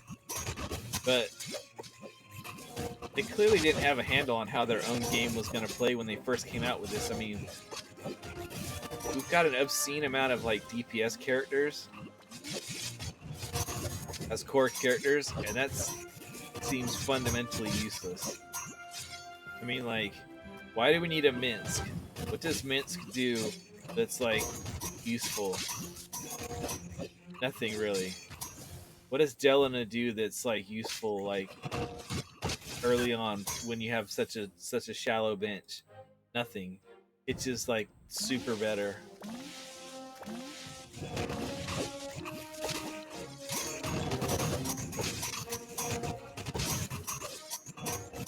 I mean, there's slot 12 as a DPS. I mean, I guess he's a tank too, but I mean,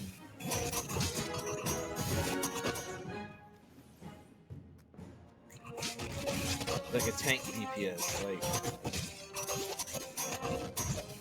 unnecessary.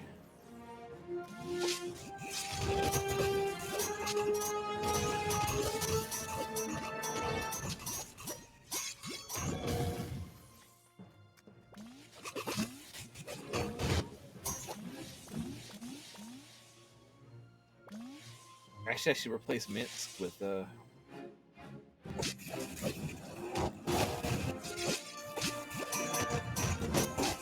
forget Minsk. I'm gonna replace him with Makos. Makos will be way more useful. Now that I've got enough gold that I can get a Dark Blessing going.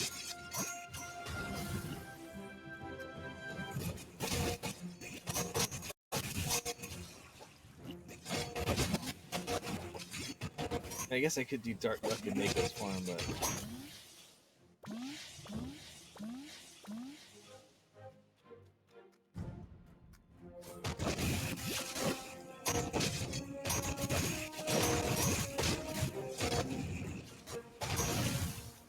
oh, nice. Already a 19% increase in gold cost, or in favor.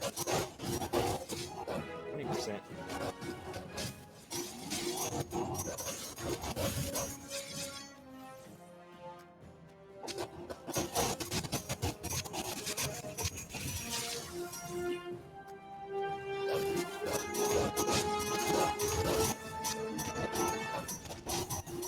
This is a good place to favor farm, actually, I guess, huh?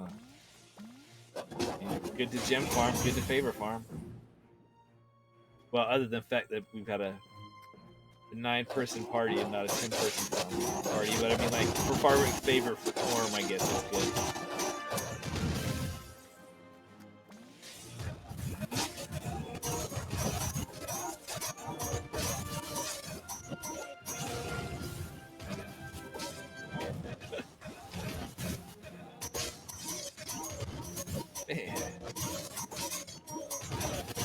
They're gonna earn some favor this run.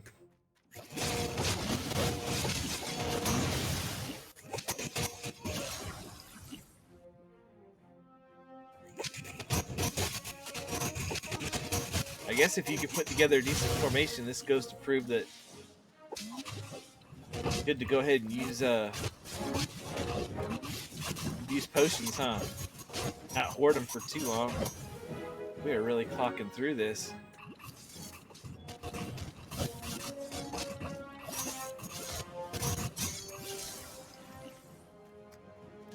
Alright, let's turn him into tank mode.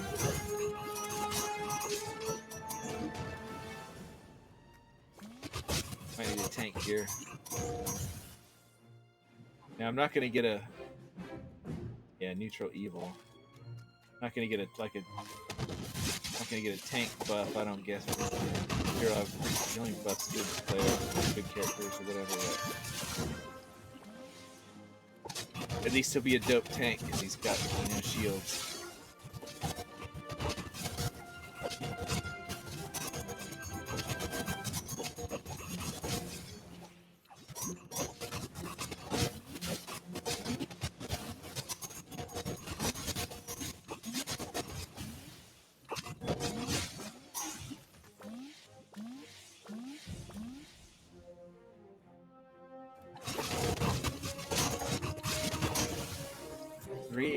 To unlock feats. Okay, yeah, we might get some feats unlocked this run.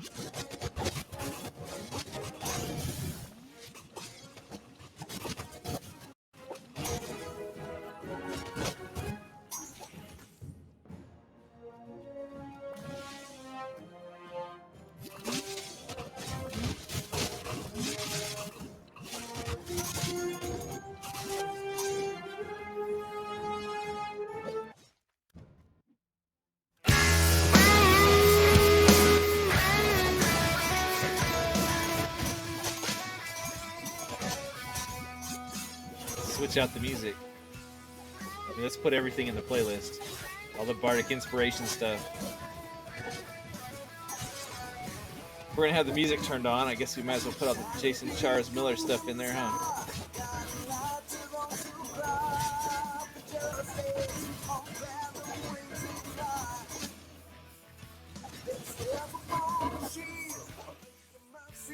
will yield unwavering till evil doers yield.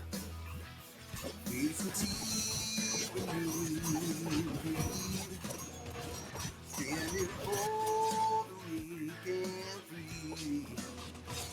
From before the world was new, the platinum dragon flew. Here's the love of the north wind, angel of our seven heavens, king of the dragons. Battle will fight injustice. Let's show him that he can trust us. I only ever hear the Bardic Inspiration music when I watch the Bardic Inspiration stream or watch Jason Charles Miller's stream on Twitch or something like that. So I always have the sound turned off in this game.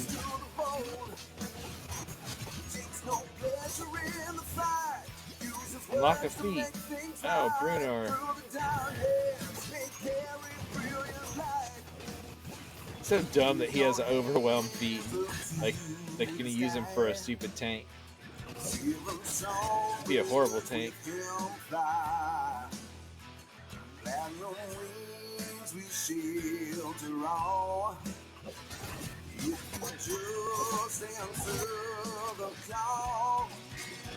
Here's the Lord of the north wind, angel of the seven heavens, king of the dragons.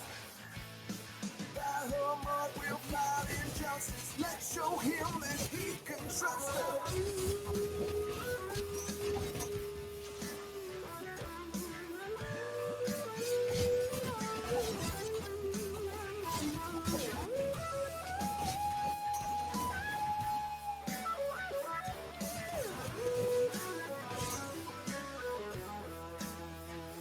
Here's the Lord of the north wind, angel of the seven heavens, king. Yeah, good champions. That won't help Jarlaxle, but Show him that he can trust us. This is enlightened justice. Join our ranks and stand amongst us. Stand.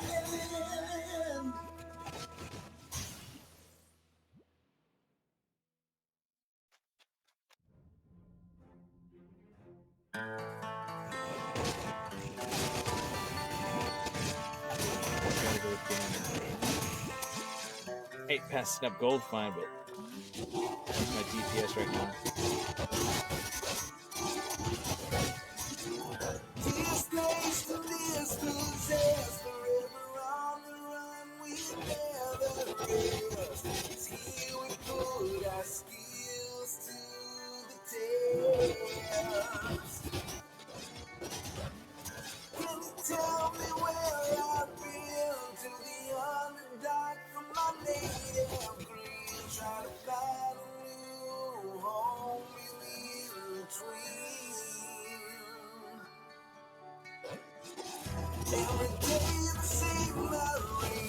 Is the sound level okay for people in chat? Somebody could post in chat and let me know. It's hard for me to tell without, switching and listening to my laptop and seeing what the stream sounds like.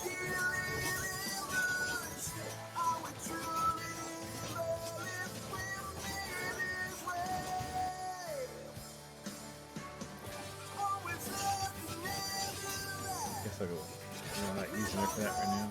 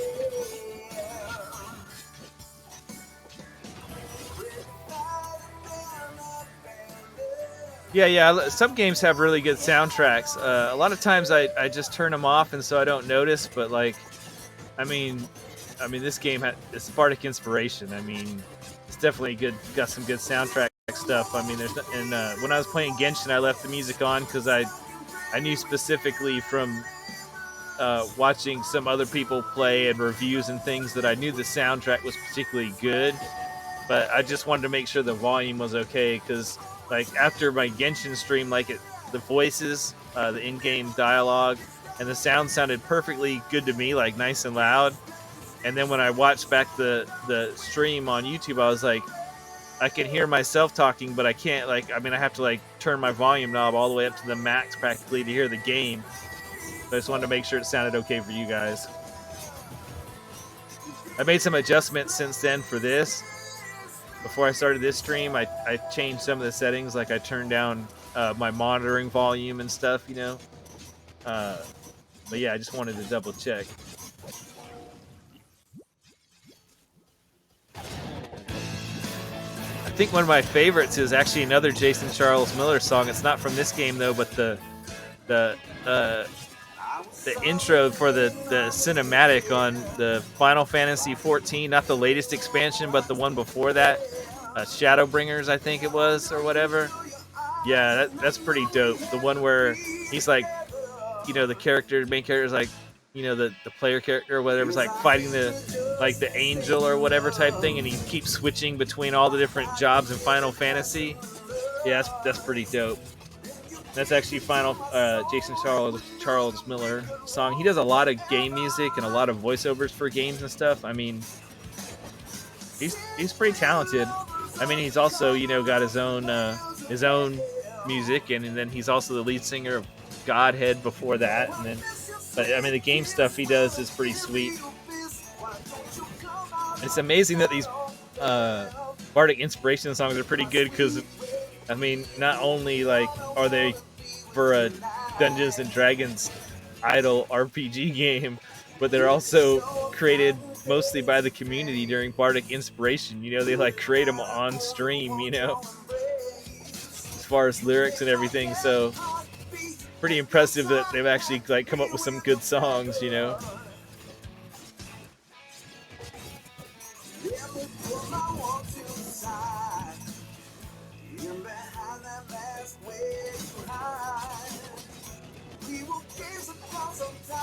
I like the theme song he's done for like Garwar's channel and stuff. I remember watching the stream on Jason Charles Miller's on Bardic Inspiration on CNE where they created it. I was like, oh, that's pretty good. And of course, Garwar plays it like, you know, I think he plays it for his intro and his outro, and then he plays at his intermission. He plays, you know, one of the other random Bardic Inspiration songs themed over whatever he's kind of covering that day.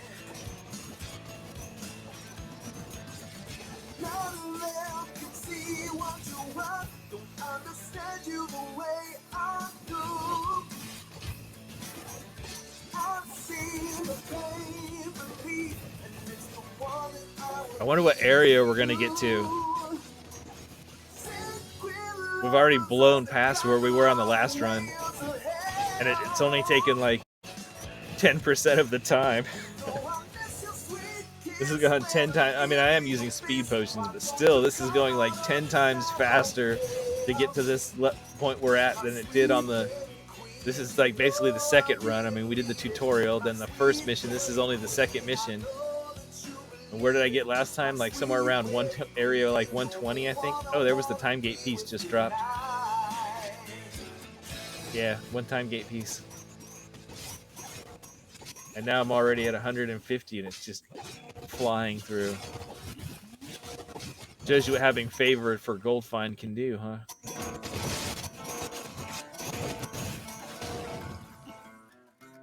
I bet we're gonna clear 200. Maybe keep going. This game does have a very exponential curve to it, like for almost everything in the game. I mean, it all just multiplies and multiplies and multiplies like crazy. I mean, between the gold potions, the increased gold find from the favor, I mean, I'm leveling up 9 characters whose powers are all multiplying against each other, and I just got feats. So, I mean, 9 characters, you know, that's 10% and 10% and 10% and 10%, you know, like, it doesn't sound like a lot, I guess, and it isn't, but it is going to add up, you know.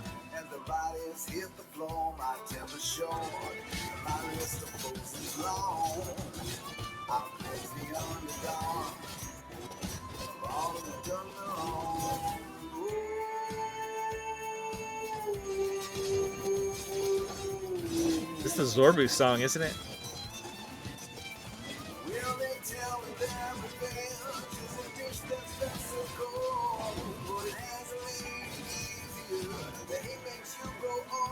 Oh man, my tank fell. Maybe I won't make it to 200.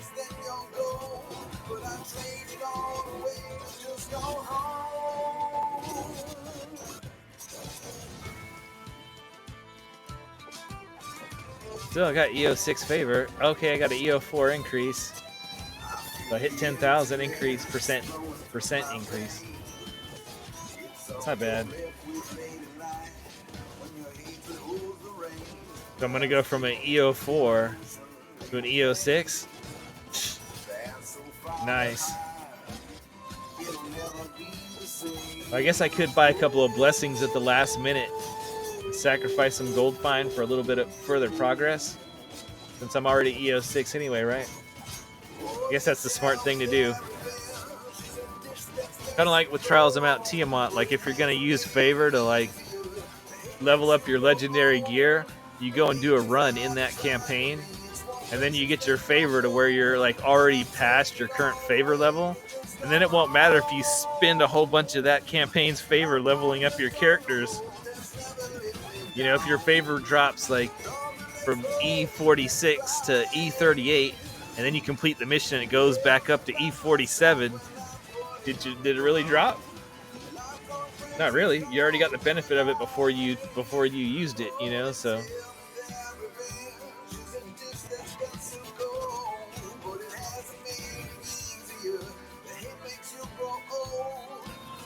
Probably should use Tyrell's ultimate when he looks like he's gonna fall so that he'll get his shield up, huh?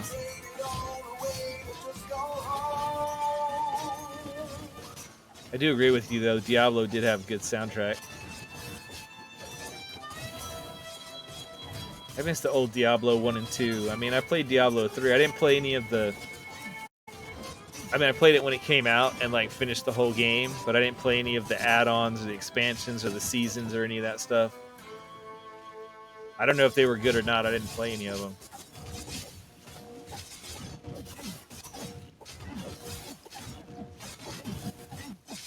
I think by the time that came out, I think I liked Torchlight better.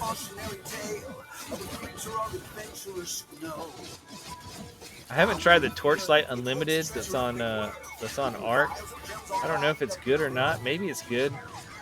Runic, back when it was Runic Games, Travis Baldry, the guy who made the original Torchlight games, I remember when he was he made a Torchlight online game. I played it in beta and I really liked it, and then it didn't go anywhere, and I was like, oh, that sucks. This game was a lot of fun.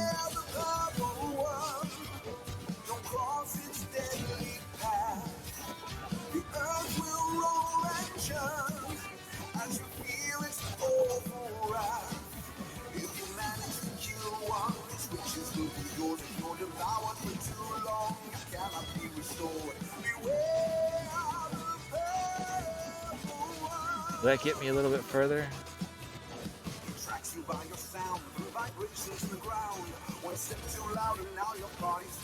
Let's see. See if a couple of white and blue potions will get me a few more areas.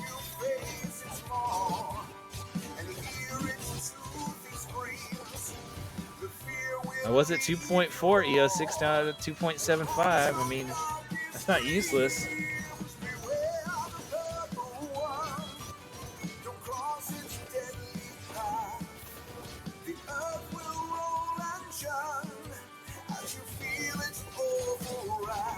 Yeah, Titan Quest. I play Titan Quest too.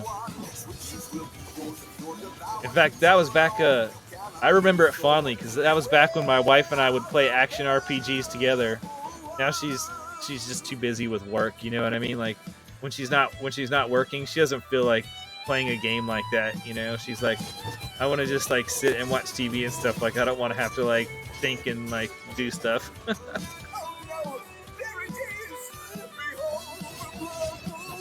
But yeah, we played Titan Quest and Diablo 2 together.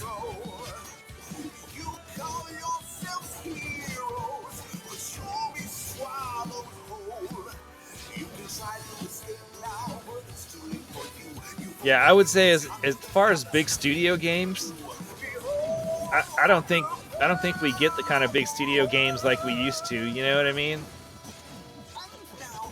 I mean, there's a not just in quality. I'm not trying to say like all new games are junk. I mean, in fact, I think we're in the best place gaming than we've ever been before.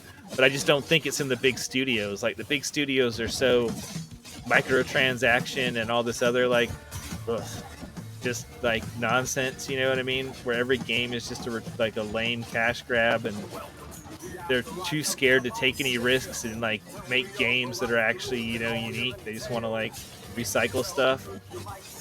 But the indie game scene is like, wow, incredible, like better than it's ever been. I mean, now it's more like there's indie games tailored for every person rather than the big games that everybody plays.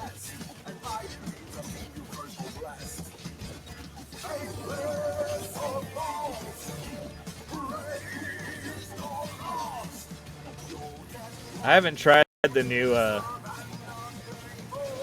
Marvel like turn-based game from the creators of XCOM, the new Firaxis game or whatever, you know what I mean?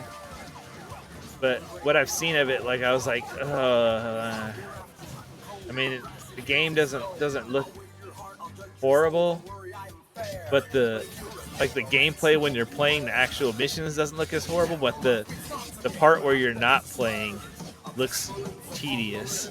It's like, oh, now you got to like run around this basically overworld type map and like talk to all these people and like look for all these little things and stuff.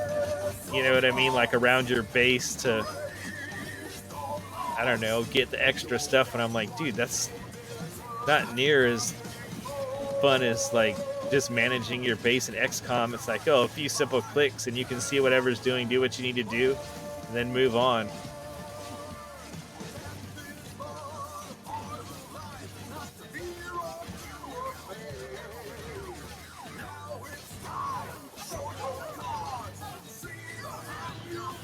Man, I love the new XCOM and XCOM 2, War of the Chosen, and even like the Long War mods and stuff. Those, I'm a big turn-based game fan. I love those. I love the Civilization games still. I mean, I know people have hated on like Civ 5. There's people that Civ 4 was better, and some people say Civ 3 was better and stuff. But like, I don't mind. Was your spreadsheet a little bit better and whatnot?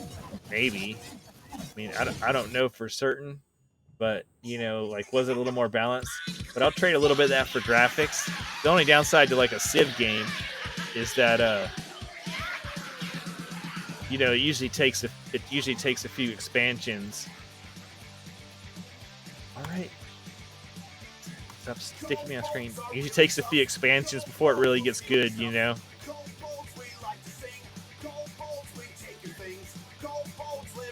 Yeah, I just never got into WoW just because of the subscription fee. I played a lot of free-to-play games, and I did play Final Fantasy 14 for a while until I just got like flat burnt out on it, because with Final Fantasy 14 I was like, oh, I kind of like the idea of a Final Fantasy game that never ends, because I've played a lot of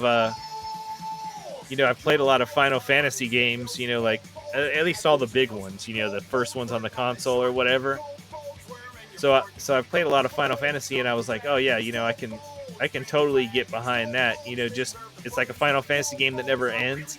But I just didn't really like I don't know if it's like the setting and the color palette and the characters, and they had so much filler in there of like, typical MMO stuff. And from what I understand, they've gone back and and trimmed a ton of that filler from the early game to make it more palatable. So maybe if I would have waited a little bit longer before I started playing it, so that I wouldn't have had to do so much of that grindy stuff at the beginning, I might have still had energy by the time I got to like what was the current expansion, and now there's a whole nother expansion on top of that. But yeah, I just never got into WoW because of the subscription thing. Like I said, with Final Fantasy, I wasn't as worried about it because I was like, oh, you know what? I'll pay for it and I'll play through the whole game in like, probably 3 or 4 months or something, and that'll be about what a Final Fantasy game costs, except I'll get more content, And then if I want to stop, I can just stop, and then I can just pick it back up when they've released enough content that it's worth paying for again. But I didn't like the characters and the story, and the cinematics and stuff. There were a couple of exceptions. The I can't remember what it's called now, but the place where you go, like the season where it's like up in the snow and it's got all like the Lancer guys with the spears and stuff and the dragons and stuff. That part was cool. That's like the third or something expansion, third or fourth expansion into it. That was really cool. And then after that, it went to like an Asian themed one, and I'm all about like some anime and Oriental type themes and stuff. I could totally get behind that, but it just was kind of meh. And then by the time I got like where you go through the portal and you end up in the world, it's like sort of a washed out white looking type world or something. I just was kind of like burnt out on the whole thing. So I stopped and I haven't gone back.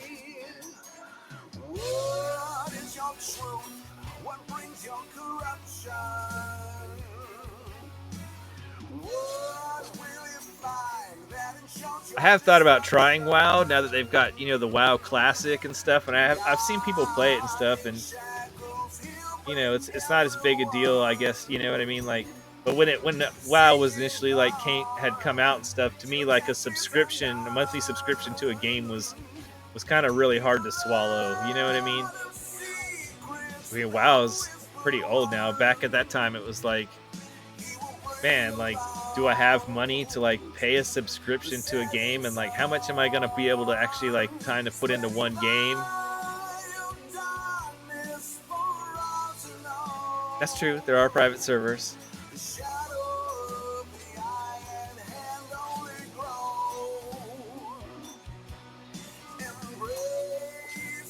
I remember when the code like for WoW like first leaked. That was the only WoW I've played. Was like I ran a local server basically and played it locally by myself for a while, just to see what it was like, because I was like, oh, I've never played the game online because I didn't want to pay for it. I was like, oh, I can pirate the server and play it offline basically. And I played it for a little while, and I was like, okay. But by then, there was, WoW was one MMO in a sea of MMOs, you know what I mean?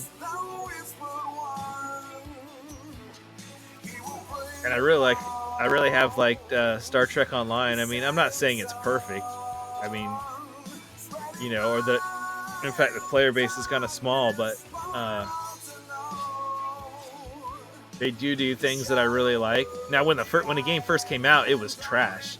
I remember playing like a beta before, or something like that, before you had to pay the monthly fee or whatever. Man, it wasn't really fun at all. But I mean, that was, I think the game came out in 2010. So that was 13 years ago. I mean, now there's so much more content. And I'm a Star Trek fan, so having stories that like continue and all the stuff that happened in the show that you never got to see the end of is, has its own element to it. And I've started playing Genshin Impact. I think I'm gonna like that a good bit. I mean, I know it's like Breath of the Wild, you know what I mean? And it, with maybe a little bit heavier RPG element in the gacha system, but so long as you can stay out of, like, I feel like I can play it free to play and avoid the gacha system, and not really. I mean, you're still wishing, but I mean, like, just with the free ones, like, I don't think it'll be a big deal between the characters you get just from playing the game. the story unlock characters basically type of thing, and then between characters from that they'll give you during events. And I don't feel like I'm gonna have to go deep into the gotcha system. I've seen enough like YouTube videos and stuff on it, and I've only played it once. I mean, played it for like 5 or 6 hours, but I mean, I only played it once. But I feel like unless I just get bored with it, I feel like I can play it and not feel compelled like, oh, I got to do all this gotcha stuff. Like, I don't care necessarily if a game has monetization in it, so long as it's not like oppressive, you know? Like, they've got loot boxes in Star Trek, but I've never bought keys to open loot boxes ever in the whole years that I've played it with like multiple accounts. And the only things I've ever bought were things I bought from the store where I knew exactly what I was getting. I was buying a specific thing. Like, I bought a ship for $30 after playing the game, and getting my character up to that level to fly it, like 20 hours in or something. No big deal. $30 after playing the game for 20 hours, then playing it for, you know, ever long more. And really now they've even just gotten to where they give you away more and more and more and more of the stuff, to where they give you coupons for you can get ships in the store, any ones you want for free, on top of the free ships that they give you from the events. And so, I mean, this game's got, it's got an in-game store to buy stuff, but I don't feel like it's necessary to buy anything. I feel like, yeah, can you buy some familiars and speed up your progress a little bit? Sure. Do you have to? No. And they're also not annoying as crap about it. Like, I tried playing Raid Shadow Legends. You know what I mean? And I was like, dude, this is just like summon event after summon event after summon event. Each time you need to summon like so many different things, and it's like, yes, I know that it's possible to play free to play. I've seen like free to play players that have played it like, at a high level. But dude, they like grind at the game all day long, and they play the whole game by spreadsheet. And like you can't waste any resources anywhere or make any kind of mistake, or like you just screw yourself all up. And I'm just like, dude, that's not fun.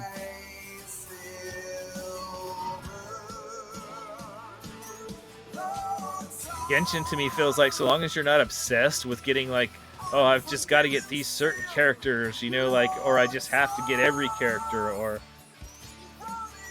I have to have the greatest gear possible on every character. I feel like you can complete the whole game and do everything you want to do. When I think a lot of that is it doesn't force you into PvP. Like games like Raid Shadow Legends, it's like, oh, well, you have to play in the Coliseum, or whatever, I can't remember, whatever the like the PvP, like, it's not only is it PvP, but like we've also got like 3-team versus 3-team, and you've got to do all of these or you can't even get the account unlocks that you need to do the PvE stuff. You know what I mean? It's like you won't be able to do good at the PvE stuff because you don't have the the account wide upgrades, and you only get the medals you need to get the account wide upgrades by doing the PvP stuff. And it's like, dude, like, I don't want to do PvP all the time. That's like something I want to do in endgame, maybe like after I've played the game and I've figured out all my stuff, and then I want to do it. And not only that, but they're constantly bombarding you with ads. I mean, it's never a good sign when they're like, oh, we're gonna charge you a currency just to unequip gear and switch to other gear. It's like, dude, really? Like, I already had to get the gear, and now just to equip and unequip gear that I've already got, I've got to pay a currency? That's crazy.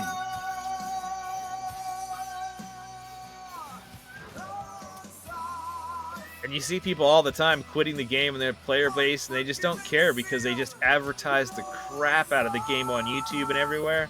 And so they're like, oh, we don't care that we're losing players because we're just replacing them with new characters. It's like, dude, that's a crappy way to run your game.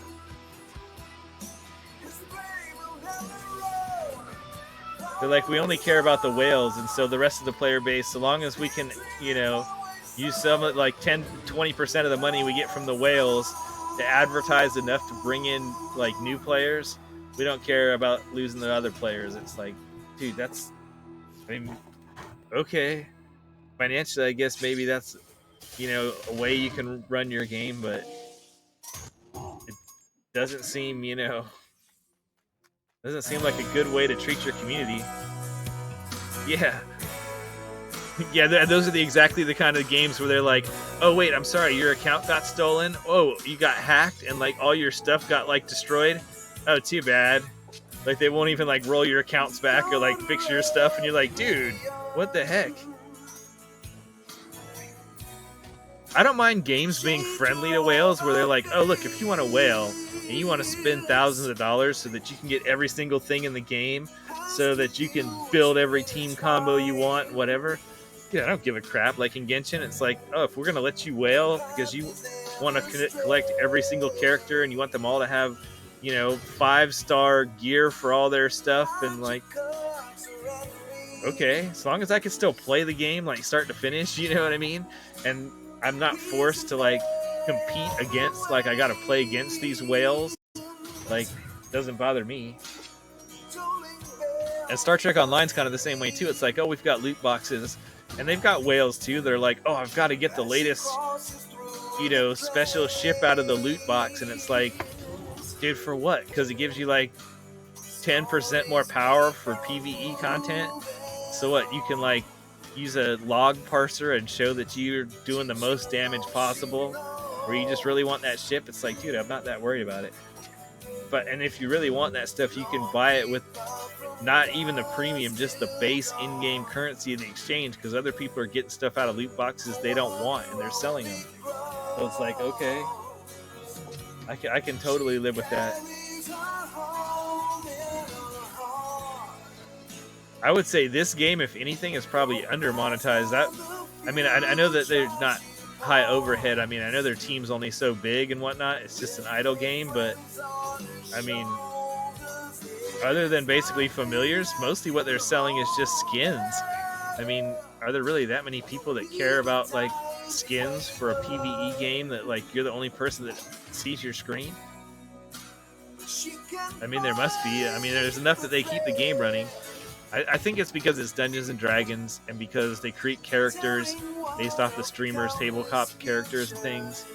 I think that helps them, you know what I mean? Like, keep interest in the game. I think the IP helps.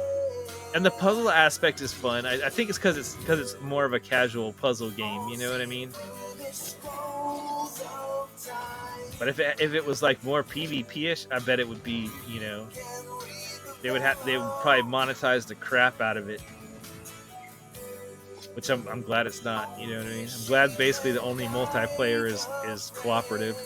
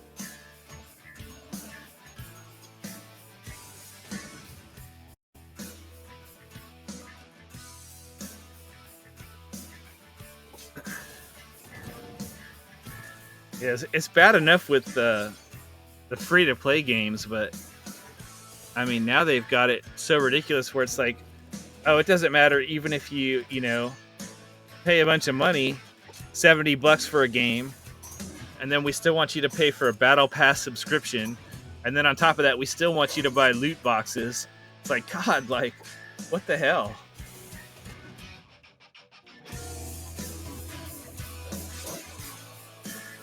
It's like, who wants to play a game that's like that? I don't understand. I don't understand the audience for it, I guess.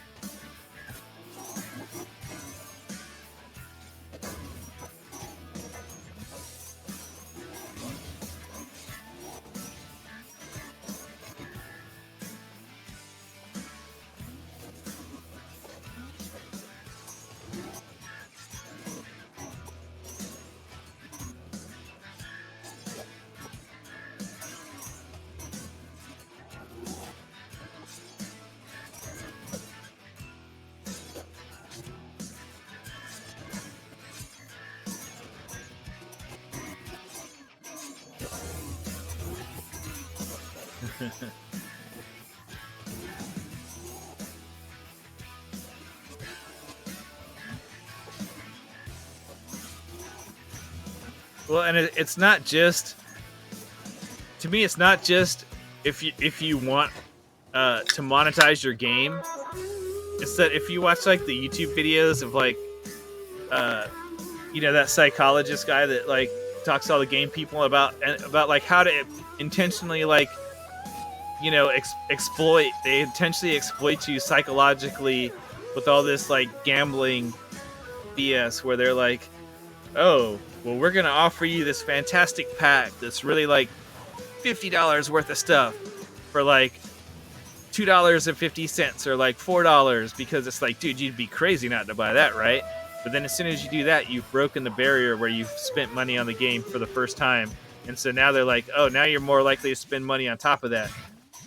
And then they're like, oh, well, we're going to only sell you money, for the game in these weird, ridiculous amounts. You know what I mean? Like you're going to spend $10 and you're going to get 935, magic gems. And you're like, okay, like, and it's like just enough so that like whatever it is you're getting to buy, you'll always have like this weird leftover, and you're like, oh well, that's just wasted. So if I don't like put more cash into the shop, you know what I mean? Like I've just wasted money because I've got this extra little currency that I can't spend anything on without putting some more into it.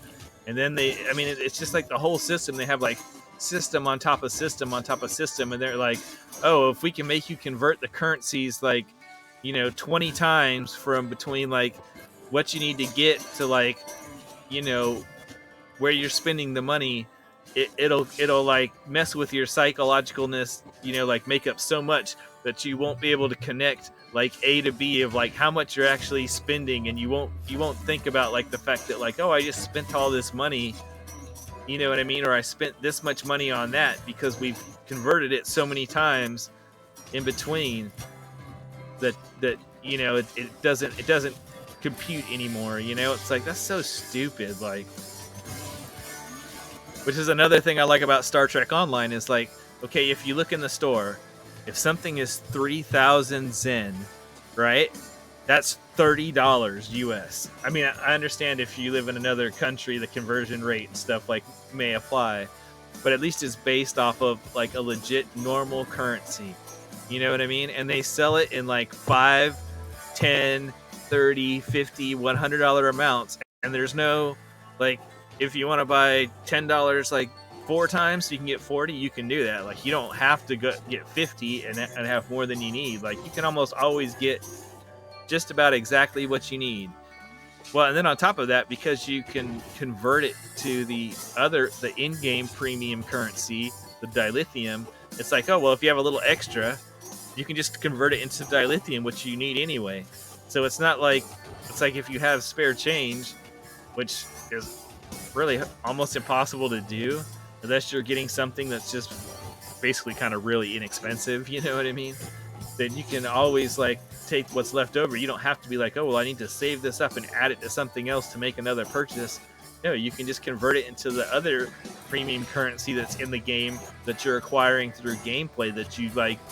That's time gated by how much you can refine per day, and you will make it back. You know what I mean? Like it's worthwhile. Like you'll get your money's worth out of it.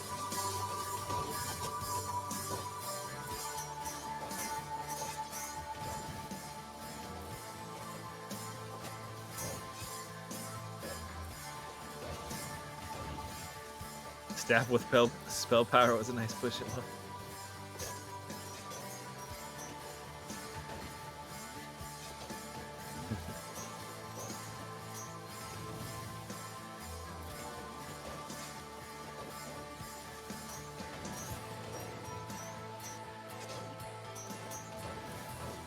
But I get they need to have a balance, you know what I mean? Like, I mean, they have to have paid players, you know what I mean? For like, I mean, they have to bring in some sort of income to keep their game alive if it's free to play. If they're not charging for the game and they're not charging monthly subscription fees, I understand that they have to turn a profit some kind of way. They have to keep the lights on and pay for the servers and all that sort of stuff.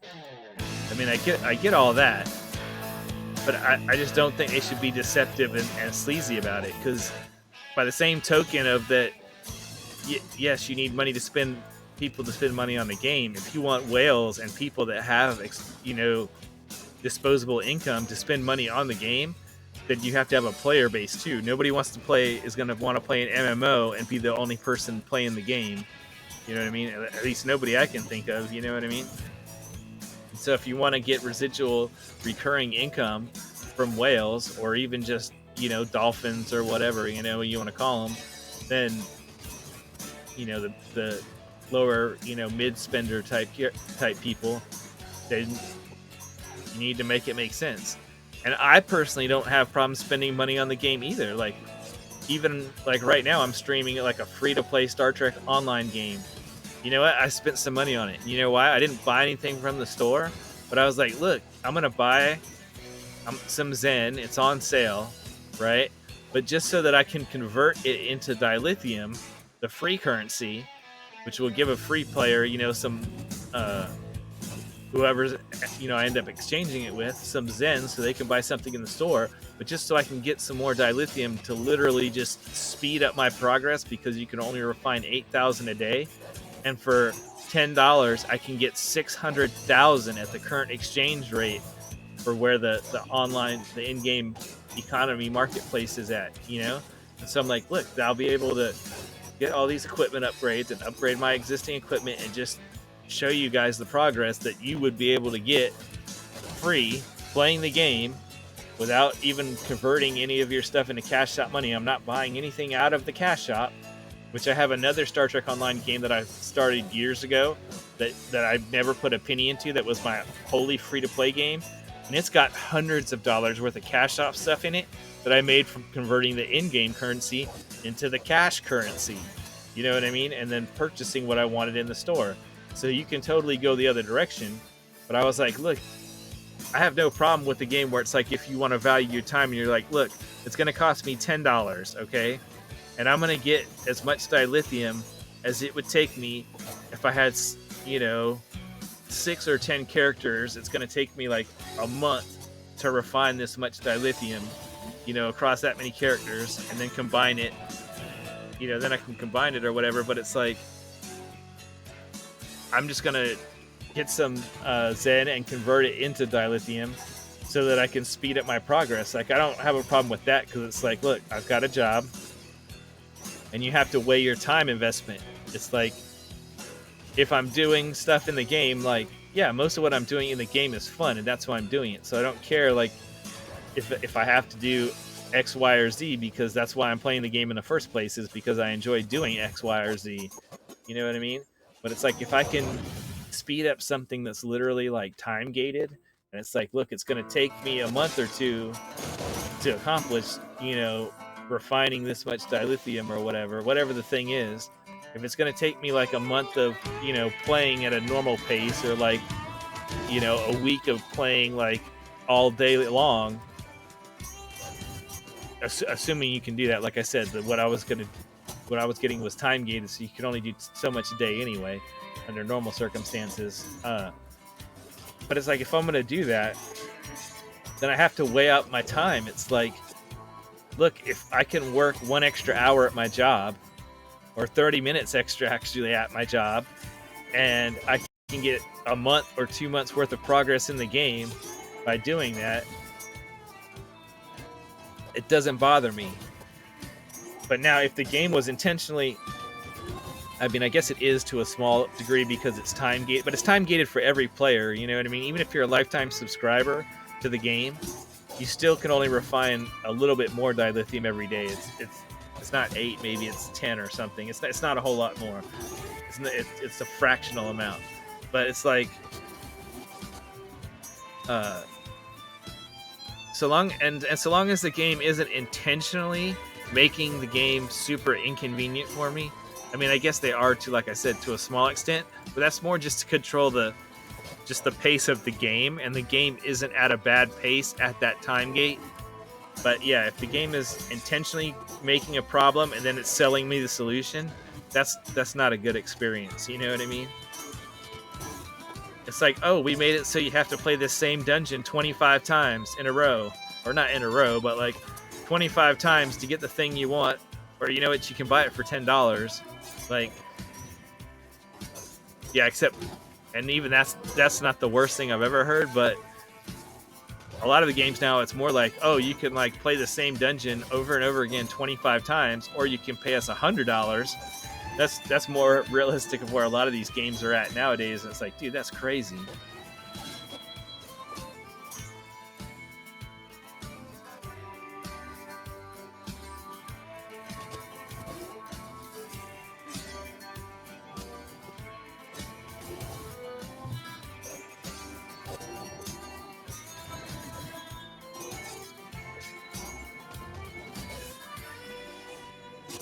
So yeah, in general, I don't have a problem with a free-to-play model, but the problem is you know, these corporations and these gambling companies have just taken it to a ridiculous level.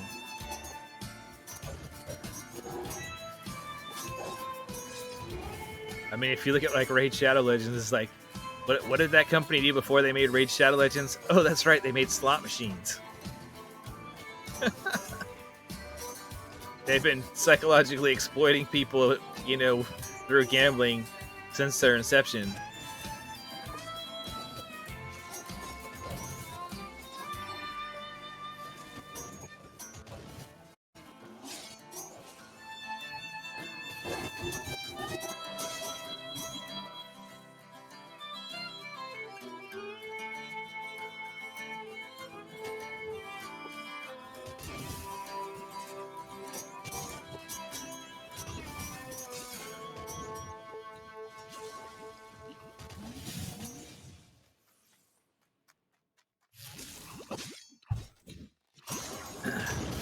And I think the point for me where it makes the difference is when I look at like, how much am I going to have to spend on the game overall? Like, if to progress into the game where I want overall is around the cost I would spend for a regular game, then I have no problem with it at all. You know what I mean? So like, if it's you know, a big MMO, like, you know, high production value type game, and it's like, oh, I'm gonna end up spending less than $100. You know, when an average, you know, AAA game on release costs like $60-$70, I'm okay with that. Like, because you're basically just giving me my choice a lot of times of what I want to spend my money on in the game versus paying for the game up front. Okay, that's not so bad. But it's like, when you keep trying to milk me like way past that point where it's like, dude, I could have bought like 10 games for the price of, you know, playing this game for like a month. That's crazy. And maybe it's because I don't like gambling. I mean, I've just never been a gambler. Like, I go to Vegas and I'm like, you know, I'll throw $5, you know, in the slot machines. You know what I mean? In a handful of slot machines, and that's it. Because that's like, I'll throw away $5. I don't care. But I can't. I'm like not invested in the winning of it at all. Like, I won't keep going on it. Like, I don't like the feeling of spending my money on something and not getting a return. It's like I could have took that money and went and bought dinner with it, or bought something that I then own forever.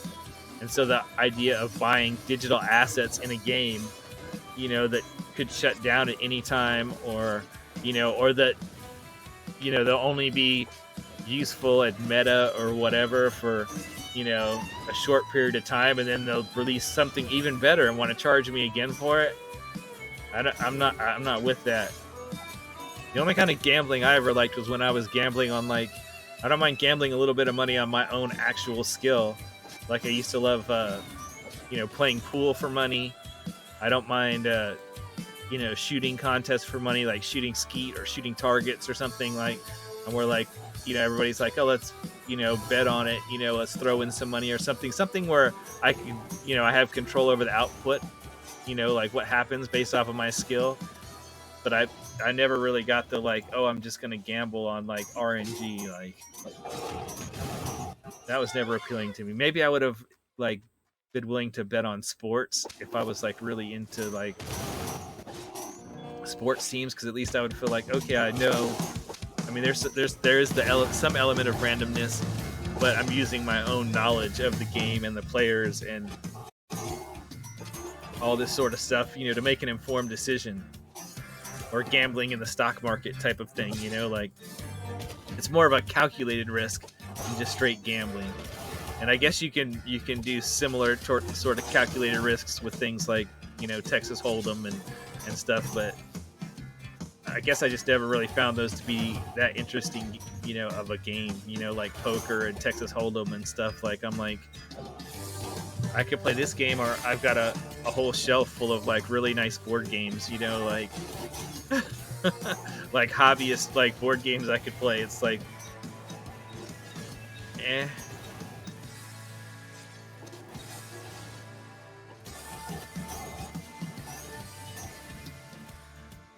some of it, I think, is maybe the speed of it.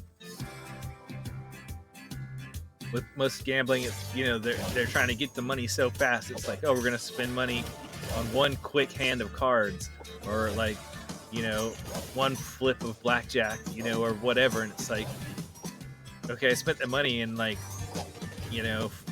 30 seconds later, like, the hand's over.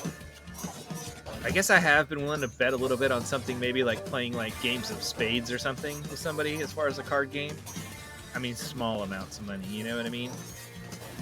But I mean, think how long it takes to play a game of spades or hearts or whatever, you know what I mean? Like, if you're gonna play to however many points, or you're gonna play multiple games, and whoever's got the highest score at the end, for $10 or something, like, okay, that's not so bad. But they're much more involved games, I guess, is where I'm coming from. But loot boxes, man, they're like straight up slot machine pulls, or, like, spin of the roulette wheel. It's like, okay, I spent the money, and then 10 seconds later, like, I already found out that I lost. And I also didn't have any control over it.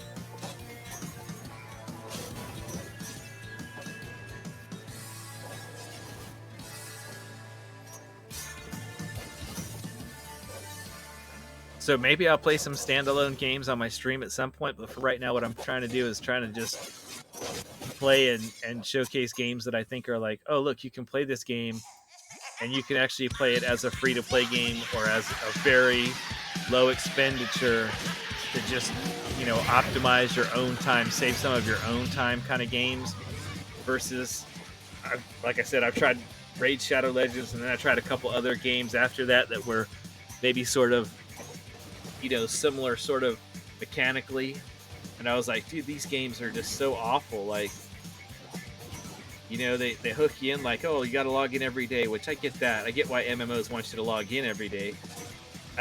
That alone isn't enough, but just, like, it was just every system on top of it. It's just, like, so fast, and just, like, a very short time, it feels like, dude, this is more work than my job.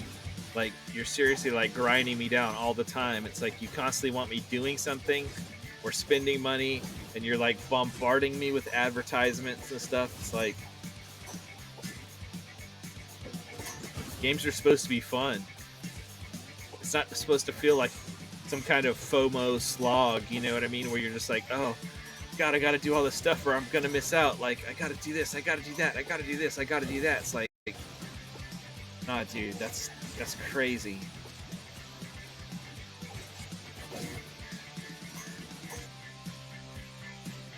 I don't mind having the option of grinding away and like slogging through something and like pounding it out as fast as I can to like get the reward. I think that should be an option, but they shouldn't be like, oh, you have to do this. And if you don't, like, you're just going to be falling behind or you're not going to get the rewards or, you know. I mean, like, I just created that new Star Trek Online account and I did the first event of the year.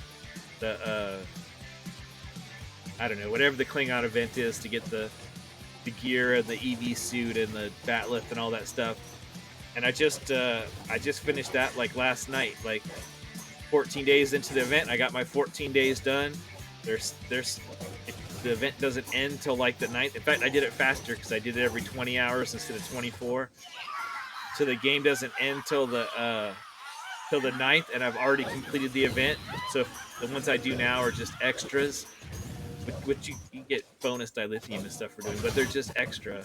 Like, okay, that's fine. And you know what? I only did that on my free-to-play account on stream, getting that reward because you know that new account doesn't have anything on it yet. You know, really, you know what I mean? Like, it doesn't have a bunch of account unlocks and, you know, cash store unlocks or anything like that. It doesn't have a bunch of equipment and things already on it. And because it's progress towards the annual campaign that will give you like any 2 ships you want out of the store, or any one of the premium lockbox ships, or any enough low buy to buy any one of the low buy ships. And I'm like, cool, this is the first event. I'll go ahead and get a bunch of the first of, you know, the annual stuff knocked out in this first event for that. On my other 3 Star Trek Online accounts, I didn't even play that event because I didn't care about the reward particularly. I was like, whatever. I'll do the quick little 5-minute, like, you know, summer and like winter events and stuff on like my other main accounts probably when those come back around. But like these regular like mini events in between, just on the free-to-play account because it doesn't have anything. My other accounts, it's like I've got so much gear. I make a brand new character and I can load up them, all my bridge officer NPC characters for space and for ground. I can load up my whole team with stuff before I even like walk out of the first level. You know what I mean? Just from stuff I can reclaim out of the store, because, you know, once you buy something in the store, you can use it for every character on your account, or once you complete stuff in the event, you get it for every character on your account. So I didn't even bother to do this event at all on my other accounts. And I kind of like the rewards. I mean, I wasn't really interested in them to begin with, but now that I've got them on this account, I'm like, oh man, this armor and this EV suit are kind of cool. But still not cool enough for me to do them on my other accounts. Because on my other accounts, it's like, look, I can only wear my main character can only wear 1 set of armor. Could I put it on one of my bridge officers? Yeah, I guess so. I could do that. But my main character can only wear 1 set of armor, and it's like, do I need it on my other accounts? No, I've got like the Red Angel armor from like Discovery and stuff. Like, I mean, that's probably at least as good as this. I mean, is it different? Sure, it's different.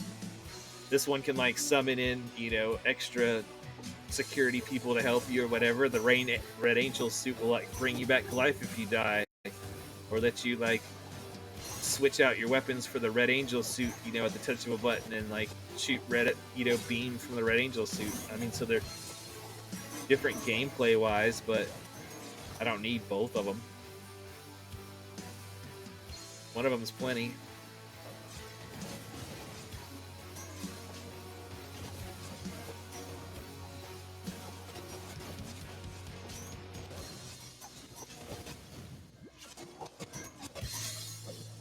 I guess that was my free to play rant for the day.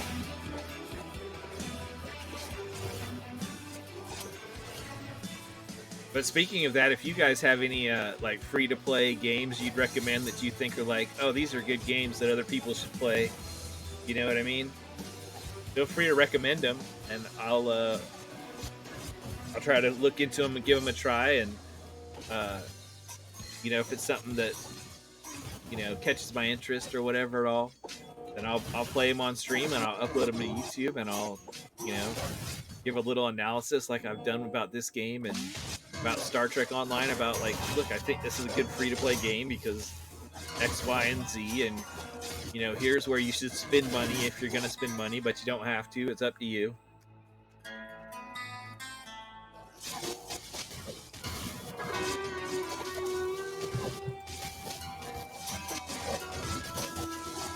Medium posting back on.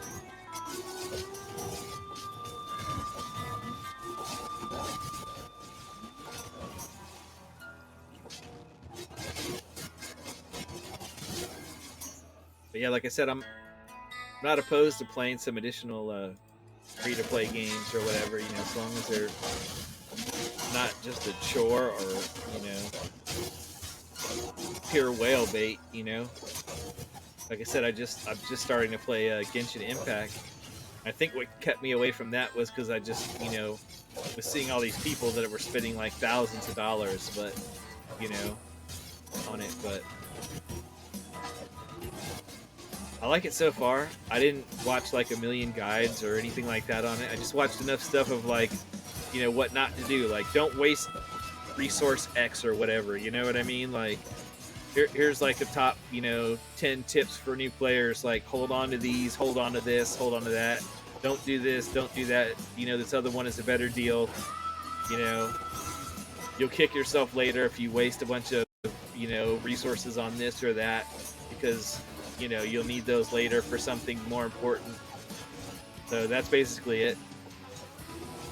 Like, that basically one of the big things was they're like, it's a resource management game. They're like, don't spend like your premium items that level up your gear and your premium books that level up your characters. Like, don't spend any of those in the early game. Just hold on to them. You'll need them later. You know what I mean? They're like, don't try to level up every character you get. Like, you're just going to waste all your resources, and then you're going to be like, oh, I need to spend real money, or I need to grind all day long and night, and I don't have the resources, and my characters aren't good. They're like, no, you want to stick to like, one character and like max them out, which that's how most games tend to actually be, really. So I kind of probably would have did that anyway, but I looked at enough stuff to know, like, okay, these are the characters that are like the best characters for like free to play. Like, you can get gear for them and stuff, like good gear for them free to play in the game. Like, their best gear isn't stuff that you have to get from loot boxes or anything. Like, I mean, they have loot box gear, but you don't need it. And like, oh, these are the best, like, 4-star characters. They're better than a lot of the 5-star characters, so this one's good and that one's good, and some of them you get early in the game. Like, one of them was like Kaya or whatever. Like, I saw a bunch of teams, like late game teams, are like, oh yeah, he's end game viable. So it's like, oh, okay, well then I won't worry. I can go ahead and like make him one of my characters that I max out. I've already got him. Other characters, I'm like, dude, I'm not putting any resources into you unless I fucking really need to. I better like run into some kind of puzzle where I really need that specific person, or I'm not worried about them.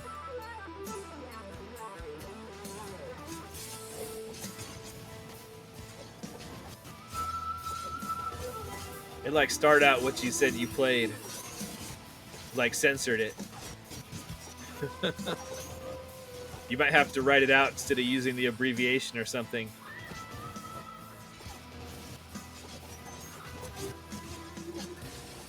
You were censored. It doesn't even show me in the management console what you said.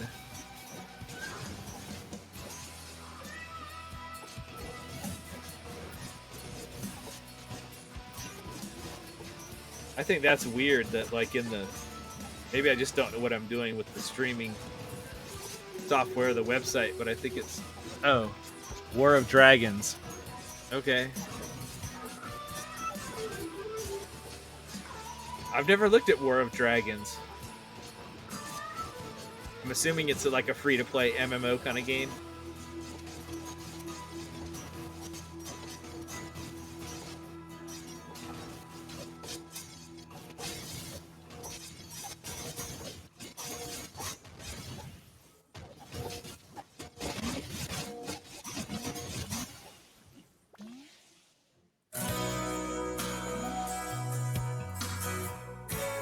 Another game I did play that's a free to play online game is that I think is fine to play as a free player is War Thunder.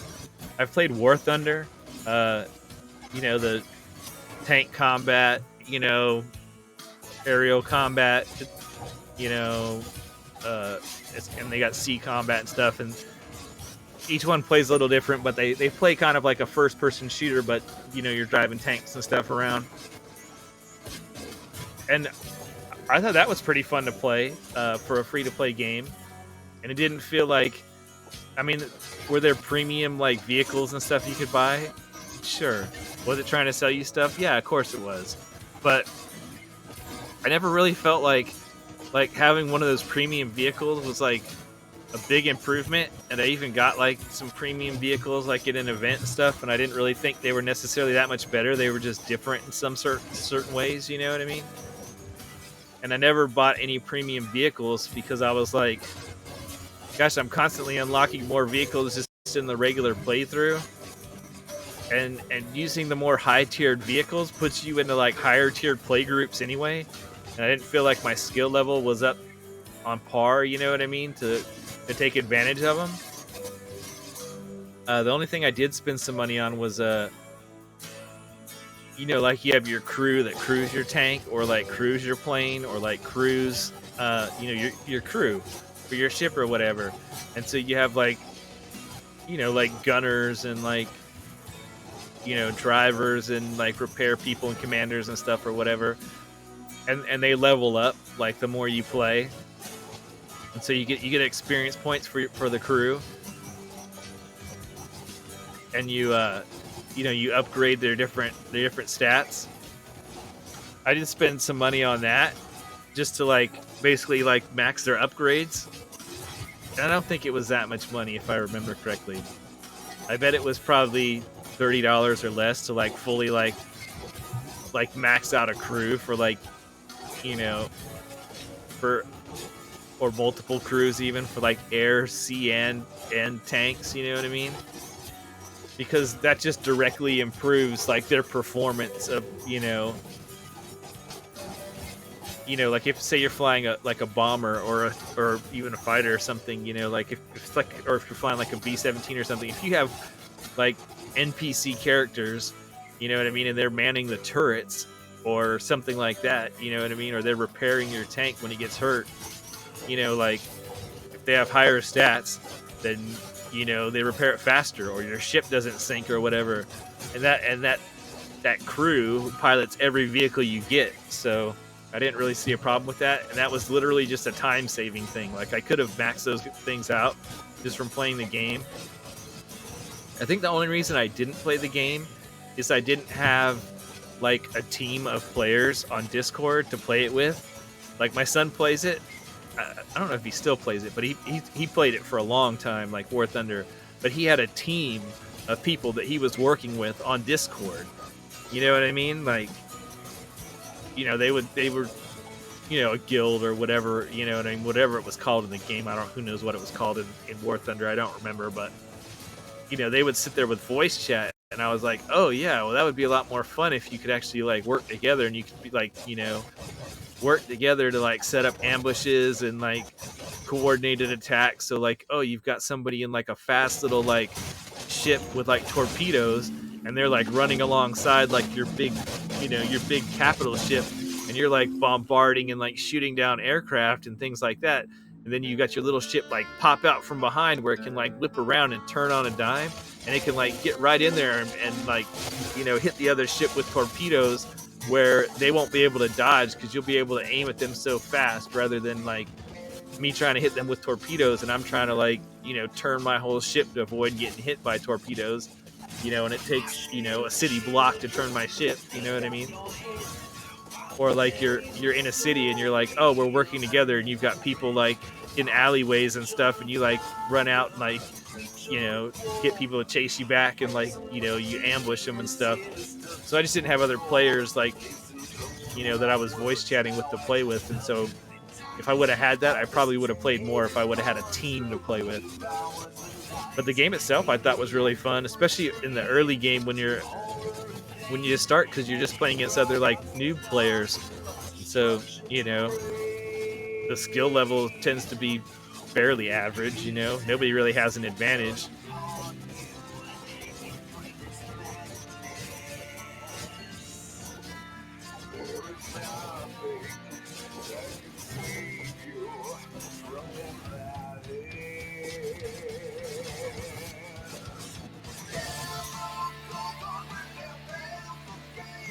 Hanky Online.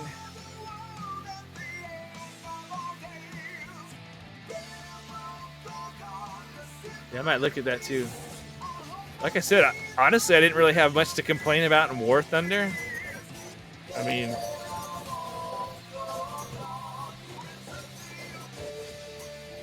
I felt like in War Thunder you had more difference and advantages or disadvantages based off of what nation you were playing and what type of ships that nation had, historically and whatnot, than whether or not you were using premium ships or the ones that weren't premium. I mean, I guess you save time, like not having to like unlock the regular ships if you bought premium ones. But like I said, if you weren't building up your skill unlocking the ships, because you basically unlock the next tier vehicles in War Thunder, it's like a tech tree type grid. So you click on the one you want to unlock, and then when you play with the ships from the tier before that, which are basically the historically early ones that aren't as advanced, you're playing against stuff that's basically from your own tier, or that has each vehicle has a score of like how effective it is type of thing. You know what I mean? Like a power score. You're playing as people that have the same like power score plus or minus like half a score or one full score from yourself. So you're not usually playing against people in the whole next tier. So while you're unlocking the next tier stuff of ships, you're getting like the experience points or whatever that unlock that ship or tank or whatever. You click on it and you get points by earning kills and stuff in the one before that. So it's like, yeah, could I go to the premium column and buy the next tier vehicle? I could, but then I'd be up against people that like had presumably played the game more than I had and that were much better at it. I'm just getting into a harder tier level with more advanced vehicles that move faster, that have more deadly weapons, and I don't see that necessarily as an advantage to me. You know what I mean? It's like, oh, now everybody's got better weapons, they move faster, and I mean, because it's somewhat based in reality, it's not like armor has kept up with weapons. You know what I mean? Like weapons have kind of always surpassed armor. So when you're playing the older, like earlier, more like World War I type stuff, you know what I mean? It's like the cannons aren't as good on the tanks. You know what I mean? Like the engines aren't as good. They can't move as fast. Like they can generally, unless you got really good aim or you hit them in their weak spot, kind of thing, they can take more hits. Type of situation than like a newer vehicle. It's like with aircraft, it's like, okay, you go from at the beginning flying biplanes, with a 30 caliber machine gun on it, to okay, now if you go towards the end game, we have ships with missiles and jet fighters that turn on a dime, and like one shot and you're dead. You know what I mean? Like you get hit with a missile, from another fighter craft, you're dead. Whereas like, oh, when I was playing with the biplanes, man, you had a 30 caliber machine gun. That's basically like you had like an AK-47, you know what I mean, on like a biplane made out of fabric. I mean, unless you hit the pilot with the gun, you know what I mean, like unless you shot the pilot in the head, that plane wasn't gonna just fall out of the sky. You know what I mean? Like even if you shoot their engine and stuff, like it's gonna smoke and it's gonna leak, and they're still gonna be able to glide around and maybe take out 2 more people on their way down. You know what I mean? Or do a bunch of damage to like ground forces or something, you know. Like most of the time, like you're shooting like, you know, you're punching little like pencil holes size holes through their, you know, their big huge, you know, canvas wings. Man, that doesn't do a whole heck of a lot, you know what I mean? Like, okay, it turns a little slower or something, but it doesn't just fall out of the sky. Versus that compared to like, okay, now we're flying fighter jets at each other. Man, in the blink of an eye, somebody's on you. Like you look away and look back, and that plane is like closed in on you. You never saw them coming. They popped up, and then they hit you with a 20 millimeter cannon or like, you know, one good missile blast. I mean, you know, that's it. Your ship comes out of the, you know, out of the sky.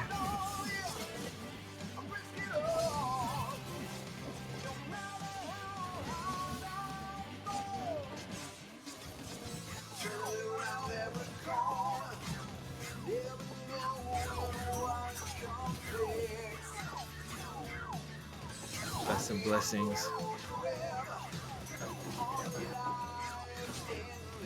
I just don't like that increase. This is 431%. Just doesn't feel as good as going up like 1,000%.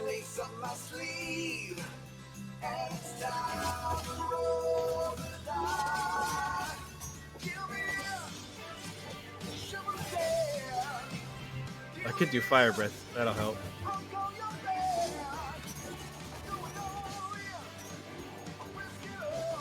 They won't get to my party.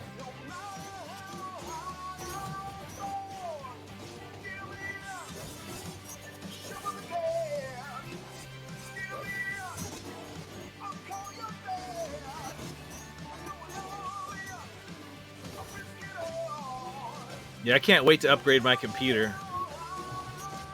I've got a good video card, but the rest is kind of trash. I mean, I've got some SSDs, but my computer is like so old. so I did some drive benchmarks. Like on my laptop is just like a year old or something, and it's a gaming laptop, so it's fairly decent. It's not crazy. It wasn't like thousands. It was like 750 or something.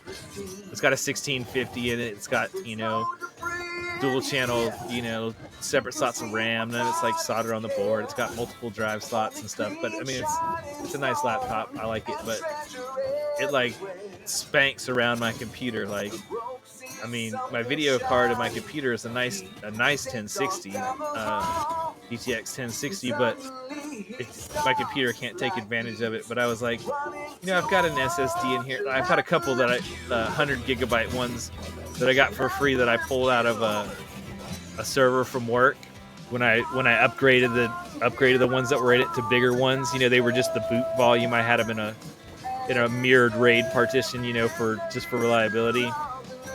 So I put those in first, and I started putting, you know, my games that would load slow. I would put those on the SSD instead of on the hard drive, and let them load straight to that. And then when I was like, when I switched to Windows 10, I was like, I'm just gonna get a brand new serial ATA, you know, SSD, and put that in here, you know, 250 gig to install Windows on or whatever. And then I'll still keep my other drives. You know, I've still got a 4 terabyte hard drive for like storing videos and whatever on, and then you know, I've still got the two 100 gigabyte a piece drives in here. You know, like in Steam, it's no big deal, you know, or whatever, to like put those in there and be able to move games back and forth or put the ones you want on the different drives. And I was like, so I was doing like some drive benchmarks on my laptop, then I did some on my computer, and like for random access. Yeah, for random access reading, you know, where you're pulling from all across the drive, the SSD was faster than the hard drive. But like for sustained read, they were like basically identical, because my serial ATA that's on this motherboard sucks so bad. It's only like 3 gigabyte a second it's not even serial ATA 6 gigabyte a second. So I was like, dude, like, man, I'm like throttling the hell out of like my components with this crappy computer. I mean, to be fair, the computer has gotten its life worth out of it, and it has played every game and everything that I've wanted to play. So, I mean, like, that hasn't been a problem. until like, but for like streaming and stuff, it really doesn't have the extra overhead. But usually most games I play them, and I have 3 monitors, and I've got my surveillance running on one, you know. So that's like web browsers open, and I'll be streaming video while I play games on another monitor. So I mean, it's managed to do all that. I think Windows 10, it probably took more of a performance hit than anything else, just because the operating system is just hungrier, you know. But I looked at the age of my tower, and it's like 12 years old. It's so ancient in computer times. So I'm gonna swap it out with a brand new case, motherboard, RAM. My power supply and my video card are all I'm taking out of it. Well, and my drives. I'm gonna take my drives, but I'm gonna take those drives and put them in the new one, and then I'll probably put an M2, SSD, an M.2 SSD or 2 in the new one on the motherboard. But I do like having separate boot and game, drives, because it just seems to perform better when you got Windows running off of one SSD, and then if you're loading your games from a totally separate one, there's no downside to that. Of course, I'm going to keep the big 4 terabyte drive because, like I said, I use it for storing stuff I don't need to be fast, like video and pictures and whatever, just regular data stuff, not running software off of it.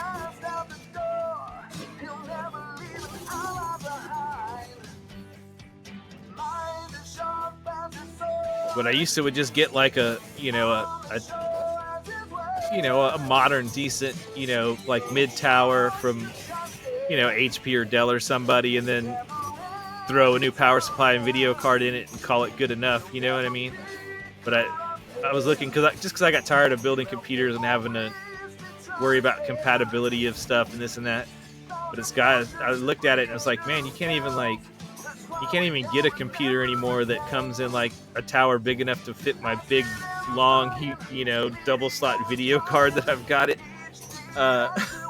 Unless you're already buying like a gaming tower or something, and it's like, if I'm gonna do that, I'm not gonna buy like some HP or something with some janky proprietary power supply or some goofy crap like that in it, So I'm just gonna build one. It's not like I've forgotten how to do it. I used to work at a computer store, where we built tons of custom computers all the time.